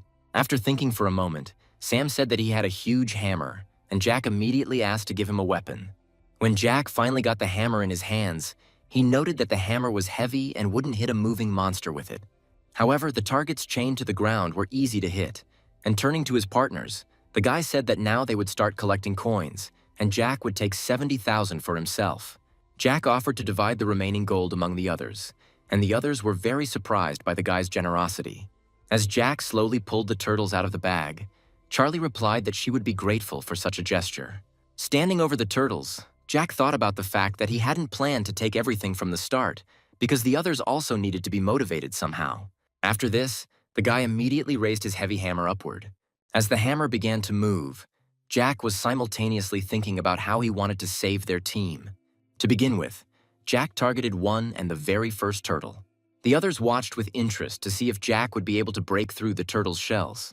When Jack's hammer reached its target, a very loud sound was heard all around. At that moment, the golden turtle was defeated and the system calculated the first coins for Jack. Naturally, Jack didn't stop there and continued to kill turtles, and he was constantly awarded coins for this. At some point, Jack was finally able to get a box with a random number of coins. After drinking some elixir, Jack thought that perhaps he should open the next hidden fragment if he manages to find 7 of these boxes. Lowering the hammer to the ground, Jack also thought that it was difficult to complete such a task, but he had to try. After taking a short rest, Jack picked up the hammer again and was about to lift it. The guy could only hope that all the right boxes would drop before all the turtles were gone. The others watched Jack from the side, and Charlie was surprised that the guy seemed to be faster than her, and Sam also noticed that his strength stat was higher than his. Continuing to watch Jack, they discussed that since his strength was higher, then his agility should also be higher than Charlie's. That is, Jack was probably superior to them in level. By the time Jack got the last box he needed, the boy had already fallen to the ground, exhausted. Jack took the box in his hands and thought about the fact that he had gotten 20,000 from the golden turtles alone, and there were 50,000 left to his goal. When the guy opened the first box, he got a little over 6,000 coins. The next box contained only 1,400 coins. Jack scratched his head and thought about how he had gotten almost 8,000 from 2, but he hadn't expected to get much at once. Having collected his thoughts, Jack decided to open the third box. The guy had more hopes for this box than for the previous ones. But when he got only 70 coins from it, Jack sighed heavily and thought that he was just an unlucky person. Looking at the remaining 4 boxes, Jack hoped that he would have better luck with them. From the 3, he got a total of almost 13,000, so he placed all his remaining hope on the last box. At the same moment, the guy received a notification that he opened 7 boxes in a row, and because of this, the hidden fragment of the desire for the jackpot fell out. Immediately after this, Jack received a notification asking if he wanted to play the scenario by linking the hidden fragment of the jackpot pursuit and the pioneer title. Turning to Senya, Jack asked the girl to share with him information about the rewards he received, but Senya was surprised by such a request. Noticing that the guards were getting worried when the guy received a double box of coins, Jack turned to his partners and said that the seventh box could be exchanged for a double box of coins. When asked by Charlie what it was, Jack said that the box doubled the balance of coins and was beneficial to use when a lot of coins were collected. Jack raised his index finger and said that they had all worked hard and everyone had been risking their lives, so he planned to use the box and give everyone 3,000 coins. When he asked them if it was fair, Sam was on the verge of tears, but Charlie had her suspicions and remained silent. Suddenly, Senior reported that the connection between the Pioneer and the hidden fragment was limited to 3 uses, but Jack said that it was better to use it now to distribute everything more fairly. By linking the title and the hidden fragment, Jack knew he could raise the required amount, and his 43,000 was doubled. By saying that they had all worked hard, Jack wanted to send everyone 3,000 and thereby leave a good impression on the woman with the scales. And Sam shouted out that Jack had tried harder than anyone. When Jack received a notification that the woman with the scales had donated 500 coins, a smirk appeared on the guy's face and he wondered if it wasn't enough for a guard like her. After some time, Jack gave Sam the task of cleaning the cleansing crystal, which Sam obediently carried out. When the boy's fist reached the crystal, all the crushing force of the blow was distributed throughout the object. Once the gates were cleared, everyone was given a scroll of return as a reward, which surprised Charlie a little. As Jack was thinking about how while they were inside the gate, a rookie tower had been created outside, so they might run into the police on their way out, his thoughts were interrupted by Senya. Senya personally handed Jack the reward for clearing the dungeon and asked him to check if everything was given out. At that moment, Jack remembered that there was a guard who gave the task, but the guard's name was hidden. Upon touching the bag of coins, Jack received a notification that there were 7,000 coins inside. Looking at his administrator, Jack was silent for a moment and was a little surprised that he was given such an amount. Jack continued to ponder about the Guardian refusing to give his name and handing over such a sum for the entry-level dungeon through Senya. Jack mused that the woman with the scales would give such a task publicly, but the other guards were dubious. But Jack decided to push these thoughts away because he didn't think he would be able to find out any details now. Using the scroll to return to the newbie tower, Jack thought that it was time for them to leave here. When our heroes left the dungeon, Senya, as always, saw them off with her empty gaze. Once the players had finally dispersed, she announced to the guards that her broadcast would continue in the Korean newcomers' tower. When our heroes moved, everyone looked around and tried to figure out where they were. But looking around, Jack immediately saw that there were no players here, only NPCs. While Charlie was beginning to recognize the location, Sam asked if they could be there and if there were any formalities. Before letting everyone go, Jack suddenly advised Charlie and Sam to go through the Soul Station dungeon 25 times, which surprised the players greatly. Jack calmly continued to say that they could have gone further if they wanted, because it was a fast way to progress. Then Charlie enthusiastically replied that they knew the strategy, but it would take them a long time, and Sam asked Jack to trust them. After the two left, Sylvia worriedly asked Jack what she should do and if she would be able to get through the dungeon. When Jack asked the girl to go home and said that he would return later, Sylvia's face immediately changed, and her status changed to anxiety because of her weak brother. When Jack repeated again that she should go home and that he would buy ice cream before returning, Sylvia immediately blossomed before our eyes and asked for yellow ice cream. Finally letting go of Sylvia and watching her go, the guy was surprised by her love for ice cream. When his train of thought ended, Jack immediately turned back. Jack looked at the escalator that led to the second floor and which could be used by 15 people at a time, but one had to pay 100 coins. When Jack started to climb and noticed Senya nearby, he asked her if she thought he would waste coins, and Senya confirmed that she did think so, adding that there was no one up there at the moment. But in fact, Jack knew that there was no one there, but he didn't care about that, only that the way was open. Jack knew that the second floor of the tower was not so easy to get to and assumed that someone had done it before him. The name of the Demon King was unknown 10 years ago, and this player was the leader of the Nightmare faction and was always involved in the disasters that occurred after the Cataclysm. And the only thing that was known about that player was that he was the first to open the second floor of the tower where Jack was now. But Jack didn't care that he wasn't the first, because the first 3 players had the advantage. As Jack got up, he thought that it was the Demon King who had beaten him to it. When Jack reached the second floor, he immediately received a notification that powerful energy had been detected. At that moment, the eyes of perception were temporarily paralyzed, and this was accompanied by severe pain for Jack. Jack was sure that he had definitely seen someone, but at the moment he couldn't open his eyes. Assuming that it might be the Demon King, the boy's hand clenched into a fist and trembled. Once the paralysis of the perceptual eyes was lifted, Jack was immediately able to open his eyes. But when he opened them, he no longer saw before him that mysterious figure, who, according to his suspicions, could be the King of Demons. Jack sighed slightly at this, because he really didn't want to run into that player. After this, the guy immediately turned to Senia and asked her to open a hidden object store. Senia was surprised by this and said that of course such a store existed, but for this one would have to pay 50,000 coins. But Jack was ready to pay that amount, so at that very moment that very hidden store opened up to him. Jack used a method that was not available to every newbie because not everyone had such an amount, and not everyone would want to spend it for access to the store for 1 minute. Jack had come all this way just to buy one scroll that was on sale at the time. Senya frowned slightly at the thought that Jack had managed to collect the required amount, which was most likely helped by prophetic dreams. Suddenly, someone's voice was heard, which everyone immediately paid attention to, and which said that Jack was too suspicious, and even prophetic dreams were difficult to explain. The administrator, who was against Jack, kept saying that everything had to be some kind of glitch or error, so he issued a bug check request. A creepy smile appeared on the administrator's face as he asked the guy's name and asked him to come closer. But Jack didn't even turn to him and dryly replied that if they wanted to scan him, then let them come themselves. And then Jack turned around and with a smirk on his face called the administrator a dwarf. The administrator was perplexed by this and did not know how to react to such insults. When the administrator asked again what his name was, Jack was demonstratively surprised that he had not heard, and Senia watched the guy's actions with surprise. Again, with a slight grin on his face, Jack repeated that he had called him a dwarf. At that moment, the administrator waved his hand and used his power on Jack. At that very moment, Jack's face changed because he could not resist such force. When Jack fell to his knees and started coughing, the administrator angrily told him that if he continued to talk back, he would definitely be killed. After that, he continued to call Jack names, saying that he didn't even know what the difference was between him and a mid-ranking administrator in strength. Pointing to Senya, he said that Jack shouldn't be assumed to be safe all the time just because he had a calm administrator with him.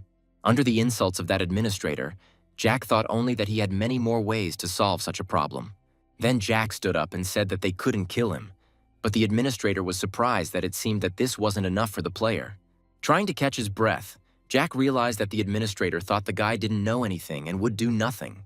After that, Jack explained his actions, that the dwarf was the first to show disrespect and Jack responded to it. Then the guy was unfairly attacked and he only responded by resisting and called him a dwarf because their race is really called dwarfs. But this made the administrator even more furious and said that he had been constantly watching the guy. While the administrator was thinking about how best to punish the guy, a red mark suddenly appeared on his hand, which was put there by a woman with scales. At that moment, the effect of forced submission was cancelled, and the administrator was very surprised by this. A smirk appeared on Jack's face as he said that the guards agreed with him. After this, the true master of the demonic mountain decided to use his power on the administrator, while the dwarf tried to reason with the guards. Looking at the administrator, Jack realized that he had lost a lot of viewers, so he couldn't control himself. And it was also easy to provoke him with the word dwarf, just like 10 years ago. At the same time, the true master's ability to give strength to the strong and give weakness to the weak also extended to Jack, so his characteristics increased and his eyes of perception returned. Thanks to this, Jack was able to see the status of Neptune's administrator and thought that the administrator was much stronger than the player. But in such a fight, Jack had a chance. While Neptune was surprised by what was happening, Jack was thinking that even in this situation the fight would be difficult. But Jack knew that the guards wouldn't like this, and that wasn't what the guy was trying to achieve. So he raised his finger and said that it seemed the system analysis was complete. When the boy asked about the results, Neptune looked at the notification with a surprised look. After reading the inscription that no errors were found, Neptune continued to wonder why this happened. Walking up to him, Jack leaned forward slightly and said that it was okay to object to something, but Jack was being persecuted without any evidence because Jack was weaker. This Jack found difficult, and this irritated Neptune, and at the same time he could not find what to answer. When Jack demanded an apology, Neptune was silent for a moment, and then tried to get the apology out. When he finally apologized, his face flushed, probably from shame, and he asked if that was enough. Then Jack straightened up and grinned silently at the administrator. But Jack didn't want to stop there and asked Neptune to prove his sincerity while Senya watched everything from the side. At Jack's house, everyone was already gathered, and his mother spoke with a little surprise about the fact that Jack had already eaten. Then Ala turned away and, frowning slightly, said that she had tried very hard to set the table. When asked why she suddenly wanted to set the table, the girl replied that the kitchen was too beautiful, so she wanted to try. Meanwhile, Jack already had a memo from Neptune that he would not attack the guy after the broadcast ended, as well as a ring from the dwarf. Waving his notebook, Jack reflected that he had two further options to consider. Soon, Jack entered the form of a real player, which was soon to turn into a large community, and in the meantime, the players on this forum exchanged information. Poking his fingers at the keyboard, the guy hoped that his search would not be in vain. At some point, our hero came across an advertisement for recruitment to the dungeon from a Chayandinsky firemaster. Jack knew that the nickname sounded cheerful now, but in 10 years it would be a formidable name for the spirit of summer. Jack knew that the dungeon the fireman wanted to go to was an event dungeon, which made it different from dungeons like the Soul Station dungeon, which could be completed multiple times. As Jack continued his search, he thought that many players wanted to go through at least some dungeons, but ended up losing their lives, and not so many players would go into this dungeon. But Jack had a chance to achieve maximum benefit in a short time if he could pass the risky dungeon. After all, Jack knew that this was not only a place where players died, but also a treasure trove in which riches were hidden. In the forum chat, they asked if Jack would definitely be able to bring one more person with him, and added that it would be better for them to take the minimum number of players, because then they would get more rewards. As Jack walked down the stairs with Sylvia, he thought that the player was very persistent and wanted to go into a dungeon that he had never cleared with a small team. All this time, Sylvia followed Jack and held some object in her hand, but at some point her gaze rose forward and became surprised. Approaching a guy on the street, Jack suddenly called out the guy's nickname, and the stranger on the street immediately reacted.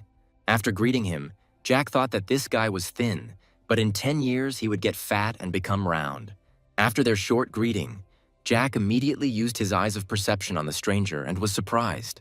Jack was surprised that he couldn't look at Simon because another guard forbade it, and meanwhile the guy thought that Jack was sick. When Sylvia asked if everything was okay, Jack replied that he had a speck of dust in his eye and rubbed his eye demonstratively. Jack found this suspicious, since Simon couldn't have been level 30 to choose the Guardian himself, and the Guardians themselves usually didn't interfere personally even for their own players. Simon looked at Sylvia in surprise and asked Jack if he meant to say that the girl was the third player, but Sylvia confirmed that she was the third player. Then Simon's look became a little frightened and he asked if it was too much. While Simon was saying that a child would still be a child, Sylvia was insisting that she was already a teenager and not little, but the guy still wasn't happy with that. Simon disagreed with this and refused to take the child with him, asking the girl to return and look after the house. While Simon tried to reassure them that the dungeon was very dangerous, Jack calmly asked what happened. Hearing this question, Simon became a little tense and did not dare to answer. When Simon suddenly said that the monster had already appeared, Jack was a little surprised by this. Jack knew that it was a fire cone monster, which was level 32 and belonged to the phantom type. Simon said tensely that the monster spared someone weaker than him, and the guy himself could have become a handful of ashes. When Simon said they needed someone to take the attacks while he would strike from behind, Jack chuckled at his honesty. Jack suggested they had a chance of winning, and Simon said he could cut the monster in half even on his own. Jack was surprised at the guy's luck because the fire horse was one of the lenient monsters to the weak, so it was enough to turn your back to it in time, and it would not pursue the player. Assuming that the exit was blocked because the monster was too strong, Jack asked if Simon could reach the next obstacle. Then the boy awkwardly scratched the back of his head and asked if there was anyone stronger than the fiery horse further on, and Jack replied that they should check it out. When our heroes finally entered the dungeon, Simon told them that there were monsters that resembled black dogs and that the guy was able to defeat, and Jack asked if he meant black yaks.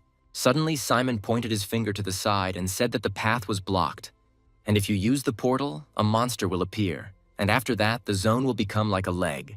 After this phrase, the guy covered his face with his hand and muttered something about them taking the child into the dungeon, but Sylvia didn't like the way they reacted to her. Turning to the girl, Simon asked her to be sure to jump aside when he did the same, but Sylvia looked a little irritated, which did not escape Jack's attention.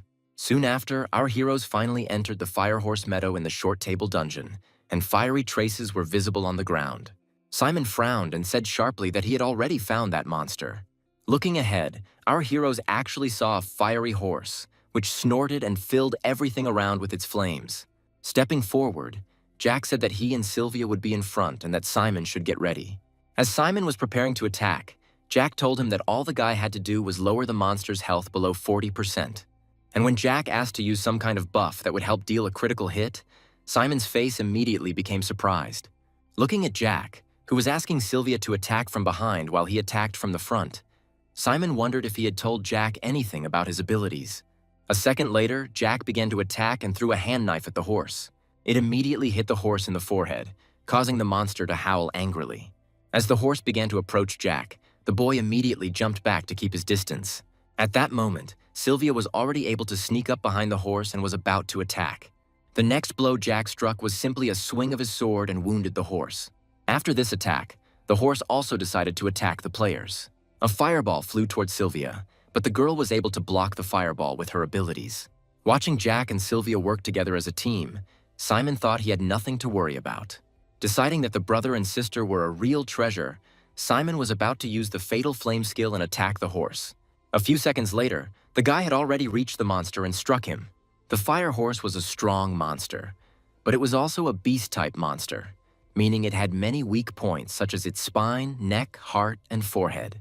Jack believed that since his dagger was stuck in the horse's forehead, it meant that it was susceptible to critical hits, and Simon had an ability that increased the chance of a critical hit. And although the fire horse was resistant to fire, the probability of a critical hit increased greatly at that moment. After Simon's blow, a liquid resembling blood came out of the horse's mouth. But immediately after this, the horse stood in a stable position and was about to strike back. When Jack felt the time was right, Jack signaled to Sylvia and told her to pull something out of her inventory. As the horse was about to attack, he suddenly noticed that the man in front of him had disappeared. But in reality, Jack simply used his movement skill and attacked the horse from the other side. Watching this from the sidelines, Simon couldn't believe what Jack's methods really were. To everyone's surprise, Jack used a fire extinguisher against the fire horse. Sylvia repeated after Jack on his orders, because the guy knew that when the horse's health drops below 20%, it goes into phantom mode and tries to call its owner, so it is necessary to put out the flames and interfere with the horse. At the same moment, Jack gave the signal to Simon to attack the horse. As Simon was about to attack the horse, he was simultaneously indignant that everything had been planned and he had been left out. While delivering a crushing blow, the guy at the same time expressed indignation that Jack's act was too cruel. When Simon struck that blow, the critical hit probability was 36%. When Jack pulled his sword out of the monster, the horse's health began to drop instantly. After this, Jack jumped up and with one swing of his sword cut off the horse's head. As soon as the horse's head fell to the ground, players immediately received a notification that the monster had been defeated. When Jack tried to say something, Simon interrupted him, saying that he was already in a bad mood.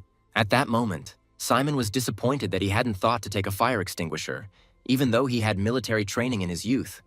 But Jack just smiled, because Simon was probably still glad that he had defeated such a monster. At that moment, an excited Sylvia ran up to Jack and said that some object had fallen from the monster. Looking at the object, Jack immediately recognized it and was a little surprised. Looking at what the girl was holding in her hands, he immediately recognized the fire water that awakened the power of fire. But Jack did not understand why it fell from the horse.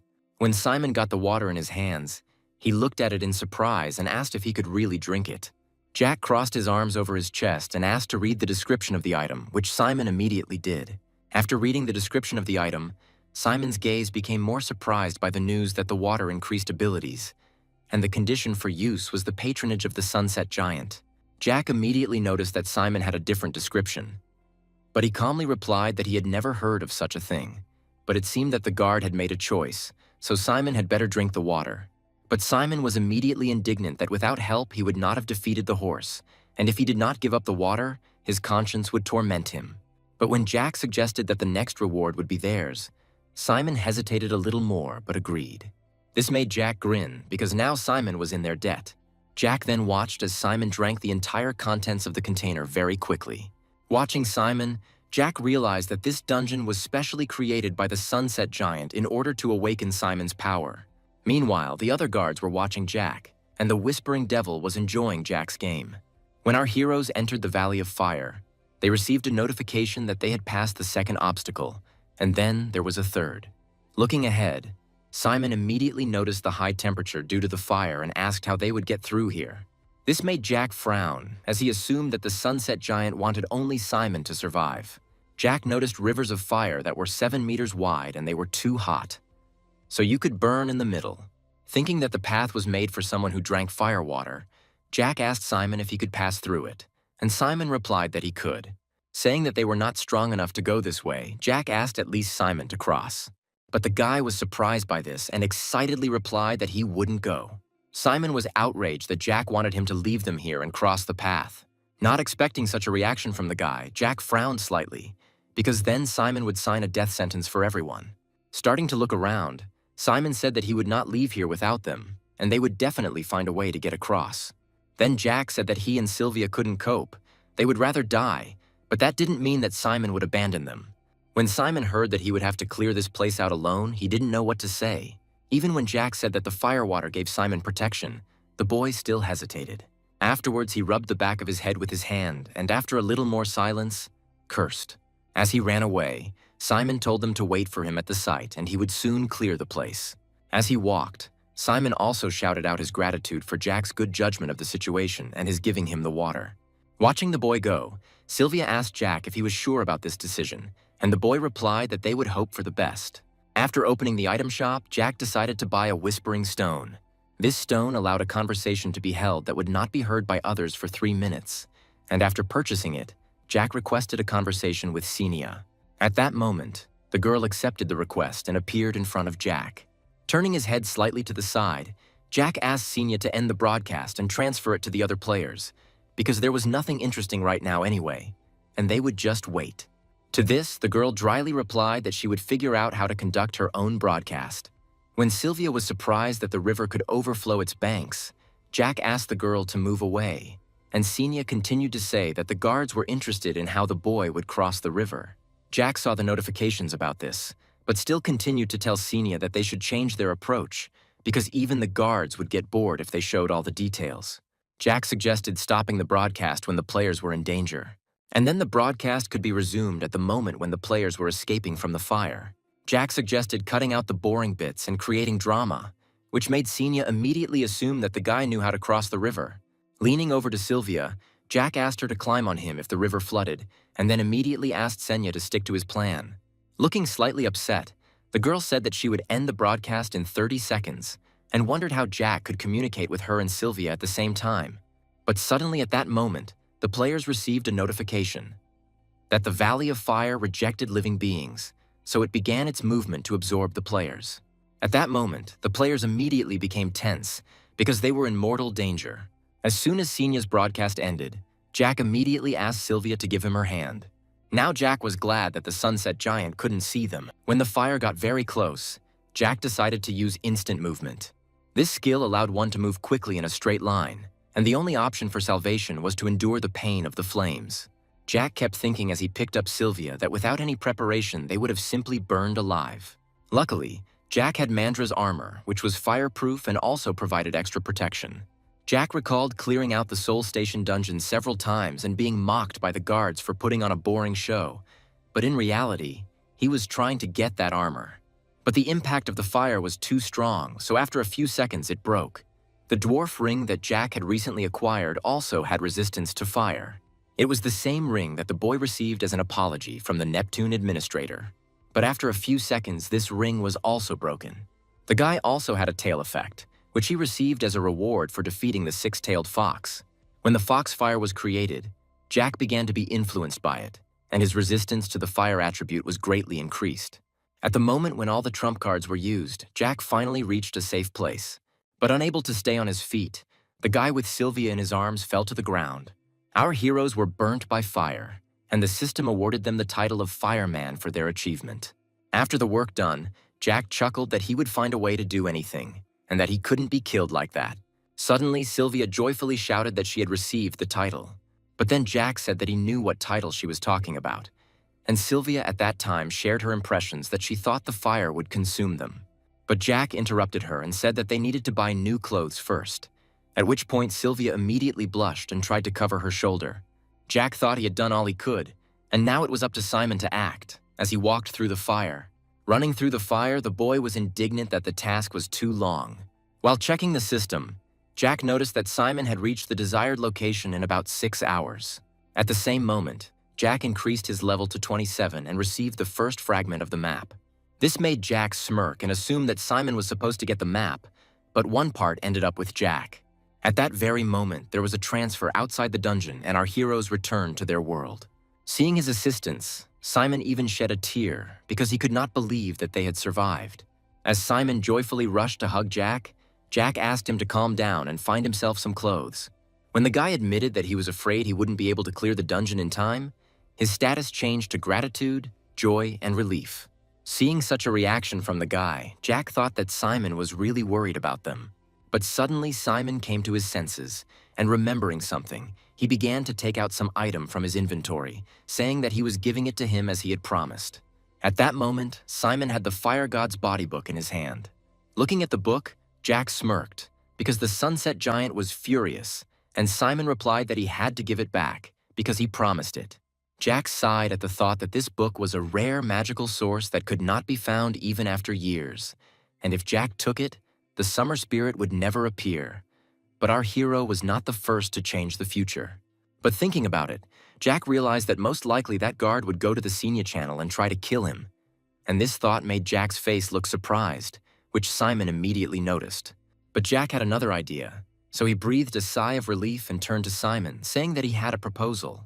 After some time, the players were in another place, and some girl reported that the concluded agreement was registered in the system. At that moment, Simon turned to Jack and asked if the guy really liked solving problems in such a complicated way, to which Jack responded evasively.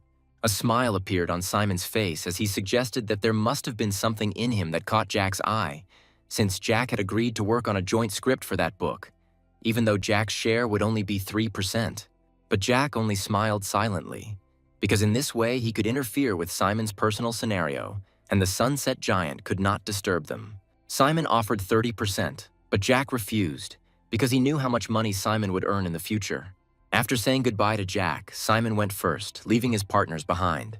Then Jack and Sylvia began to leave, and the girl offered to eat cutlets. But Jack said that first they needed to warn that they would return home late.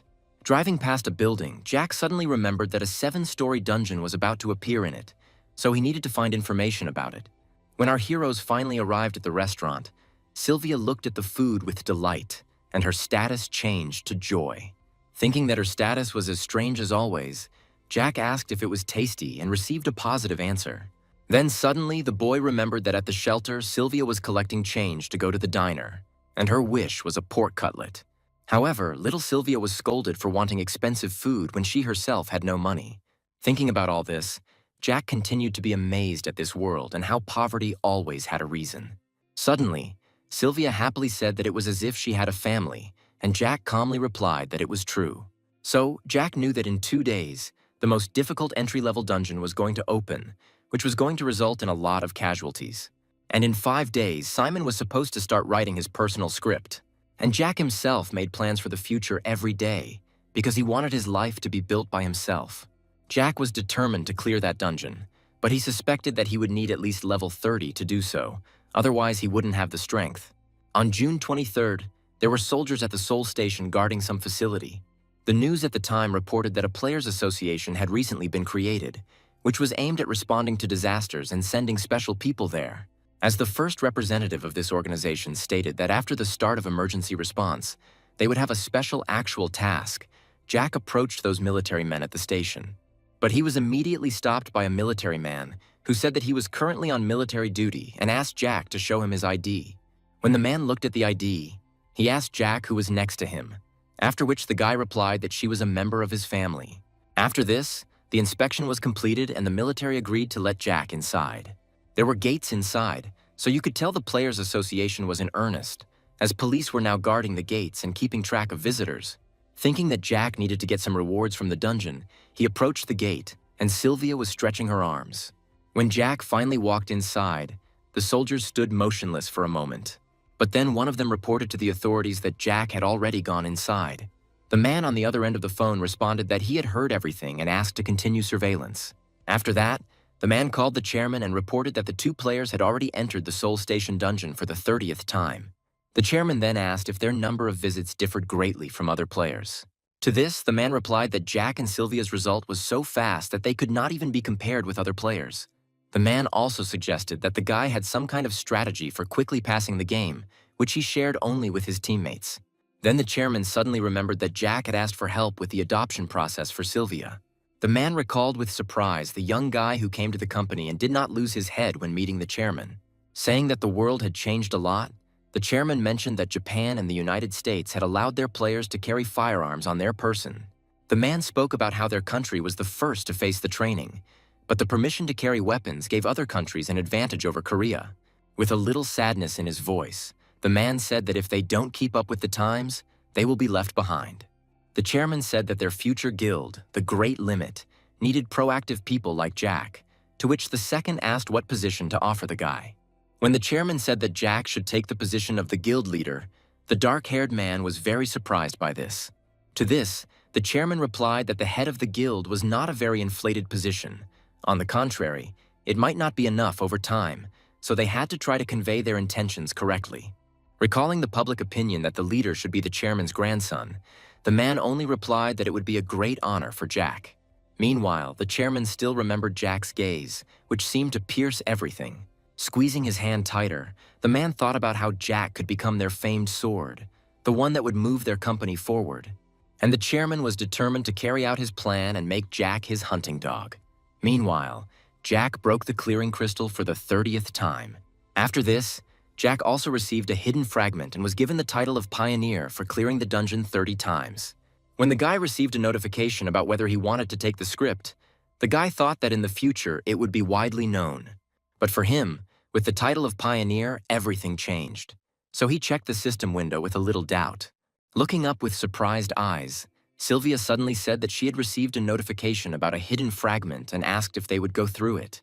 But Jack calmly replied that they had enough for today, and he himself thought about the fact that the hidden zone appeared when the average player level reached 30. And their levels, which were among the best, barely exceeded 20, so Jack decided not to be greedy and refuse. As our heroes began to be transported back, Jack thought that tomorrow they would aim for the second floor. Thinking back to Charlie and Sam, the boy thought that they should have gone through the dungeon about 25 times, but they needed to go through it 30 times.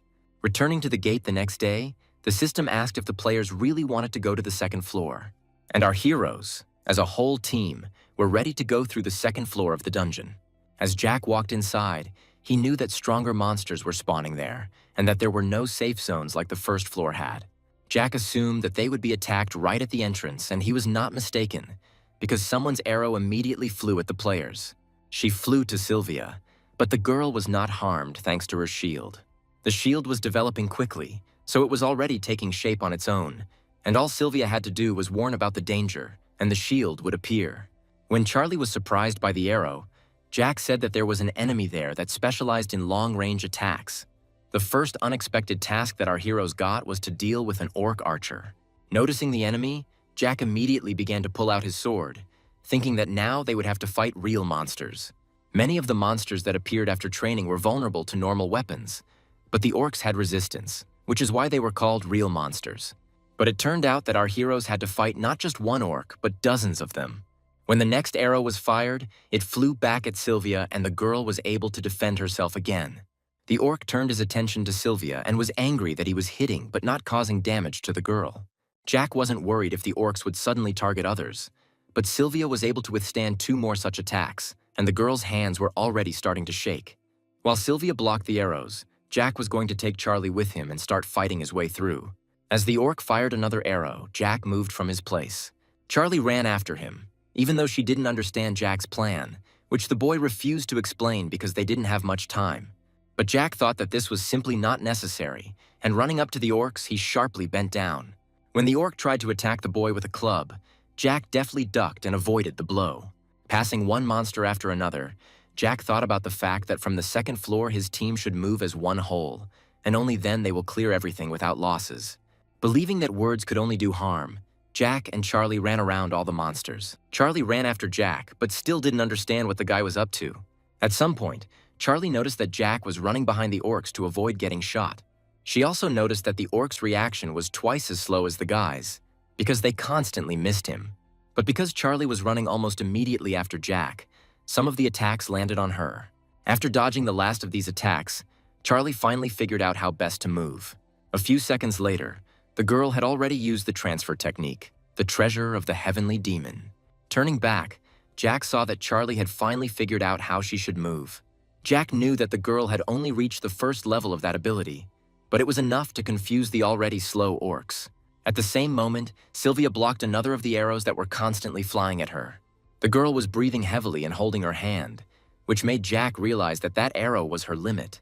At such an opportune moment, Jack finally reached the archers and could attack them.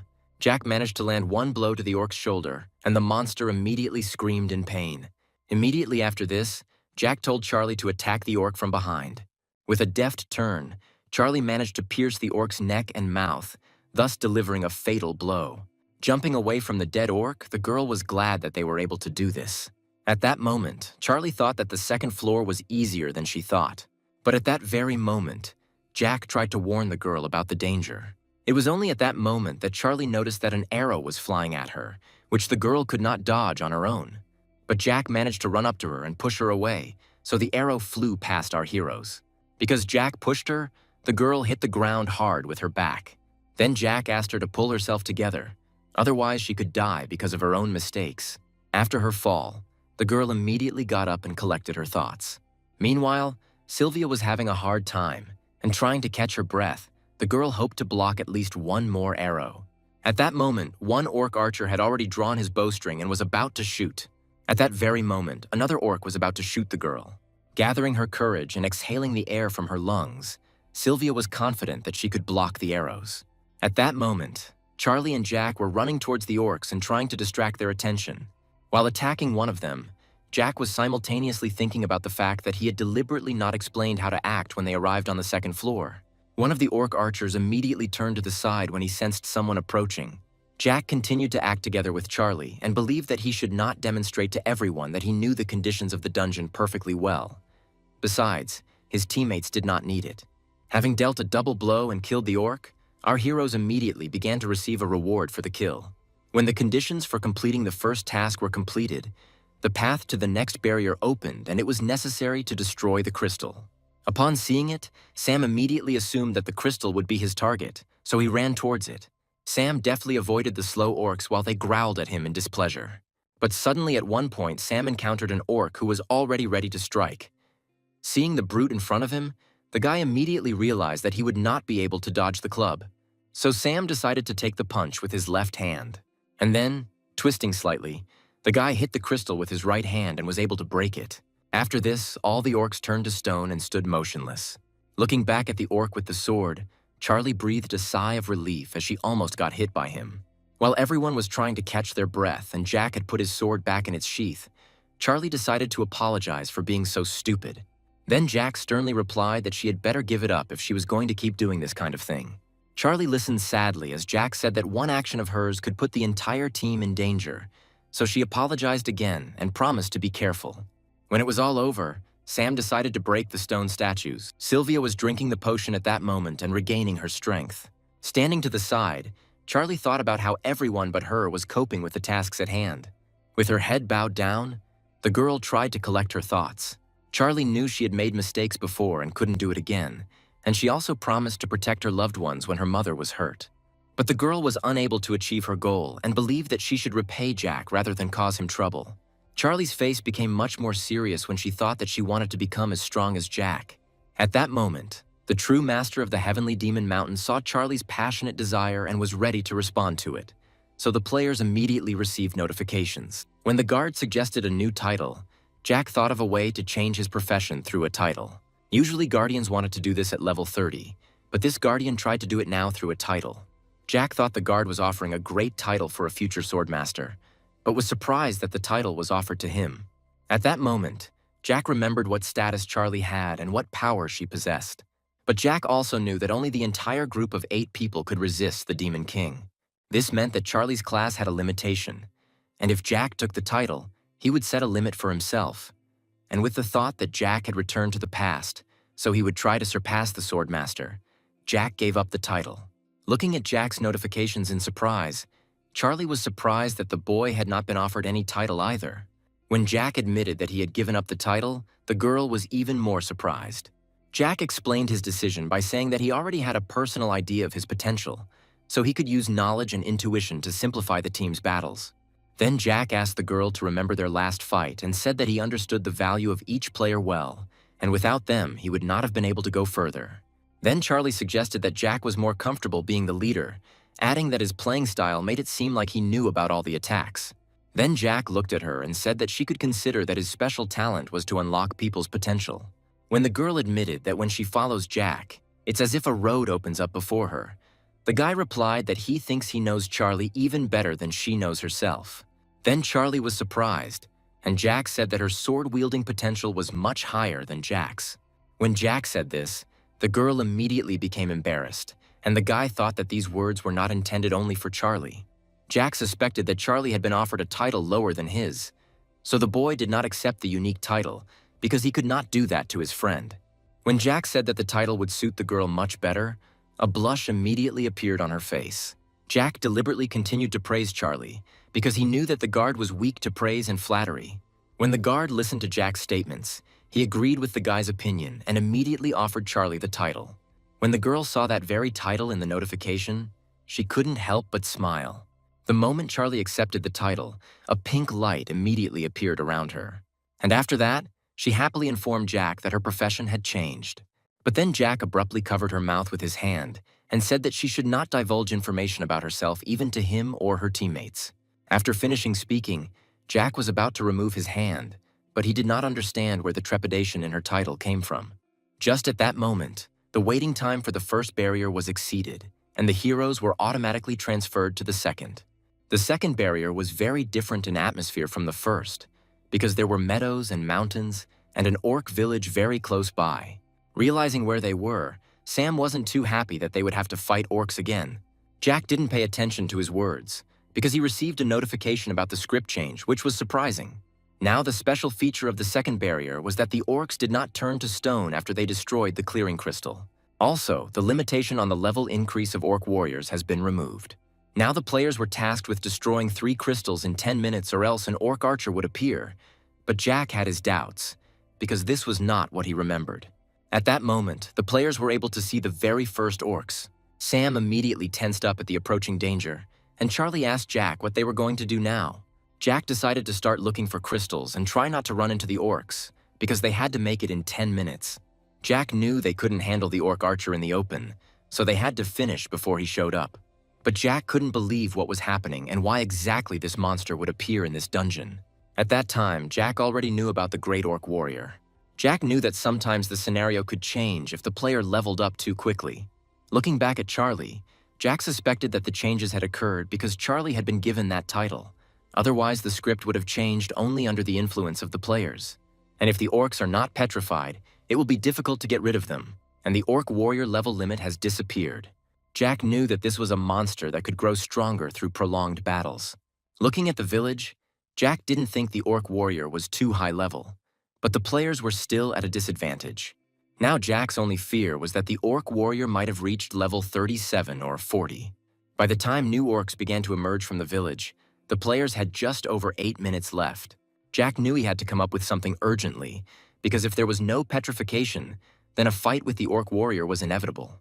To begin with, Jack decided to take the iron rod that he had picked up earlier, and most importantly, to prevent the archer from appearing.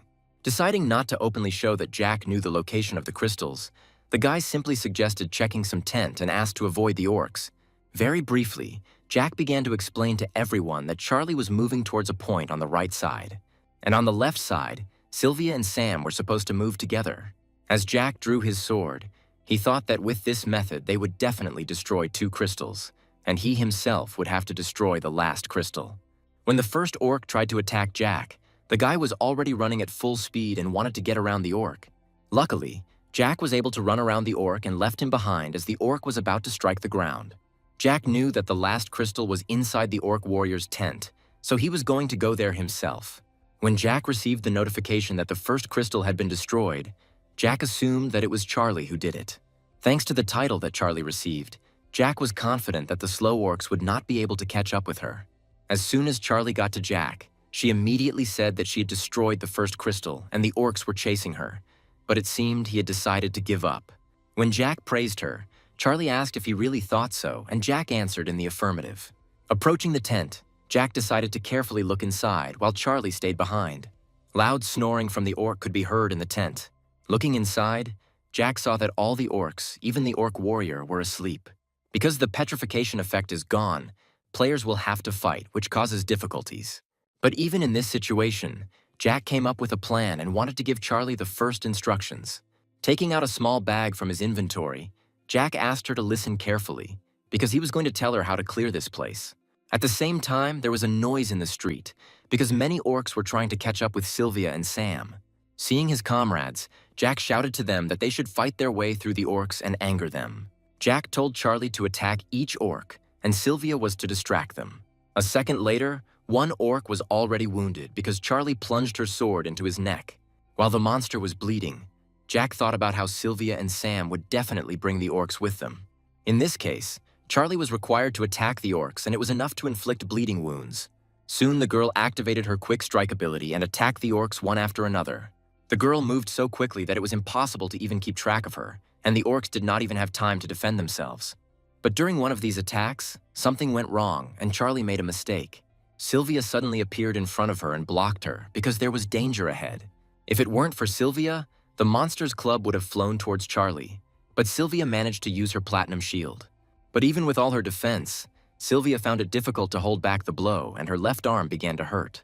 When the sharp sound of impact was heard, the orc warrior immediately opened his eyes and woke up from his sleep. First, he stood up from his place and started growling, and then everyone else did too. Jack, watching them from the side, immediately saw that they had all woken up because of the noise. But Jack saw no point in running to the crystal, since in that case they would have nowhere to go anyway. Therefore, Jack only had to kill the evil monsters after sleep. As soon as the monsters saw the player, they all immediately rushed at the guy. In order to make the fight easier for himself, Jack decided to kill them one by one and stood on the club that was lowered down. Having climbed up it, the guy immediately killed the first orc by cutting his throat. But Jack had to act carefully and keep his distance from them, and a moment later he slit the throat of the second orc. The orc warrior watched the guy with interest from the side, and drool flowed from his mouth. Deciding that now was the right time, Jack gave the signal to his team.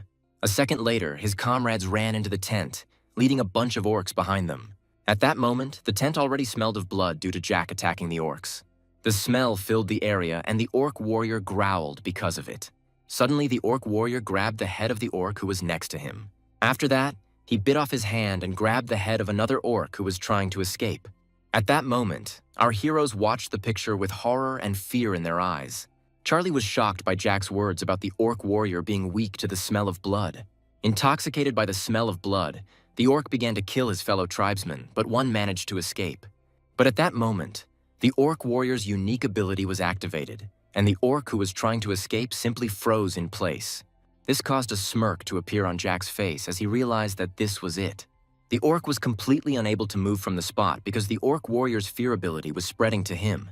Jack knew that this was an ability that most boss monsters had. The ability prevented players from escaping, but Jack used it against the orcs, who looked more appetizing than the players. This ability took a long time to recover, so now the orc spent it in vain, but was able to rise in level. Then the players watched in surprise as the monster grew larger, and Charlie was worried about it, and Sam agreed with the girl.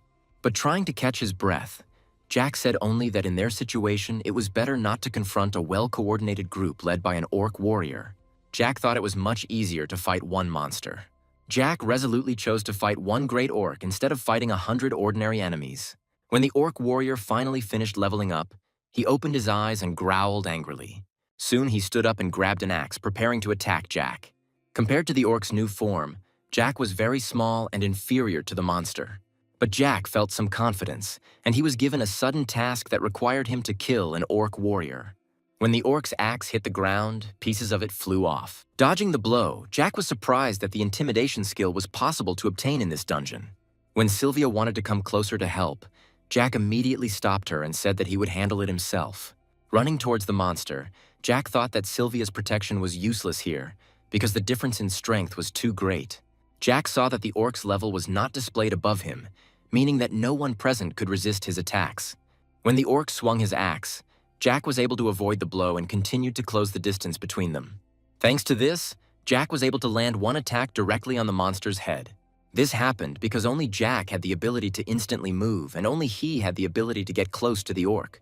The plan to catch the monster needed time, and in the meantime, Jack dealt it numerous blows from behind.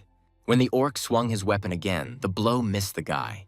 Watching the fight from the sidelines, Charlie wondered if everything was really okay. To her concerns, Sam could only answer that the plan Jack had come up with must have had some effect. While Charlie watched the battle, she simultaneously remembered what Jack told her about the cleanup. When Jack handed her the item, the girl immediately recognized it. Jack explained that Charlie was supposed to attack the orcs that Sylvia and Sam would bring, and this item was supposed to be used on the orcs. When Charlie asked how she was supposed to do it, Jack replied that it was much easier than she thought. In fact, the bag contained the fangs of the beast, which, according to Jack, had a purpose from the very beginning. These fangs were collected by Jack from a wolf pile in the training area, and these fangs caused fatal paralysis in people. It turns out that Charlie stuck a fang into each orc when she attacked them. At that moment, Jack chuckled at the thought that the orc who ate his own kind had swallowed about 70 of these fangs along with them. But for now, the orc had no effect from the fangs and was still just as furious. But Jack already suspected that it would not be possible to paralyze the orc warrior with just fangs. However, the orc now moved slower because of its fangs, which gave Jack an advantage over it. So Jack dealt the orc blow after blow while he only growled angrily at the guy. At some point, Jack decided to signal to the others. Then Charlie appeared and immediately attacked the orc with her sword. Charlie aimed at the side, but the orc blocked her blow and looked angrily at the girl. For now, Sam and Sylvia stayed back and left everything to the fast swordsman. Jack knew that the difference in attack and defense power remained, but the orc knew this too. The orc noticed that the body was moving slower, but he was still confident that he could eat ordinary people. The orc immediately began to salivate at the thought of what human flesh might taste like. But the orc's stream of thoughts was interrupted by a sudden sword blow to the face. At that moment, Jack was a little annoyed by the fact that even an attempt to pierce the eyes would not be fatal for the monster. But deciding to try another deadly attack anyway, the boy aimed for the eyes as the orc tried to grab him. It turns out that Jack decided to try to plunge his sword into the orc's mouth and put an iron rod. The attack was successful, so the orc immediately fell to the ground due to unbearable pain. Jumping back, Jack told Sam to be careful so that the iron rod doesn't fall out and the orc doesn't close his mouth. Immediately on this command, Sam took action and struck the monster with all his might. After that, he dealt multiple blows at high speed, and the orc was unable to react in any way. After all his blows with his hands, Sam suddenly grabbed the orc by the head with his hands, and then he hit the monster in the face with his knee with all his might. The attack was a deafening blow, so the orc retreated a little. At that moment, Charlie wanted to use the one-hit kill skill and finish what she started. After her attack, the entire room was covered in blood, and players were awarded a reward for winning. Unfortunately for our heroes, for killing such a strong enemy, they only received a molar. But as a reward for completing the task, Jack was given 2 useful items from the set of the Great Orc Warrior. Also, on top of all this, Jack was able to acquire that very skill of intimidation. But this skill was given not only to Jack, but to others as well, so everyone tried to figure out how to use it. Suddenly, at that moment, Jack received a notification that a guard, whose name was familiar to the guy, began to watch him. The Las Vegas Cowboy was a guard who placed great importance on effective team play and was known for creating a contract with only one player. Immediately, this guard decided to support Jack with leather pants from the same set that were the reward items. Due to the fact that such a guard decided to pay attention to Jack, the guy managed to get 3 items from the set. After everything that happened, our heroes continued to fight the orcs and raise their level. They soon managed to clear everything out, and Sylvia was genuinely happy about it. Wiping the sweat from his forehead, Sam said that everyone had tried hard, and Charlie wanted to take a 3-day rest after that. Jack didn't answer them, and only thought about how they had barely managed to clear the 2nd floor. But suddenly he saw something in front of him that greatly surprised our hero. Looking ahead, Jack wondered what kind of portal it was. But the others did not understand what Jack was talking about and claimed that they had not seen anything. As the players were set to exit the dungeon in 13 seconds, Jack tensed and suddenly an idea came to him. At that moment, the guy moved from his place and ran at full speed towards the portal. The others tried to stop him because they didn't understand what he was doing, but they couldn't catch up with Jack. With 3 seconds left before their teleportation, Jack only managed to tell them that they had to leave without him. Running towards the portal, Jack was sure that it was a hidden fragment that only the guy could see.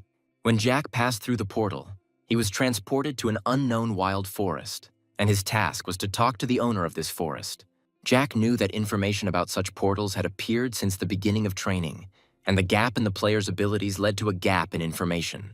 And Jack believed that if this door was visible only to him, then he should accept it as a privilege.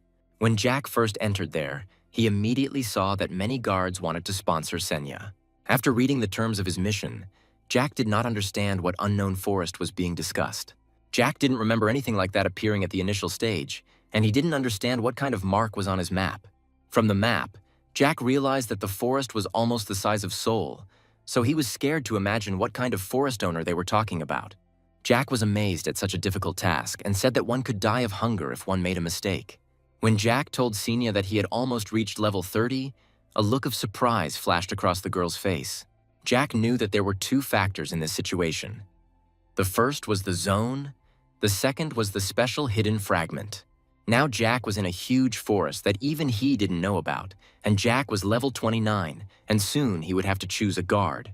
Thinking about all this, Jack just chuckled slightly. When the guards began to give Jack various items that would help him survive, Senya looked at them in surprise and did not understand how to react. Meanwhile, Jack was glad that he was not only given things, but also that his level of perception eyes was raised. At that point, Ceres decided to explain the purpose of the items and started with a camping kit that allowed you to set up camp in a simple zone. While the girl explained the purposes of the objects, Jack checked her status and was surprised that she denied any feelings. But Jack was impressed by the sponsored items as he looked at them, as each one could sell for a large sum. But suddenly Senya looked up at Jack and asked if he had heard her. When Jack said that he listened to her and that she shouldn't worry, Senya's wings began to shake and she began to say that she wasn't worried about the guy. But with the thought that Jack did not agree with her, Senya decided to give him a task from a mid-ranking administrator. The task was that Jack had to repeat what she said, and she was even willing to give him coins for it. And Jack was surprised that she was so worried about him. Jack started talking about the magical camping kit and ended up talking about the magical fire pit he was holding in his hands. When Jack finished speaking, he was surprised that he was able to complete the task. Senya noted that he had told it perfectly, but she believed that he should still listen to her more carefully, since it was related to his survival. But Jack turned away from her and ended the conversation by saying that he just needed to remember everything, because he knew that the guards didn't like long conversations with the leaders. But Jack was more worried that he hadn't told her about raising the level of the eyes of perception, and the task had already been completed. From this, Jack concluded that Senya, who was watching the guy, did not know about this. Jack was worried that it would take a long time to clear out the place, and he knew nothing about the place. So he walked through the forest, thinking that he would carry out the task that had been given to him. Looking up, the guy noticed that it was already evening and this area was subject to the flow of time, and this helped the guy determine where the west was. Continuing to walk, Jack suddenly remembered the words that if you don't know where to go, it's better to go east. Jack didn't think it was a high-difficulty dungeon until he noticed a claw mark on one of the trees. By the time it was dark, Jack had set up camp and his safe zone was shown in green light. Suddenly, Senya appeared and asked him what he had learned from exploring the place. Looking at the girl, Jack was silent for a moment and realized that this was not a question from Senya, but from the guards. Jack explained that the process of learning was not exciting, and at the moment he was simply collecting clues. Jack knew that there were guards who weren't watching the boy at times, so they needed to be presented with the results of the reconnaissance. Jack immediately said that this was a forest-type area, and he found 3 types of claws. The tracks were left on the trees, and judging by their depth, it could be assumed that they were cat-type monsters. Jack assumed that each had their own territory, but there were no fights because they avoided each other. When Senya asked how this information was useful, Jack replied that if you move along the borders, you can avoid most of the monsters' attacks. Jack saw that predatory birds and monsters were flying at night, so he assumed that they must be hunting something. But Jack was surprised that there were no signs of victims, so he turned his gaze to Senya and asked what that could mean. While many of the guards were interested in Jack's investigation, Senya remained silent and did not answer the question, but Jack was not surprised by this. While drinking water, Jack tried to encourage himself that he could handle everything. The main thing was not to panic. When the boy drank the water, a grin suddenly appeared on his face. Suddenly, Jack thought that he had seen this place for the first time and did not know the strategy for it, and he could only find traces of animals. Thinking that he should be afraid, but the guy remained calm, Jack suddenly came to the conclusion that this game was more interesting for him. In dangerous passages, Jack was left with no choice and had to throw down the gauntlet. But even from simple things in such games, the guy enjoyed it. Jack looked at the fire and thought about how some people called it talent. But the fact that he was a talented player was a fact. But a sad smile appeared on Jack's face at the thought that he hoped not to be the one who only shined at the beginning. The guy had to rise above level 40 to understand that he was not one of them. And in the meantime, time passed and it was already the 4th day of research. Suddenly, Jack entered a burnt-out village of peasants, which was a safe zone and the first thing the boy found after all this time. Seeing that all the houses were burned down, Jack wondered if there were any clues left. Suddenly, Jack's gaze fell on the house that had suffered the least. Once inside, Jack immediately began searching the room in search of something useful. Suddenly, Jack found a letter that was delivered from an elder from another village, and it said that that village would soon come to an end because the owner of the forest was angry. Jack frowned as he looked at the piece of paper, because part of the letter was burnt and he couldn't read any further. While putting the letter away in his inventory, Jack thought at the same time that there must be another settlement to the east. Based on the information he had just received, the boy thought that meeting the owner of the forest was a feasible task. But with this thought, the guy decided to use the eye of perception. As he began to draw his sword from its sheath, the boy thought that a safe zone had definitely been established here. Jack pulled his sword out slightly and looked around because he had a premonition. And the eyes of perception also informed the guy that someone was watching him right now. Looking around, Jack noticed that there seemed to be an evil aura coming from one end of the room. Even though Jack was in a safe zone, he had a strange feeling, so he didn't want to relax. Jack put his hand out and found that they didn't want to let him through any further, and the notification said so too. Jack decided to check the westernmost part of the western village, but came across a transparent wall, and to move, most likely, you need to fulfill a special condition. When Senya asked the guy what he was going to do, Jack was thoughtfully looking through the system. When Jack received another notification from the Las Vegas cowboy, the boy frowned, because he knew that this guard sometimes lured players with offers that were hard to refuse. After that, the guy read the hidden fragment notification, which said that a reward of 100,000 coins was offered for clearing the forest within 3 days. Jack thought the price for success was very good, but there was no mention of failure. After thinking for a bit, the guy turned to Senya and asked the girl what would happen if he failed the task. Then she calmly answered him that when the time came to sign the contract with the guard, Jack would sign it with the cowboy. But the guy was surprised that this guard put 100,000 coins on it. When Jack fell silent again, Senya asked him if he would accept the mission. Then, hanging his head down, the guy replied that he could not accept this task. In fact, Jack didn't like constant gambling and said that he only bet when he had a chance to win. Jack knew that clearing the map in 3 days was pure luck, and he needed at least some kind of trump card to cope with such a task. Turning around and starting to walk away, Jack added that relying only on luck was the same as jumping in the mud, and the guard respected the guy's decision. When Jack received a notification that some guards were making fun of him, he thought it was strange to refuse such a task on the 29th level, but Jack didn't care. Jack returned to his task and thought about the fact that he was now in the western village, and then he needed to follow the letter to the eastern village. Deciding that he would need food for the long journey, Jack decided to go hunting and had already caught one boar. After the guy stuck the sword into its neck, the animal immediately fell to the ground. As Jack pulled his sword from the carcass, he remembered that he had learned several things during the hunt. Jack reflected that the boar gave too few coins for its level, but it was still huntable. The guy also knew that boars are vigilant to what is happening around them, especially if there is a predator nearby, and judging by the tracks on the trees, there was a red tiger here. But during the hunt, Jack noticed that the boars were not afraid of anything at all, which led to the assumption that for some reason the boars were not afraid of predators. But then suddenly the guy thought that the boars might not have been attacked at all.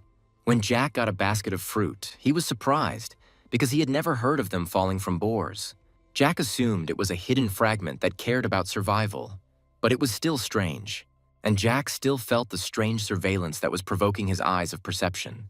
Jack understood that something continued to watch him from the village itself, and even the enhanced skill did not help to determine who was watching him. Jack could only assume that the master of the forest was watching him, but the boy was tormented by doubts, because it seemed that he had missed something important. With this thought in mind, Jack decided that he needed to hurry and go to the eastern village. At that moment, Jack saw a magic rope trap on his way, and the guy did not understand where the expensive artifact came from, but decided to take it with him. After some time, Jack was finally able to reach the second burnt village, where there was also a safe zone. After entering the village and searching one of the buildings, Jack again found a letter that said that he needed to find a victim for the master of the forest. But Jack did not understand what restrictions of the forest were being discussed and whether a sacrifice was meant. Suddenly, the boy thought that if he didn't do the same, he would repeat the fate of the village. As Jack walked out of the building he had just been in, he looked back and thought that all the buildings had been burned down. Thinking that there must be another trace left by people here, the guy looked around and something caught his eye. Looking to the side, Jack saw a stone well there. After looking into the well, Jack continued to look inside for some time. At some point, Jack was finally able to see inside the character, who was already almost on the verge of death. At that moment, Jack decided to use the rope he found in the forest to pull the character out. Thinking that the rope had come in handy and that Jack had picked it up for a reason, he threw one end into the well. After a few seconds, the capture was successful and the character began to be pulled upward. When Jack could reach out to the character, he was able to recognize who it was. At that moment, Jack was able to see the elf girl's face. It was one of the elven times that had healing powers and loved the world, and was also known for its beauty. While preparing the potion, Jack recalled that this race supported non-violence, and such traits gave rise to a large number of streamers. But some used these elves in the slave trade. After the potion was ready, Jack carefully brought it to the girl's mouth. After drinking the potion, the girl immediately opened her yellow eyes. Looking at her, Jack thought that she was somewhat reminiscent of a plant, because she immediately recovered from the potion, as if she had not been rotting in the well a couple of minutes ago. The girl immediately tried to lean on her hands, and her body trembled slightly from weakness. When the girl got up, she immediately thanked him for saving her, but Jack looked at her with a stern gaze. After that, he immediately asked her if she was a resident of this village. When Jack started talking about the sacrifice, the girl immediately said that they were never able to offer the sacrifice on the altar. When the guy asked her which victim they were talking about, the girl hesitated, so Jack assumed that she herself did not know. And the girl sadly confirmed this, saying that they did not understand what was wanted from them. Otherwise, they would have offered a sacrifice. When the girl said that she would soon return to the embrace of nature, Jack began to frown, because the potion had revived her for a short time. Then the girl, putting her hands together, said that she would return to the embrace of the earth, and becoming powder would be food for the oak.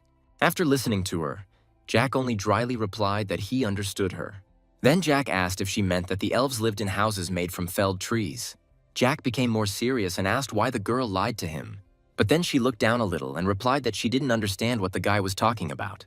The forest immediately seemed strange to Jack, because it was unclear why the boars did not try to fight for territory, and there were no victims of predators around.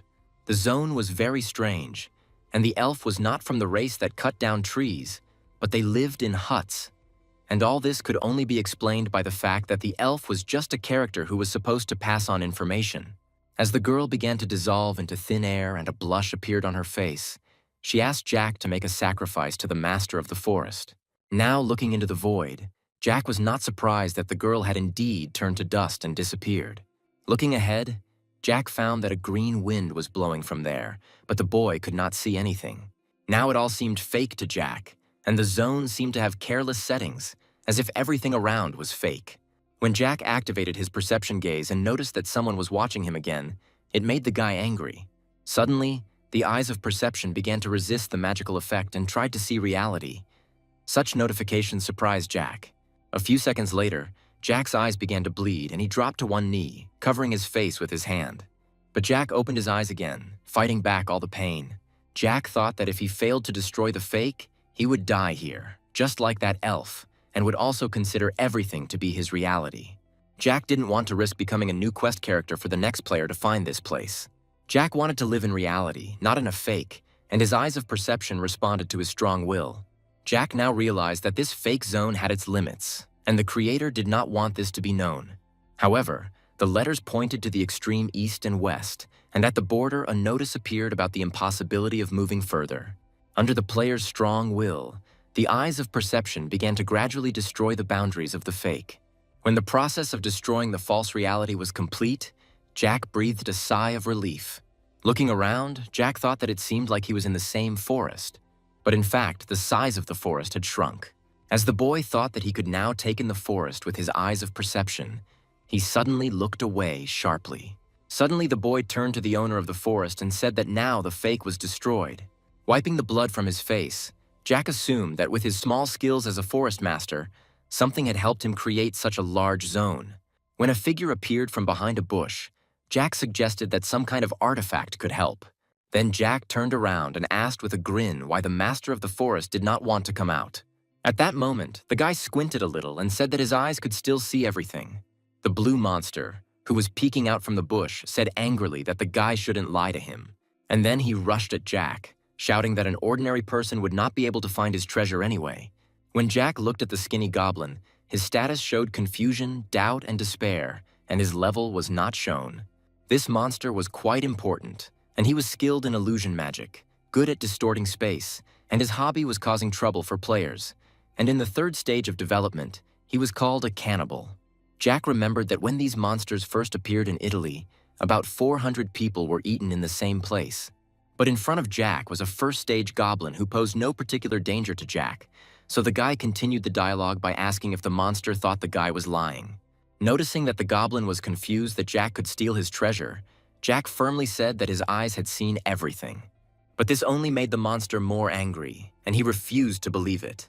Pointing his sword to the side, Jack said that he already knew that the treasure was hidden there underground.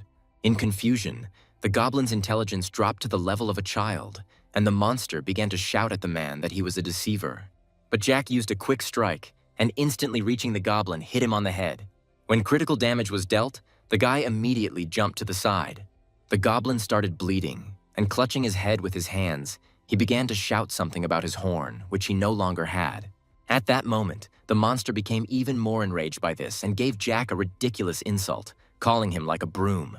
Seeing the goblin's rage, Jack leaned slightly and was ready to take the blow. At that moment, Jack saw that the goblin was using the Goblin Club skill and was trying to hit the guy. When the goblin's club reached the ground, the entire earth around it cracked from the force of the blow. Taking the hit himself, Jack nullified the damage thanks to the effect of his kit. At that moment, the goblin was confused, and this gave Jack the opportunity to attack the monster with his sword again. As soon as the goblin was defeated, a distortion of the unknown forest was immediately discovered. When the reward for clearing the unknown forest was given out, Jack thought that it seemed like he had done everything right. The guy decided to leave here as soon as he received the reward, and he also needed to take the magic stone with him. Jack went to look for the goblin stone because it was a valuable artifact, and in 10 years it would be worth 10 million won. After digging around in the ground a bit, the boy refused to think that the goblin had buried him even deeper. Jack dusted his hands and thought that this was all strange and that he was missing something. But suddenly his gaze rose up and he looked ahead with interest. At that moment, Jack saw a chipmunk in front of him who was looking straight at the guy.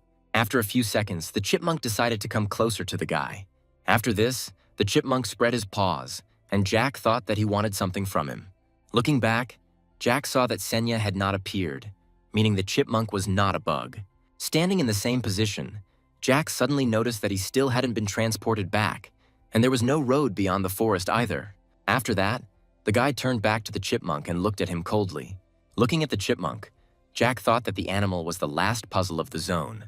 Because the eye of perception did not work on the chipmunk, the guy decided that the animal was unusual. When Jack spoke to the animal about the deal, some guard paid attention to the guy, and he himself was supposed to be from the Italian server. The guard was known to value deals and negotiations, but Jack didn't think he'd show up at the auction with a squirrel. Then Jack decided to tease the squirrel a little, and taking out some bull meat, asked if the animal wanted it. But the chipmunk immediately began to get angry and squeak something to the guy. When Jack showed the goblin's perfume, the squirrel didn't like the item again. By creating the number 1 in the air, Jack realized that the squirrel could use magic, and he had one last try. Taking out the last item, Jack grinned and said that he had no idea what the chipmunk wanted from him. When Jack said that he would try to give the squirrel something valuable, the chipmunk immediately blossomed before our eyes. Holding a basket of fruit in his hand, the boy said sarcastically that it was too big a loss for him. When the chipmunk happily wagged its tail, a window of transactions appeared in front of Jack, and the guy was surprised that the chipmunk knew how to use it. The item that Jack could get in this deal was a magical stone that could enhance strength. Seeing that the deal only made the guard more interested, Jack smirked and made the exchange. A second later, a clearing crystal appeared in front of Jack, after the destruction of which the guy would be able to return home. And as soon as Jack destroyed the crystal, he immediately moved to Soul Station. Some people thought that Jack appeared out of nowhere, but some suggested that he was simply not visible because of other people, and Jack himself thought that something had changed. Looking around, Jack thought that everything was now in order and there were no people watching the players. Sweat also appeared on Jack's face, and the boy immediately noticed that the weather was hotter. Then Jack decided to check his phone, and when he looked at it, he was very surprised. The date on the phone showed that it was now September, which meant that 3 whole months had passed. Then Jack grabbed his head and decided that he had missed a lot, and then immediately decided to call his own. The first thing Jack decided to do was call Allah, and she picked up the call pretty quickly. But as soon as she heard the guy's voice, she immediately dropped the call. Then Jack decided to call others and dialed Sam, who was very excited to hear Jack's call. And then the voices on the other end became so loud that the guy just took the phone away from his ear. When Jack returned to his family, Allah wanted to get into a fight with him, but Sylvia stopped her. But the mother was glad that her son had returned and looked at him with love and awe, not thinking of scolding her son. But then Jack's look changed completely when he asked why there was an animal in their house. After showing the chipmunk to Jack, Sylvia asked him if he thought the squirrel looked cute. Then Jack leaned forward toward the chipmunk and looked at him with interest, and Sylvia said that she named him Darren. When Jack checked the information about the animal, the chipmunk grinned at the guy while he thought that there was no such information in the dungeon. Because of this, Jack assumed that the chipmunk allowed him to look at the information and greeted his friend.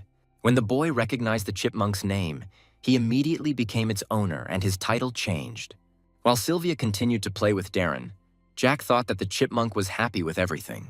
Darren's appearance distracted everyone, and Jack's return went more smoothly, but the guy disappeared for 3 months, which is a long time. Jack felt that he could have accomplished a lot in that time, but he felt that these regrets were a waste of time. But still, in 3 months, the guy was able to earn more than $1 billion, and now Jack was interested in how the world had changed. However, Jack was now about to make one important choice. Then Senia appeared next to Jack and expressed her gratitude to the guard who activated the pause. When Jack's level increased to 30, the girl announced that he now had to choose. Jack was serious at that moment, because choosing a guardian was the only option to change classes at level 30. Soon, the system decided to select 5 guardians who would be able to send messages in the form of notes. At that moment, Jack noticed that Senia was a little worried, because she probably didn't expect such an influx on her channel and didn't know how to deal with it. Within seconds, Jack had already received 5 offers. As Jack started to get out of bed, he thought about how the player had to be lucky to be chosen by at least 1 guard, and the maximum number of contracts was 4. But Jack had never heard of 5 sentences at once, and now Jack realized that his talent was so enormous that it made an ordinary man into a genius. But despite this, Jack's expectations were not met. After looking at all the messages, Jack couldn't understand where the other guard's message had gone. At that very moment, Senia asked the guy who he would be signing a contract with, but Jack replied that there were so many outstanding personalities that it was difficult to choose, which was approved by the guards. After opening the message from the Whispering Devil, Jack thought he was a scammer, because if the Guardian wanted to be the guardian of the Demon King, the guy would already be above level 40. With the exception of his one, all the other offers seemed to Jack like traps that pushed the player to make a choice. Jack knew that a generous guardian would speed up his development, but he could only choose one. Jack was serious because he felt something strange. It seemed to him that among the space where the notes were, there was something that the guy couldn't see. Then Jack decided to calm down and focus his eye of perception. Focusing, Jack wondered why the unknown observer hadn't sent an invitation. After all, Jack remembered that from the very beginning he had been under the watchful gaze of this guard. It was his skill as a cold-blooded observer that later became the eyes of perception, and it would not be an exaggeration to say that Jack's game began from that moment. Jack also believed that this guardian often violated common sense, and it was he who gave Jack the reward in the turtle's nest. Jack understood that the reward was not at the level of a mid-ranking administrator, and the guards were simply able to cleverly disguise it. Usually the guardians wanted to become famous and did everything for show, but if the guardian decided to remain unknown, then he would only have unknown methods. Jack thought that this time too, the method could be something that only Jack could see with his eyes of perception. Using his ability, Jack finally saw the 6th message and reached for it. Grabbing the message, Jack thought about how he wanted to choose it from the very beginning. The moment Jack grabbed the message, she immediately made a contract with the unknown observer. Jack was offered the caretaker class, and at first glance, the guy thought that according to the description, the class was not the best, but Jack was ready for this. At that moment, Jack decided to open the hidden shop and took the class change assistant item. After using that item, the overseer class was promoted to observer. Jack was a little surprised when he picked up the message that there was only one promotion, since Jack had worked so hard to prepare everything. The guy's look changed to sadness, and he decided to agree after all, because it was not reasonable to go against the will of the guard on the day of the contract. Jack was a little disappointed, but he had no choice, so he changed classes on the spot. The description of the new class said that he could observe everything that happened in the world, which was better than the previous class. When Jack opened the detailed description, he was a little surprised when he started reading. But as he read, the guy's face became even more surprised. That same evening, a man was looking for Jack's place of residence. As the man adjusted his tie, he thought that Jack was very difficult to meet. A hidden door appeared immediately after passing the second floor of the dungeon, and Jack immediately went there because he realized that this was a hidden area. After that, the guy ended up in a location called an unknown forest. While the boy was trying to complete the task, he constantly felt a sense of discomfort. And later, Jack used all his knowledge and clues and was able to understand the essence of the forest. When the illusion wore off, Jack encountered the master of the forest, who turned out to be a goblin. But in the end, Jack was able to defeat him and take the monster's magic stone. Right after this, Jack made a successful deal with the chipmunk and was able to get out of the forest. And returning to the real world 3 months later, Jack had the opportunity to choose his guard. Having figured out the methods of the unknown observer, Jack decided to choose him. But when Jack read about his class, he didn't understand what kind of profession he had. Jack decided to test his profession skills and learned that the observer zone displayed the observer's available application zones and gave 50% of the experience when playing in a team. The observer's eyes could copy the title or abilities and exchange the ability with the observed object. Jack frowned at the lack of basic attack or defense skills, but if he raised his observer's eye level, Jack had a big advantage. For example, Sam could gain the ability to kill with one hit, or Charlie could use Sylvia's platinum shield. Jack's ability could be very useful to everyone in the future. But the problem for the guy was to increase his level, because it would take 5 years to reach level 40 using simple methods. However, a smirk appeared on Jack's face at the thought that he could have done it faster. However, Jack had a feeling that everything would work out, so he decided to thank his guard for this opportunity. But when he went into the privacy settings, Jack suddenly saw that only the name of his guard was hidden. Jack assumed that the guard did not want to reveal who he had contracted with and lived up to his name. But Jack decided to adapt to the guard's character and simply said that he would try to play well and not disappoint the guard. Sonia noticed that the last word sounded like bragging, but she knew that some people liked that when changing professions, so she just sighed. When the pause was lifted, Jack immediately lay down on his bed. Looking at the chipmunk, Jack thought that the little animal was sleeping very cutely next to him. And when Jack checked his phone, he suddenly saw that he had 7 missed calls from Charlie. When he dialed her, the girl was indignant that he didn't pick up the phone and reminded him that the first players' meeting would take place tomorrow. Now Jack knew that it was time for the Players Association to act, and they had to assign their rules to the players. While Charlie was talking about how much information could be obtained at the meeting and how there would be many free places in the guild, Darren suddenly woke up and raised his head. As soon as Charlie said that the companies and salaries were good, Jack quickly told her that someone was at his door and he would call her back later. Calmly opening the door, Jack hoped to see someone he knew there. But on the threshold, he saw an unknown man who was looking for Jack. The man at the door introduced himself as Kai, the manager of a company with which Jack had previously been associated. Soon they were sitting in the kitchen, and Jack was looking at the man whose name he knew. Jack knew that the man was the head of the Players Association's personnel department, and in 2028 he personally came to Jack and showed him the test results. Jack could not forget that pitiful look on the man's face. Realizing that Kai had been running the company even 10 years ago, Jack's train of thought was interrupted by a man who apologized for being so late. After checking Kai's status, Jack decided that he wasn't such a bad person and politely asked how Jack could be useful to their company. Taking some papers out of his bag, the man said that their chairman rated Jack very highly.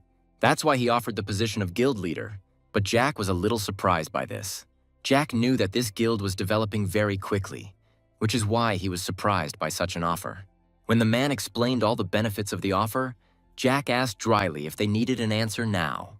Then the man said that it was better not to delay his decision, and that this was most likely the last offer of such a scale. Having said that he would expect good news from Jack, the man drove back. Jack felt like they were confident he would agree for the 200 million won salary. But Jack wondered why the company offered such a sum for the elixir that Jack had previously given to the head of the company. Jack sighed as he thought that there was no malice in it, but it seemed humiliating. But now he had in his hands a stone that would be worth 3 billion won in 3 years. Besides, his guard would hardly like such a direct introduction, so Jack had already decided to refuse the offer. The next day, as soon as Sam saw Jack in the distance, he immediately rushed towards him. Hugging Jack, the boy was glad that everything was okay with him. But Jack looked exhausted. Jack said he understood how worried Sam was, but he thought the hugs were unnecessary. Then Charlie sternly said that they all already thought Jack was dead, but Jack was only surprised at how quietly she had crept up on him. Looking at all his comrades, Jack felt that it was not only his family who were worried about him. But suddenly our heroes noticed that there was some kind of commotion among the other players. Looking at the other players, someone suddenly asked if everyone had already received their score. Then Sam and Charlie happily said they had an A, and Sylvia modestly said she had a C. Then Jack stroked the girl's head and reassured her that he had an F grade, but the others were surprised. While Charlie and Sam were surprised by this result, Jack was thinking that he hadn't actually taken the test, because it was useless anyway and only showed physical strength, so it would soon be cancelled. After that, Jack smiled and told everyone that only combat class players had high scores.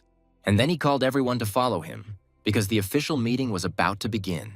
When Simon saw Jack, he greeted the guy cheerfully and jokingly asked permission to kiss Jack as a sign that he had returned alive after 3 months.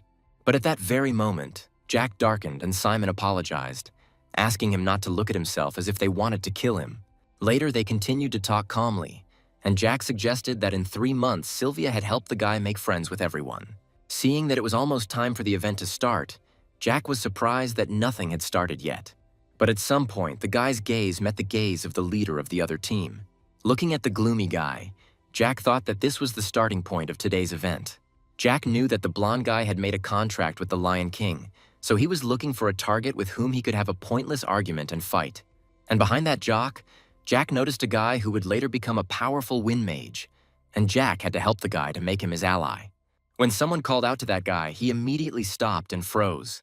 Before this, Jack told Senya in advance how everything would end at the meeting, and even made a bet with her because she did not believe it. Suddenly, the two guys started arguing with each other, and the blonde one was the first to start being rude. While the brunette was trying to get away from the conflict, someone's hand fell on the blonde guy's shoulder.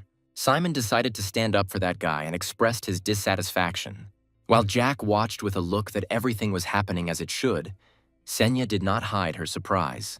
And at that moment, Jack decided that the picture was almost finished because the players were already arguing. At that moment, a PvP zone was established and the situation became tense. Suddenly, the administrator appeared and became outraged that someone was pestering the player he was broadcasting about. Approaching Simon, the rhinoceros decided to teach the guy a lesson and beat him up. Then, as agreed, Senya intervened and asked if Percy was trying to put unnecessary pressure on the player. With her arms crossed over her chest, the girl asked for the laws to be followed and said that there was no reason to harm that player. Then the rhinoceros became even more angry and asked why Senya was interfering in this. Jack knew that if Senya intervened, the situation would be difficult to resolve peacefully, and the Lion King would send a task to his player.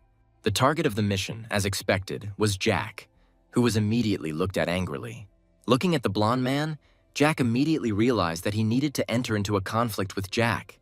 And when the administrator Percy notices the desire to fight in his player, he will change his behavior. And he will point towards Jack and try to drag the guy into a duel. But Senya found a reason to refuse and said that her player was not a combat class and was not suitable for PvP. And then Senya decided to choose another team member who was more suitable for this. When Charlie was chosen, the girl immediately saw it as a good opportunity. Then the blonde guy started to make fun of the guy for hiding behind the girl.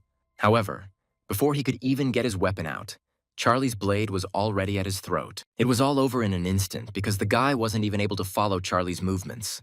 Then Charlie said mockingly that the fight was too easy and the guy turned out to be a weakling. But the guy got angry and waving his weapon said that the end comes after the enemy dies. But in an instant, Charlie was above the guy and ready to attack him in his blind spot. Before delivering her first and last blow, Charlie called the guy restless. When Charlie finally killed the guy, everyone around was surprised that the girl turned out to be a killer. Jack smiled, because he expected nothing less from his partner. And besides, she helped him test the eyes of the observer. Just as Charlie was rejoicing over her small victory, the boy was brought back. On top of that, Jack also gained team experience. Meeting his partner's eyes, Jack thought that if he added up all the titles he had, they should have dripped 80% of the experience. Jack chuckled at how he now had a better understanding of his class and could just stand in the back to gain experience. But suddenly, a stranger appeared in our hero's field of vision and praised Charlie's performance. This guy had a chipmunk on his shoulder that looked a bit like Darren. The pale, red-haired boy was genuinely impressed by Charlie's skills. Jack immediately recognized this guy, who was a professional coin thief, and he also preyed on newbies. The guy had a pocket reveal feature that allowed him to see how much money he had in his inventory. Then Jack thought that the guy was targeting Jack because he was the richest. But Jack chuckled at the thought that there was more than one thief here. In fact, Jack had already robbed the guy who wanted to rob Jack. Because of this, Jack had a profit of 47,000 coins. When Charlie pointed to some guy, she said that he wanted to thank her, but Jack should listen to it. Jack knew about Garrett's peculiarity of remembering enemies and those who helped him. After Charlie introduced him, the guy nodded briefly and thanked Jack. Jack said that the situation was trivial because the guy himself behaved like a child. When Jack asked if Garrett had a mage class, the boy was surprised that Jack guessed his class. Then Jack explained that when the guy started getting harassed, Jack felt a slight breeze. Garrett was surprised that someone had intervened in that situation and already considered Jack to be outstanding. Afterwards, Jack invited the guy to go up to the meeting floor together, and he did not refuse. Already in the elevator with everyone else, Jack was glad that they had managed to get everything done in time. As the elevator reached the desired floor, Jack continued to reflect on the importance of Garrett to him. Now Jack knew that after Garrett had been lured to his side, the hard part was starting. As Jack stepped out of the elevator, he knew that the planned meeting was about to be interrupted by the sudden appearance of the gate. Looking up, Jack recognized the place and was sure that this was where Garrett had awakened. Now Jack wanted to help the boy wake up and get something in return. Because of the unknown gate that was supposed to appear today, half of the players were supposed to die. Jack knew there were 18 columns here, and to find clues to closing the gate, the columns had to be destroyed. But this led to changes. The increasing flow of wind gradually tore people into pieces, and ferocious monsters also appeared. And Jack was afraid to think what would have happened to him in such a place if he had not studied Garrett's memoirs. But Jack's original goal was to awaken the boy and get something in return. Jack was confident that with an eye for detail and the right distribution of roles within the team, they were guaranteed success. When the 7th column was destroyed, Jack knew that everything would soon change. At some point, a central column appeared, which everyone immediately noticed. At that moment, Jack was given the task of finding the Vault of Gifts, which was located at the top of the tower. At that moment, the blonde guy was happy that he had found a clue and was attracting everyone's attention. Then all the players perked up and decided to try their best too. When the 8th column was destroyed, everyone was asked to be careful. There were a lot of fragments from the columns, so our heroes tried to protect themselves from them while Jack was on guard. Jack suspected that after this, a key item might have appeared, which played an important role and was located in one of the columns. As Jack wondered where the item might be, Darren suddenly jumped on his shoulder. When the chipmunk brought Jack the wind shoe, the boy was surprised that the chipmunk had managed to get it somewhere. Wind shoes increased compatibility with the wind element and created a synergistic effect for steps. Jack had been wondering where to get this item, but now everything was solved by itself. When the wind began to blow again, Jack quickly laid down on the ground and asked the others to do the same. Then Jack turned his gaze to Senya and asked if she remembered the argument with him. Exhaling heavily, the girl replied that of course she remembered the bet, and for Jack's victory, she had to open a mid-range store for him. After this, the desired window appeared in front of Jack, and the guy was happy with how everything was turning out. When he received a notification that the price of all items would be increased tenfold, Jack was immediately surprised by this. Jack considered this fine too harsh, and besides, he didn't have enough coins. But suddenly Simon noticed the red-haired guy who was trying to rob the players. While the guy was wondering when it would all end and thinking that it was a good idea to rob everyone while they were busy, he didn't notice how he himself was robbed. From that guy, Darren was able to bring 23,000 coins to Jack. And at that moment, Jack had a smile on his face because he figured out how to get around a fine at the store. When Jack said that the chipmunk would be rewarded with a mountain of fruit and 15 minutes of petting, he happily wagged his tail again. Having bought the necessary things, Jack was stressed about such expenses, but he thought it was time to invest. When Jack approached Xenia and said that he wanted to strengthen the item, the girl reminded him that such an opportunity only comes once. But Jack still agreed, and after that, a barrier of blue light appeared around him, which he had seen more than once. Jack smiled when he saw that the guardian who loved item-boosting content was still watching the channel. But suddenly Jack's gaze fell on other information and changed to surprise. Jack was surprised that usually the success rate of the first enhancement was 90%, but his was up to 120%. Clicking on the inscription with the reinforcement, Jack remembered one saying that reinforcement is not a fight between 1 and 100. There is a more beautiful world beyond this. At the same moment, the wind shoe became stronger, and the chance of success increased by 10%. When the success rate rose to 140, Jack was even more shocked. Because of the situation, Jack thought he had a talent for enhancements, but Darren didn't understand it. But getting up from his seat, Jack decided to think about it later, because now it was more important to clear the dungeon. Jack knew about his next step, but suddenly turned his attention to Garrett, who was fighting monsters. Turning halfway towards Jack, the guy asked why there were so many monsters. At the same moment, one of the flying monsters tried to attack Garrett. Using the eye of perception, Jack realized that the boy would not be able to dodge the attack on his own. Then he ran up to the guy and pushed him in the back with his hand, while Garrett himself did not have time to assess the situation. It so happened that by pushing Garrett away, Jack took the blow entirely on himself. Immediately after that, the guy had fresh blood on his face, and a notification came that the Orc Warrior's kit was losing its durability. While Garrett looked worried and tried to find out how Jack was feeling, the boy thought about how he had exposed himself to the attack because of his equipment, and was lucky that he had not been paralyzed by the poison. Covering his face with his hand and looking at the guy, Jack thought that Garrett was an important part of his plan and should not be harmed. Without answering the guy's question, Jack announced that the winds would come again and that they should prepare, which surprised Garrett a little. When our heroes hid from the wind, Garrett asked if Jack had the ability to take hits, but the guy replied that it was simply safer for him to expose himself to blows than for Garrett. When the guy turned around and said he would be in debt until he died, Jack was a little puzzled. Looking at the guy, Jack was surprised that he was so moved by the act. Rising from the ground, Jack suddenly said that in that case he had a task for Garrett. When Jack pointed to the central column, Garrett added that they had a mission to retrieve the Vault of Gifts. After that, Jack asked dryly if the guy had seen the wind flow around the column, but Garrett did not understand what Jack was talking about. When Jack asked him to take a closer look, the guy nevertheless turned his gaze to the tower and concentrated. It was only at that moment that he finally managed to see the flow of wind that he had not noticed before, and this surprised the boy. After this, Jack handed the surprised Garrett the sneakers and said that he would lend them to him. The boy accepted the rare item with a surprised look, but was very surprised that Jack wanted to give the shoes to him.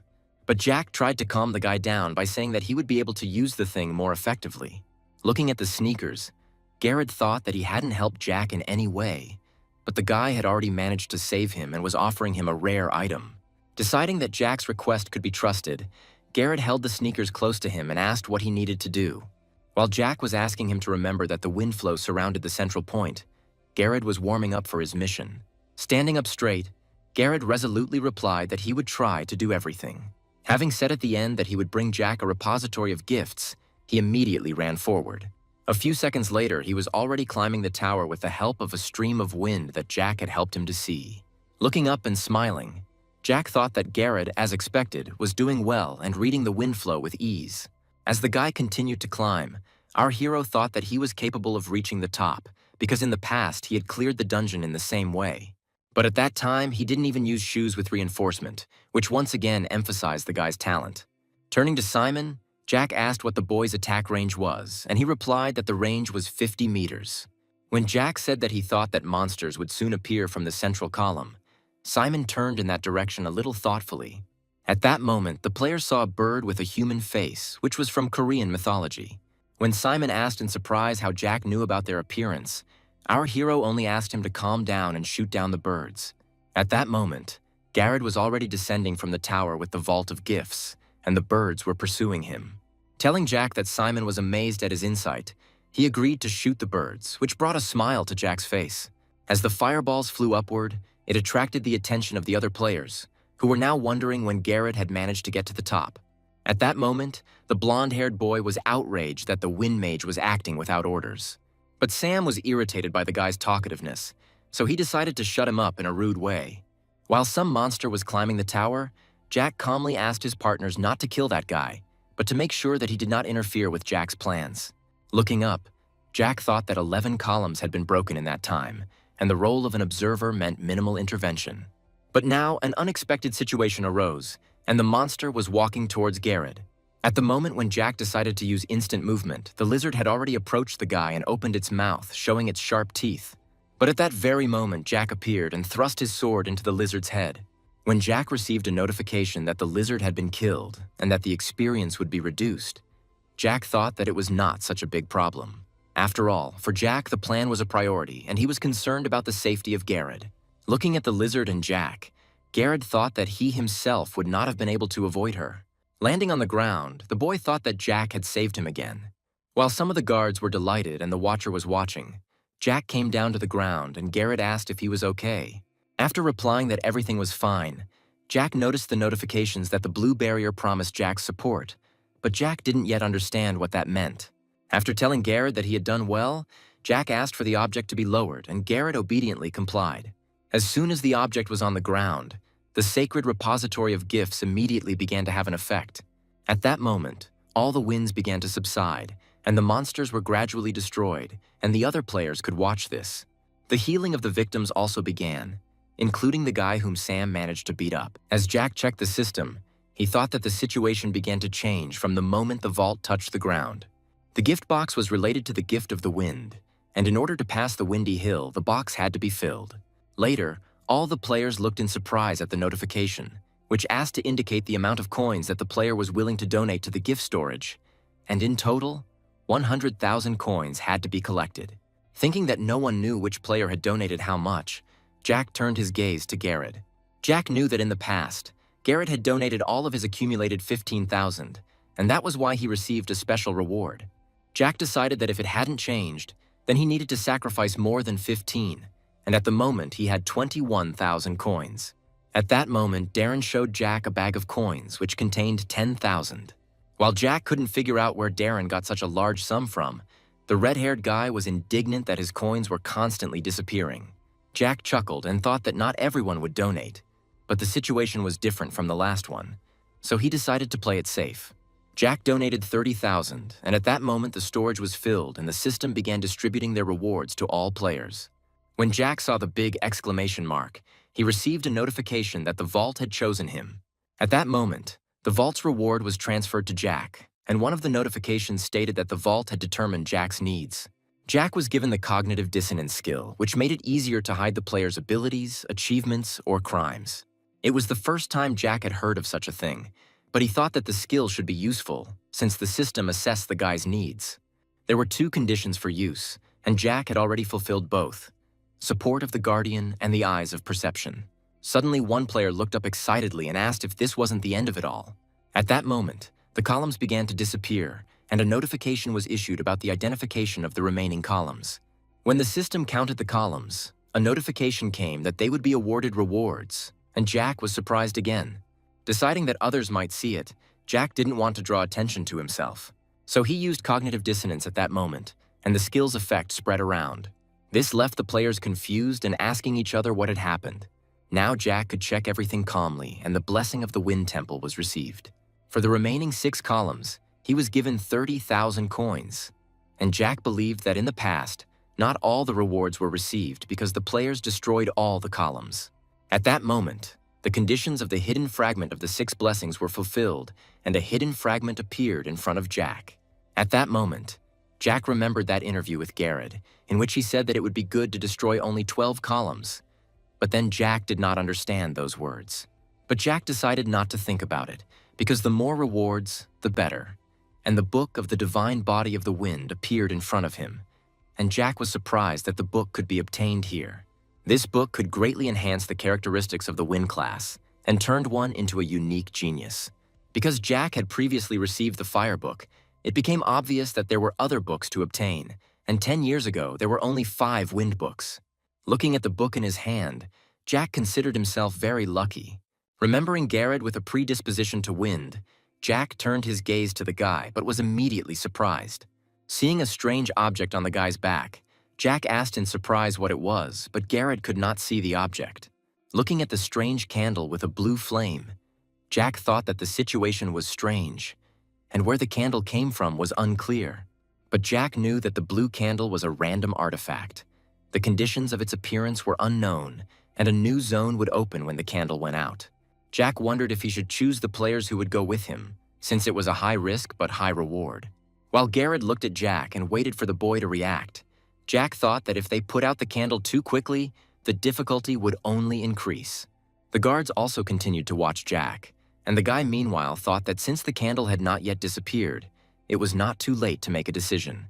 At that moment, Jack took a deep breath and exhaling put out the candle.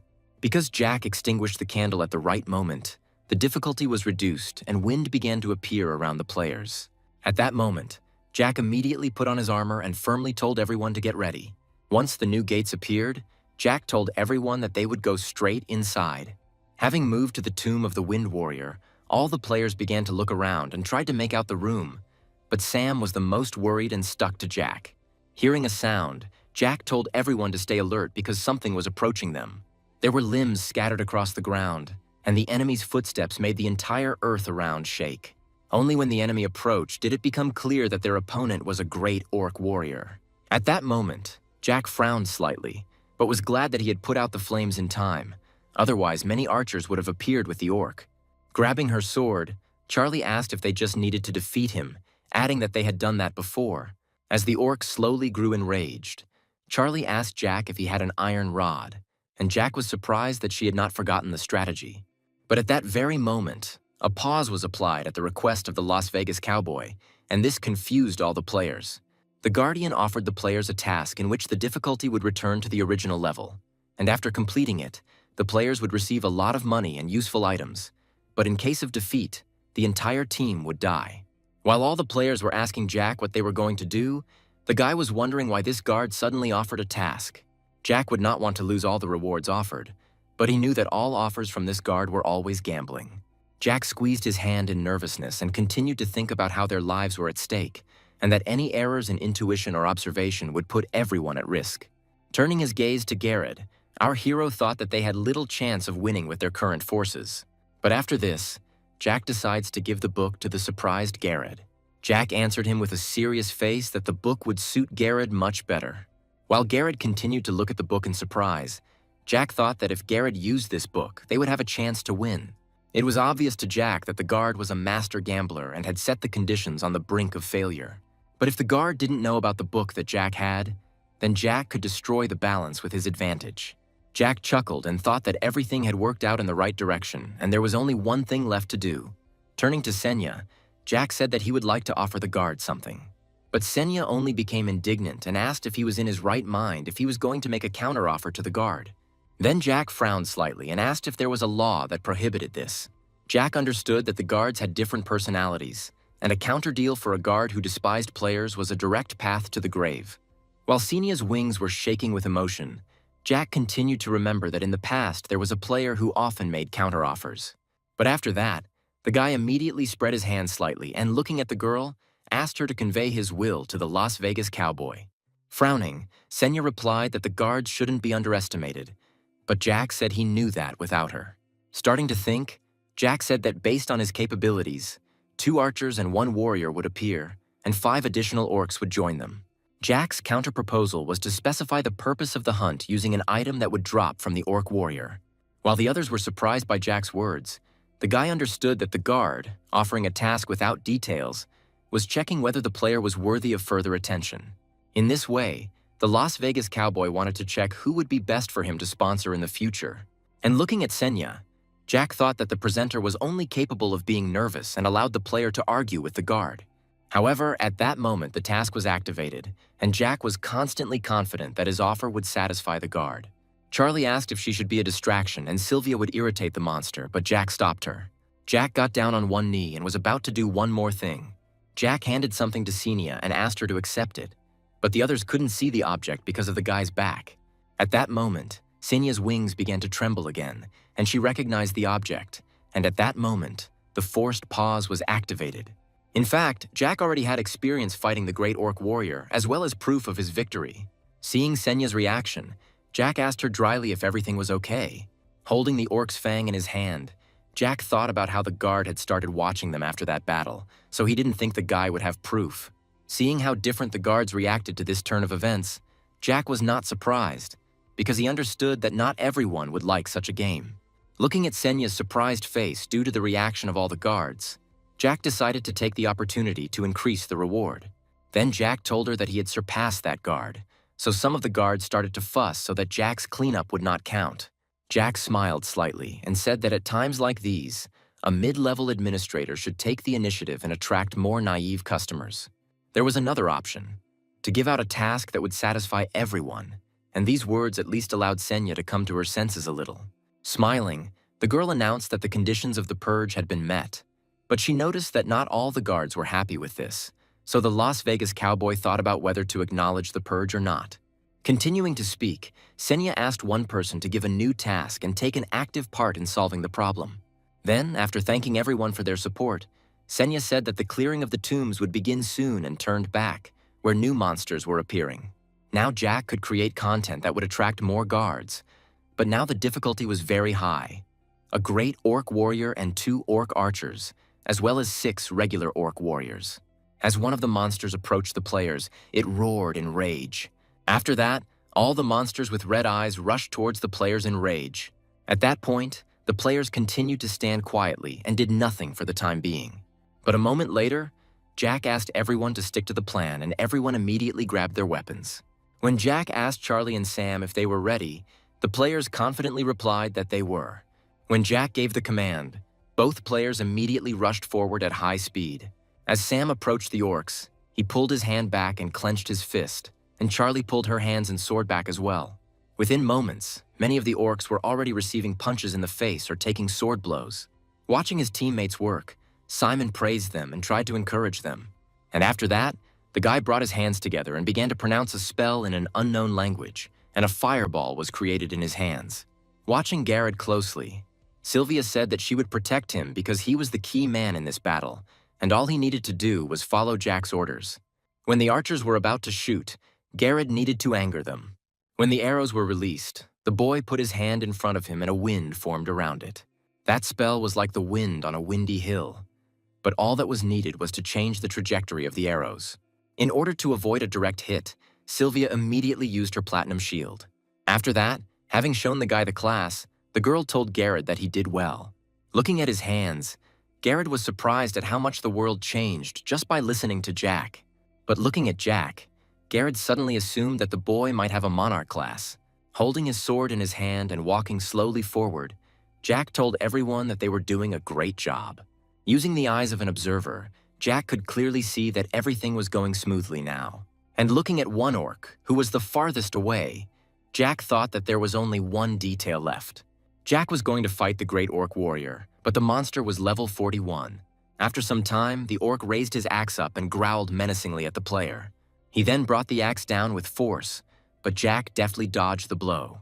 After dodging that blow, Jack thought that he had encountered many anomalies before, but for now he wanted to use the normal method. While delivering one blow, Jack thought on the move that they had a difference of 11 levels, which meant that it was impossible for him to do it alone and without a special strategy. Since the usual method required modification, Jack decided to provoke the monster first. When the monster got angry, he raised his axe up again and was about to hit Jack with it. When Charlie killed one of the orcs, she suddenly looked forward with interest. Looking at Jack, the girl thought that his movements were not perfect, but he strangely looked like a heavenly Pegasus. As Jack dodged the blow, he reflected that he didn't have the paralyzing poison like he had that time, but he could now read the orc's movements with the eyes of an observer. Jack had a chance because he could calculate the distance and speed, and with the same thought, the guy took out an iron rod from his inventory. Immediately after this, Jack deftly inserted the rod into the orc's mouth, and the monster hesitated for a moment. Having come to his senses, the orc tried to close his mouth, but the rod did not allow him to do so. This made the orc even more angry and activated his unique intimidation ability. But at that moment, Jack tried to create distance and deliver several blows with his sword. Soon after, Jack noticed that the effect was not completely removed, causing his body to weaken. But even despite the effect of the orc's skill, Jack could still read the monster's movements. Jack's mind was filled with absolutely everything, even weaknesses that appeared only for a moment. Waiting for the right moment, Jack used his instant movement skill and thrust his sword into the orc's mouth. While the orc was screaming in pain, Jack was happy with his successful blow, into which the guy put all his weight and speed. But when the guy was on the last step to victory, he noticed that an orc's fist was approaching him. Unable to dodge the blow, Jack was forced to take it with his body, blocking it slightly with his hands. When the orc hit its target, dust rose into the air from the powerful blow, and the orc continued to growl furiously. While Jack was wiping the blood from his face, his partners asked if he was okay. As Sylvia helped him up, Jack calmly replied that he was fine. When Jack asked if the others were finished, Sylvia replied with a slightly surprised look that everyone was finished. Lightly holding his shoulder, which was protected from breaking thanks to the armor, Jack replied that all that was left was to deal with the monster. With the climax of Jack's production approaching, the guy asked everyone if they remembered his plan. At that moment, Simon and Garrett began to use their magic and the process of merging magic began. When everything was ready, both fire and wind flew at the orc. The orc had no way to defend himself from such an attack and had to take the flames with his face. After watching the boys attack, Jack praised them for using magic fusion for the first time, but doing so well. And Sam and Charlie had to finish what they started while the orc was screaming in pain because his head was burning. When it was finally over, Jack smirked slightly, and then a notification of victory arrived. Afterwards, the guards were delighted with the teamwork and the fact that a level 30 player defeated a level 41 monster. The bodies of the slain orcs did not dissolve, but continued to lie and slowly rot. Once the quest to defeat all the orcs was completed, all players were given rewards. Seeing that the reward for the Las Vegas cowboy mission was being awarded, Jack grinned. When Charlie and Sam were happy about the potions that increased their attributes, Jack also smiled and was happy for his comrades. But the guy's stream of thoughts was interrupted by the sudden appearance of a system window. The notification said that a secret reward, a high-ranking orc spellbook, had been given out. And then Jack decided that something was going on between the guards, and the book might have been sent on purpose. Checking the notifications, Jack chuckled at the fact that the guardian who granted mercy to monsters despised Jack. When the players returned home, everyone was happy about it, and Jack suggested that since they returned at the same time as the other players, time had stopped for the others. Considering the opinions of the other guards, Jack understood that the Lord of the Fields would not do anything to him, but the boy still wanted to prepare. A man turned to the players and expressed joy that they had returned safe and sound. Turning around, Jack saw a guild of players that had appeared immediately after the quest was completed. Looking at Chris, the guild leader, Jack thought about how he hadn't seen him during the gate clearing. Approaching Jack, a small boy turned to the guy and asked Jack's name. Exhaling, the boy replied that he was curious about who his grandfather was interested in. The thought that the boy had been sent to him on purpose brought a grin to Jack's face. Now Jack thought that the chairman was curious about how capable Jack was, since he refused the position of the guild leader. Jack decided to live up to the company's expectations and told the boy that he was Jack to him. But the boy was surprised that the guy switched to informal address. The boy was outraged by this and asked Jack if he knew who was in front of him, and Jack replied that he did not know. Clenching his fist, the boy said he would teach Jack a lesson. Turning to some men, the boy immediately ordered them to put Jack on his knees. While the boy was complaining about the men's delay, Jack suddenly addressed him as a child. And then he said sternly and with a stern look that the boy should behave politely. Using his spirit skill, Jack said that the boy would become cool when he treated people properly. Because of Jack's strong aura, the impudent boy even began to tremble slightly. But the men also noticed the strange atmosphere hovering around. And after that, Jack dispelled his spell and ruffled the boy's hair, asking if he understood everything. An ordinary boy couldn't resist such a skill, and as Sylvia walked past him, her facial expression showed that he was a dumbass. For those watching, the picture of Jack became a little clearer after that. With a slight bow of his head, a guy told Jack that they couldn't leave this place now since the guild was divided like this. At that moment, Jack turned around because he heard a man loudly announcing to everyone that the Players Association was now going to conduct an investigation. Jack immediately realized that the guild wanted to take control of the entire floor and wanted to suppress the players, and all the agents were not even awakened. Jack thought there was no point in holding back in front of these people, but they were still scared. When Jack returned to the others and Charlie immediately noted the tense atmosphere, Jack agreed with her. Looking around slightly, Jack suggested that someone was deliberately creating such an oppressive atmosphere. While Charlie was outraged that they were being taken for sinners, and Simon suggested setting everything on fire, Senia quietly watched everyone from the side. At that moment, the girl used the pause and asked Jack what picture he had in mind. And when the guy suggested that she wanted to spoil the guards, Senya replied that she wanted to know the details in order to build the right direction. But with a serious face, Jack only said that at the end the chairman would receive a message that would say, "Don't look down on our value." After listening carefully, Senya asked if that was all Jack had to say. But then Jack said that they would start building steps, and Senya suggested that provoking the boy was part of the plan, and by confirming her guess, Jack thought that Senya now understood better, and continued to talk about how the boy would be bait because he was easier to anger. Jack understood that the bait would create a reaction, and the reaction would create more bait, and so on. After listening, Senya dryly replied that she understood the result, but did not understand how Jack was going to get there. But the show was about to start, and for now, it was really hard to understand everything. When the pause ended, Jack thought that soon the whole process would only just begin. Jack also wanted to increase their value and later take over the guild for his concert.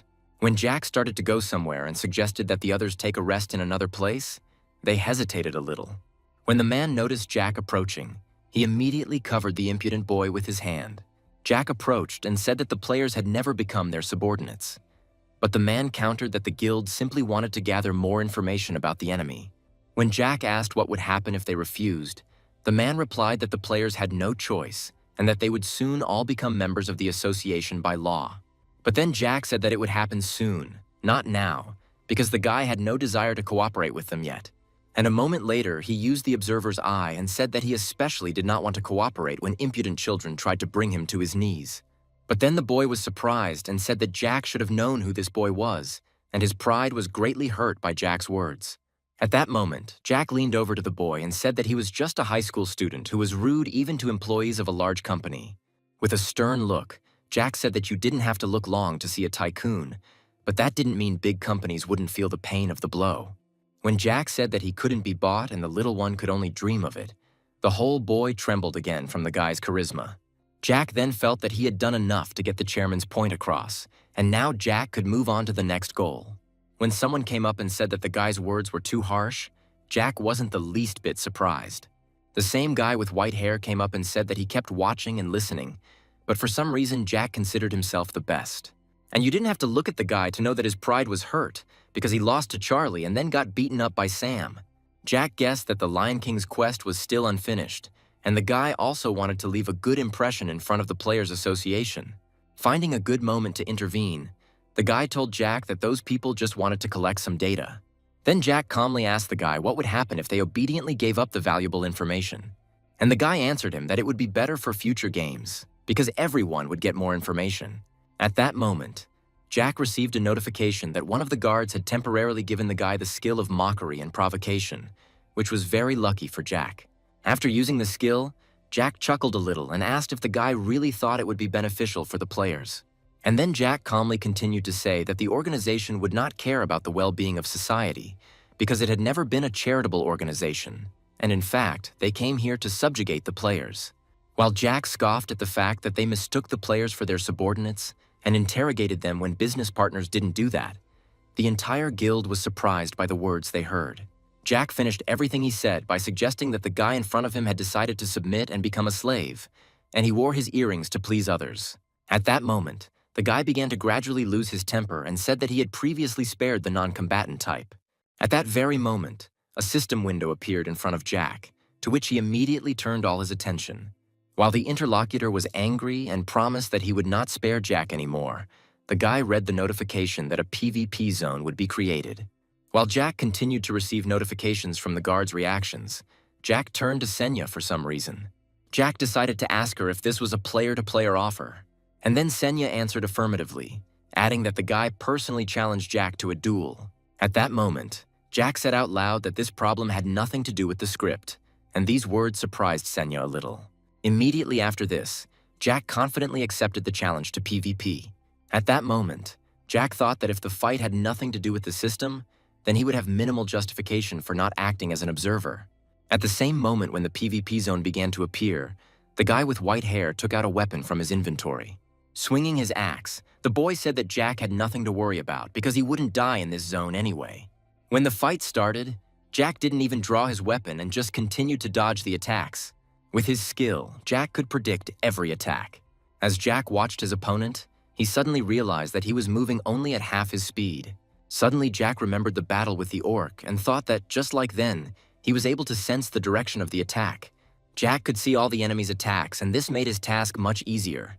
At that moment, Jack guessed how it would all end if Jack continued in the same direction. And a second later, the guy received a notification that he had achieved enlightenment, and the level of the Eye of Perception was increased. When Jack leveled up and the future vision function was activated, the opponent tried to catch his breath. After reading about the ability to see the future, Jack thought that the semblance of intuition was becoming a skill. That is, it was a cheating ability. Especially considering what a weak opponent Jack had come across, because the guy was already tired from his constant attacks. When Jack was attacked again, the boy calmly dodged and thought about how he could look 1 second into the future with that ability. But after that last attack, Jack thought he'd had enough of testing. When Jack asked if he had mentioned his class, this only angered the enemy. So the boy swung his axe and shouted menacingly at Jack to shut up. Then Jack suddenly appeared in front of his opponent and, surprising him, said that the essence of his class was prolonged observation. And then Jack pushed the guy with one hand and grabbed his hand with the other. And then, sharply throwing his leg to the side, he knocked the guy off his feet and lifted him into the air. Everyone watching at that moment was surprised by Jack's attack. As Jack explained that his role as a leader was to gather information, his opponent was already lying on the floor, unable to continue. Jack could maximize the team's effectiveness, and by defeating his opponent, he demonstrated his abilities to everyone. The second stage of Jack's plan ended with him admitting that his class was the Monarch. Soon, all our heroes left that building, and Jack walked behind everyone. When he suddenly became thoughtful, Sylvia immediately noticed it and asked if everything was okay. When Jack expressed his premonition that this was not the end, Sylvia did not understand him. When Jack was suddenly called out and called trash, he immediately looked back at the noise. Jack saw an angry, defeated, and humiliated player coming towards him, and he still wanted to kill Jack in order to relieve his anger. And with the guy came the Orcsrofs, who were level 32. When the guy was in Berserker mode, the others didn't understand if he was in his right mind and didn't understand where the monsters came from. When Simon suggested burning the monsters, Jack calmly stopped him and told him to wait and be on guard. But in reality, Jack knew that this time the hunt was not for players. When the SWAT team showed up and asked the players to retreat, Jack warned them that their current weapons wouldn't work on the monsters. Then it occurred to Jack that the special forces had appeared as if they had been expecting this. When the first shots were heard and someone dropped their machine gun, someone shouted to everyone that they needed to keep their distance. While Chris was amazed at what was happening before his eyes, Jack decided to simply watch. Then the special forces opened fire again, making every effort to stop the monsters. But the bullets from regular weapons didn't have much of an effect, so the monsters continued to confidently run forward. Jack saw through the plan to make a splashy debut for the guild and create a situation where the guild would take the initiative. But normal weapons were too weak against the monsters. Watching the whole scene and seeing the first casualties, Jack thought that everyone should have understood the risks and that conventional weapons would be useless. However, Jack had a way to stop the monsters, otherwise all the people would die. When someone told Chris that the situation was not pleasant, the man had a slightly lost look. At that moment, Jack started approaching him and offered to talk a little, and this would allow Chris to become a hero. In response, Chris was surprised by the guy's words and asked him to explain what it meant. Showing his palm and 5 fingers, Jack said that it would take him 5 minutes to deliver a powerful blow to the monsters, causing them to lose their balance. And at that very moment, according to Jack's plan, the guild was supposed to attack the monsters and Chris would become a hero. At that moment, the man used his Eye of Truth ability and asked Jack if the monsters would really be in that state. At that moment, Jack's Eyes of Perception discovered a new ability, and our hero was surprised that Chris already had a unique skill. At that moment, Jack used his powers to block the Eye of Truth and Chris was able to hold back and did not outwardly show his surprise.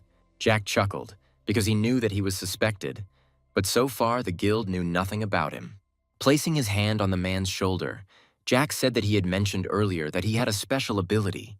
When he said that the eyes of truth wouldn't work on him, Chris couldn't help but be surprised. Chris's hand clenched at Jack's words that he was helping for a reason and wanted to get all the items and materials from the hunt in return. At that moment, Chris turned to the side and saw how people and monsters were fighting an unequal battle with each other. Turning back to Jack, Chris said that the guy's confidence was surprising, and he asked if Jack really thought the man would agree to the proposal, and Jack was completely sure of it. When Jack heard that Chris had finally agreed, he immediately stopped in his tracks, and after a short silence, he promised that he would fulfill his condition of the deal. As Chris watched the guy go, he thought that Jack seemed like a dangerous person, and although his abilities were not seen, they seemed quite real. Watching Jack take action and approach the monsters, Chris wondered what kind of person Jack was. When one of the special forces asked when reinforcements would arrive, another told him that they had to wait. But at that moment, everyone saw that something was wrong with the monsters. All the monsters fell to the floor, and small lightning bolts ran all over their bodies. At that moment, Jack only had a book in his hands, and the guy had already finished doing what was required of him. Jack thought it was almost impossible to defeat such orcs without losses, but the presence of his book changed everything. Jack knew that the item worked perfectly on orcs, and even hybrid orcs and werewolves could not escape the effects. Jack realized that the Lord of the Fields and the brave Lion King wanted to get rid of him, and the Whispering Devil foresaw this, so he sent the guy a book. But Jack didn't understand why the guy with white hair hadn't moved from his place the whole time. At that moment, Jack's eye of perception began to sense a strange energy, and the boy felt severe pain. Then Jack realized that the guy wasn't just standing there. Something was actually happening. Suddenly, Jack thought that the boy's guard was trying to show leniency and fight Jack personally. At that moment, Jack immediately rushed to the guy because he understood that otherwise he would be in danger and the guy would die. Quickly approaching the guy from behind, Jack was about to knock him out. When he grabbed him by the neck, the guy didn't expect it and couldn't really resist.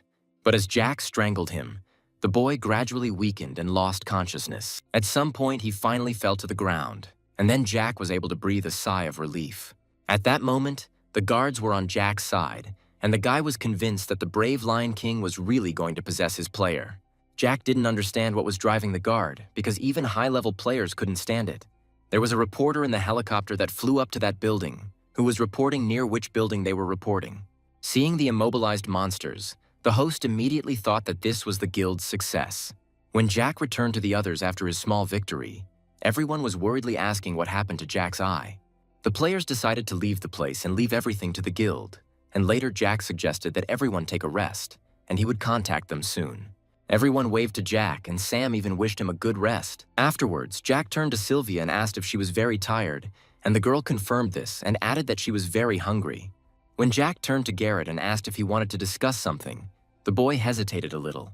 Because the guy remained silent, Jack joked that he should guess what Garrett wanted to say, but he scratched his head awkwardly and said that he could say it himself.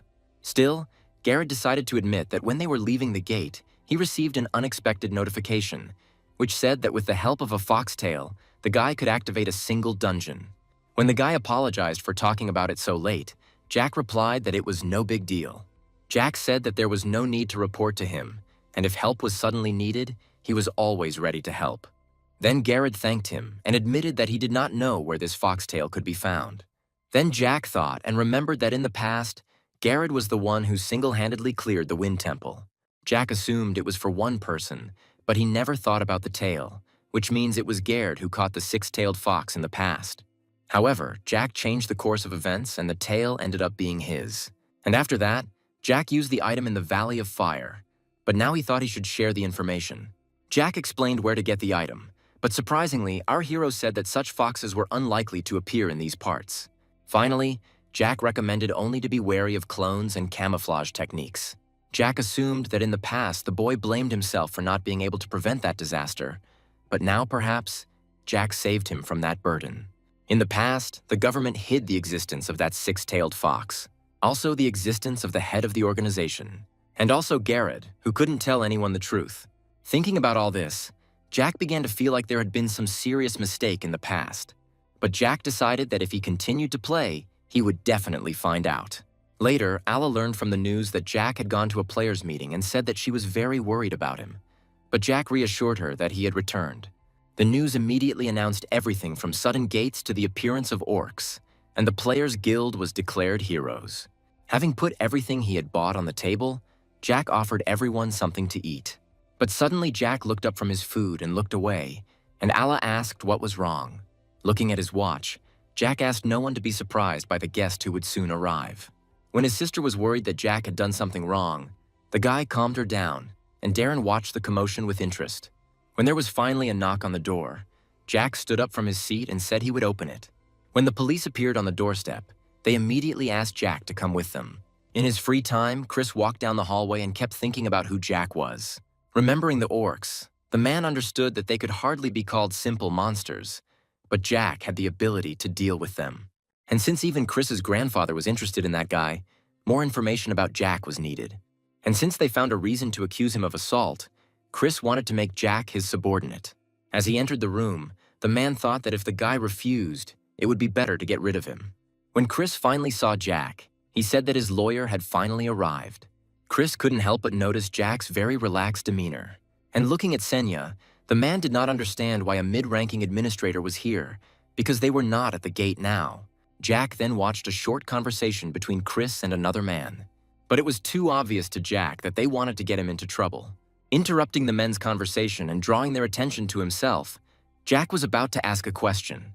Jack said he was being questioned about why he knocked out that guy and asked if he was in a coma. Then Jack tried to explain that it was all about leniency. One of the guards tried to take possession of the body, and the only way to stop the process was to knock him unconscious, and the coma was just a side effect of leniency.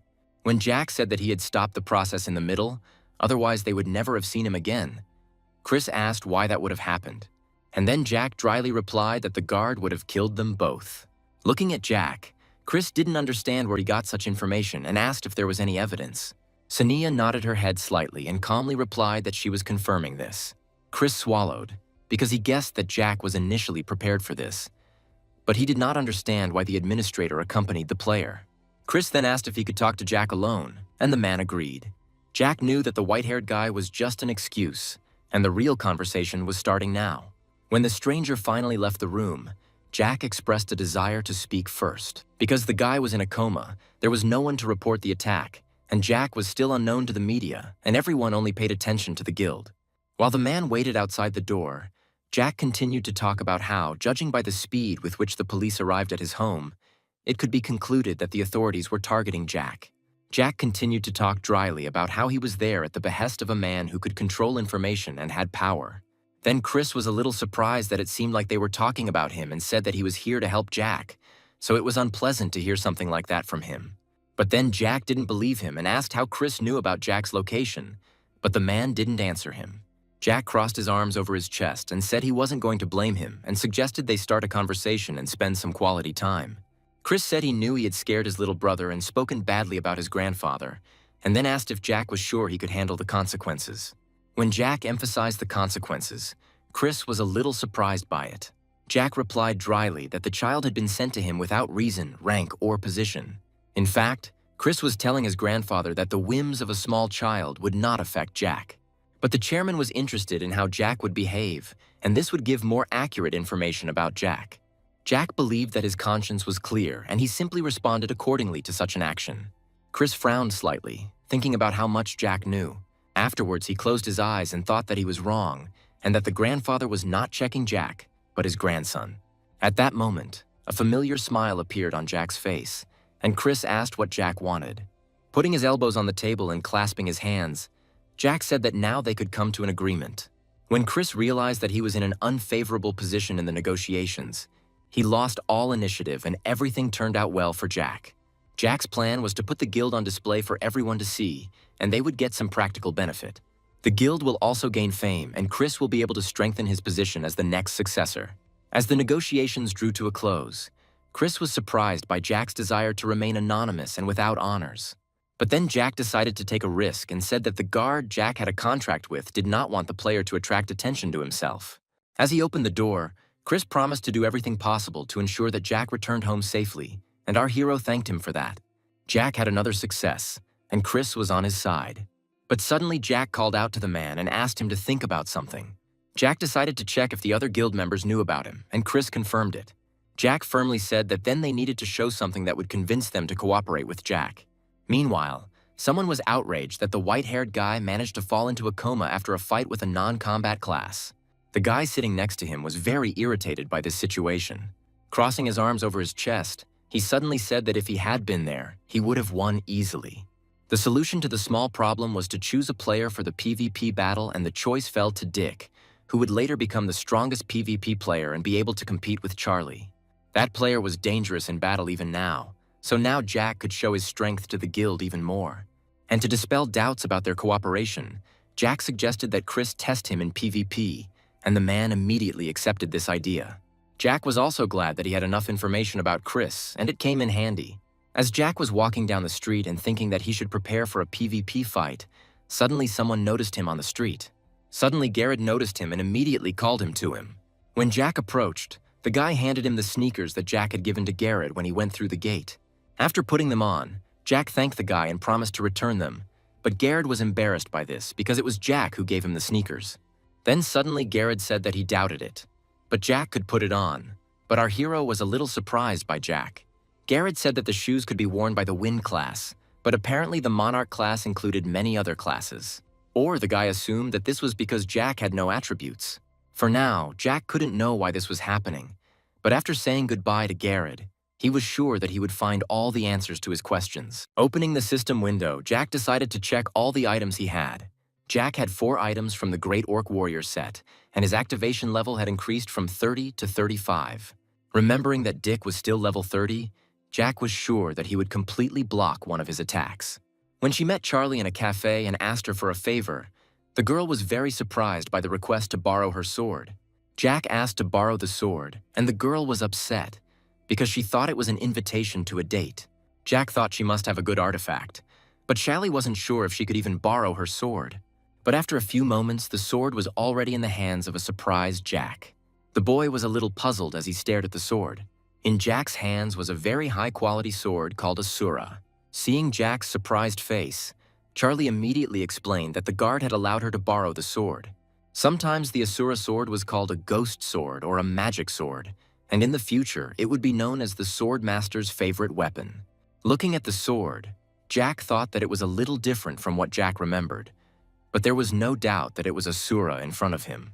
When he put the sword back in his inventory, Charlie said that she even borrowed the sword, but Jack still didn't ask her out on a date, and the guy honestly answered that she wasn't his type. The next day, Jack asked someone if the fight would take place on the roof.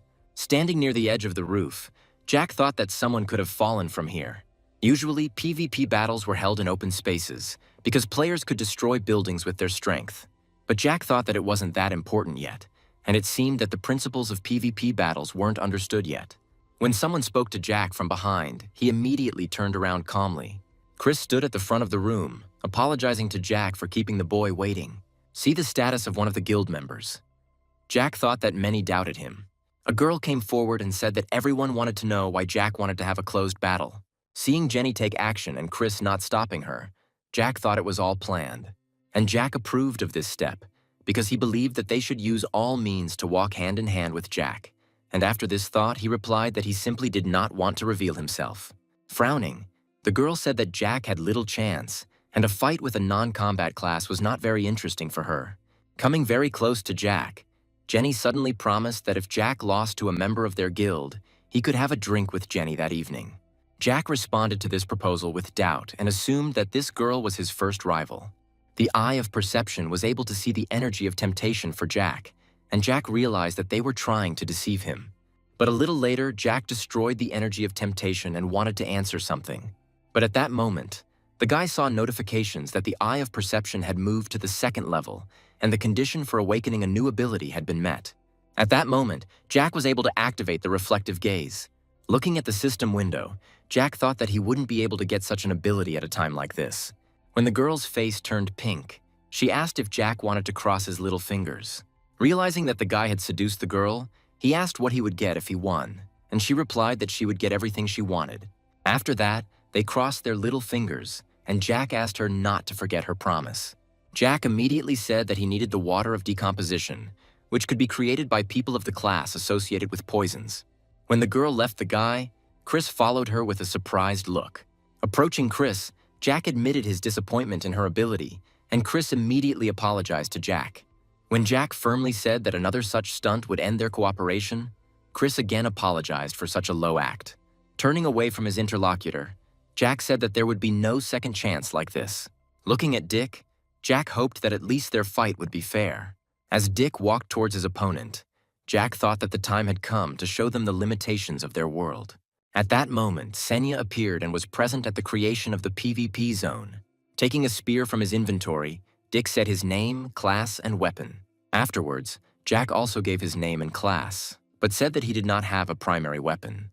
At that moment, all the players and guards were concentrated before the start of the battle.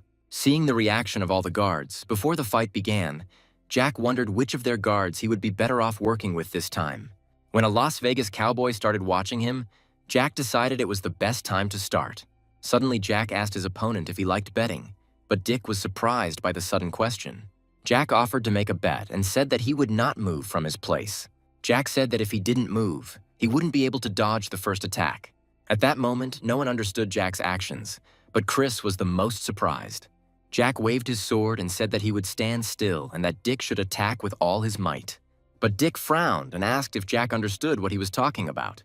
But Jack was completely confident in what he was proposing and said that he had to convince those around him that he could beat Dick by a wide margin. With a small smile on his face, Jack asked his opponent how he liked the idea. When Jack's gamble was proposed, Dick was seething with rage. While the guards were enjoying what was happening, Dick, in anger, squeezed his spear even harder.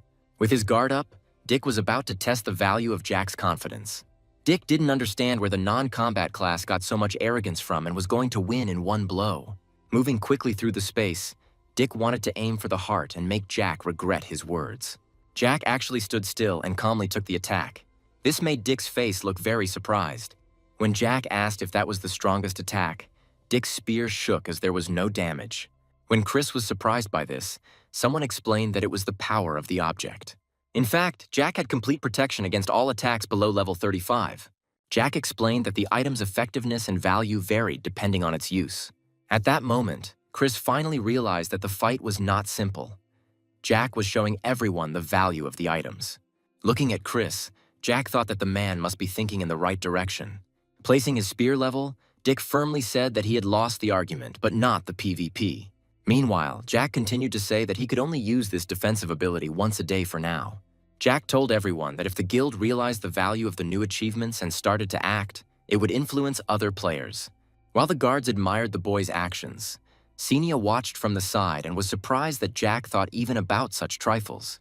Taking out a sword from his inventory, Jack said that he would now use it. Later, a PvP battle began, and it was difficult to keep track of the players. Dick continued to attack Jack with his spear, furiously and quickly. But as expected, Jack was able to calmly dodge the attack every time. During the fight, Jack thought that he could easily read Dick's movements, but he had a strange feeling. Jack felt like he had gained the ability to see into the future for a moment, as if Asura wanted to say something. At that moment, the unique ability of the sword path was activated, which attacked all enemies within the area of effect.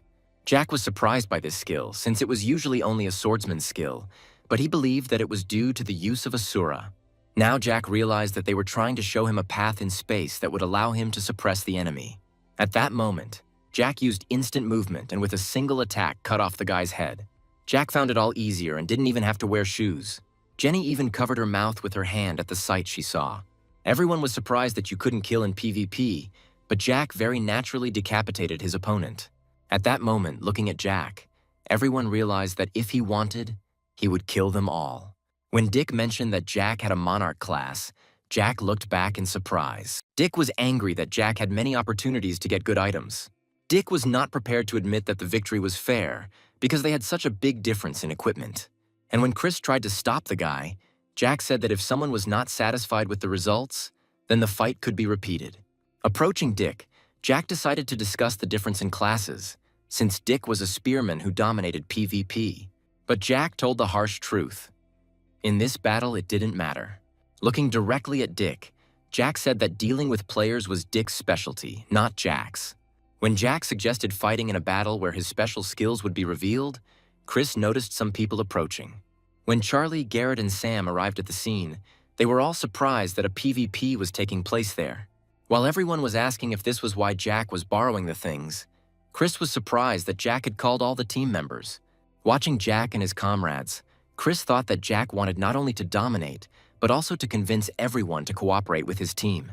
In fact, Jack's goal was to crush the players by showing the difference in strength.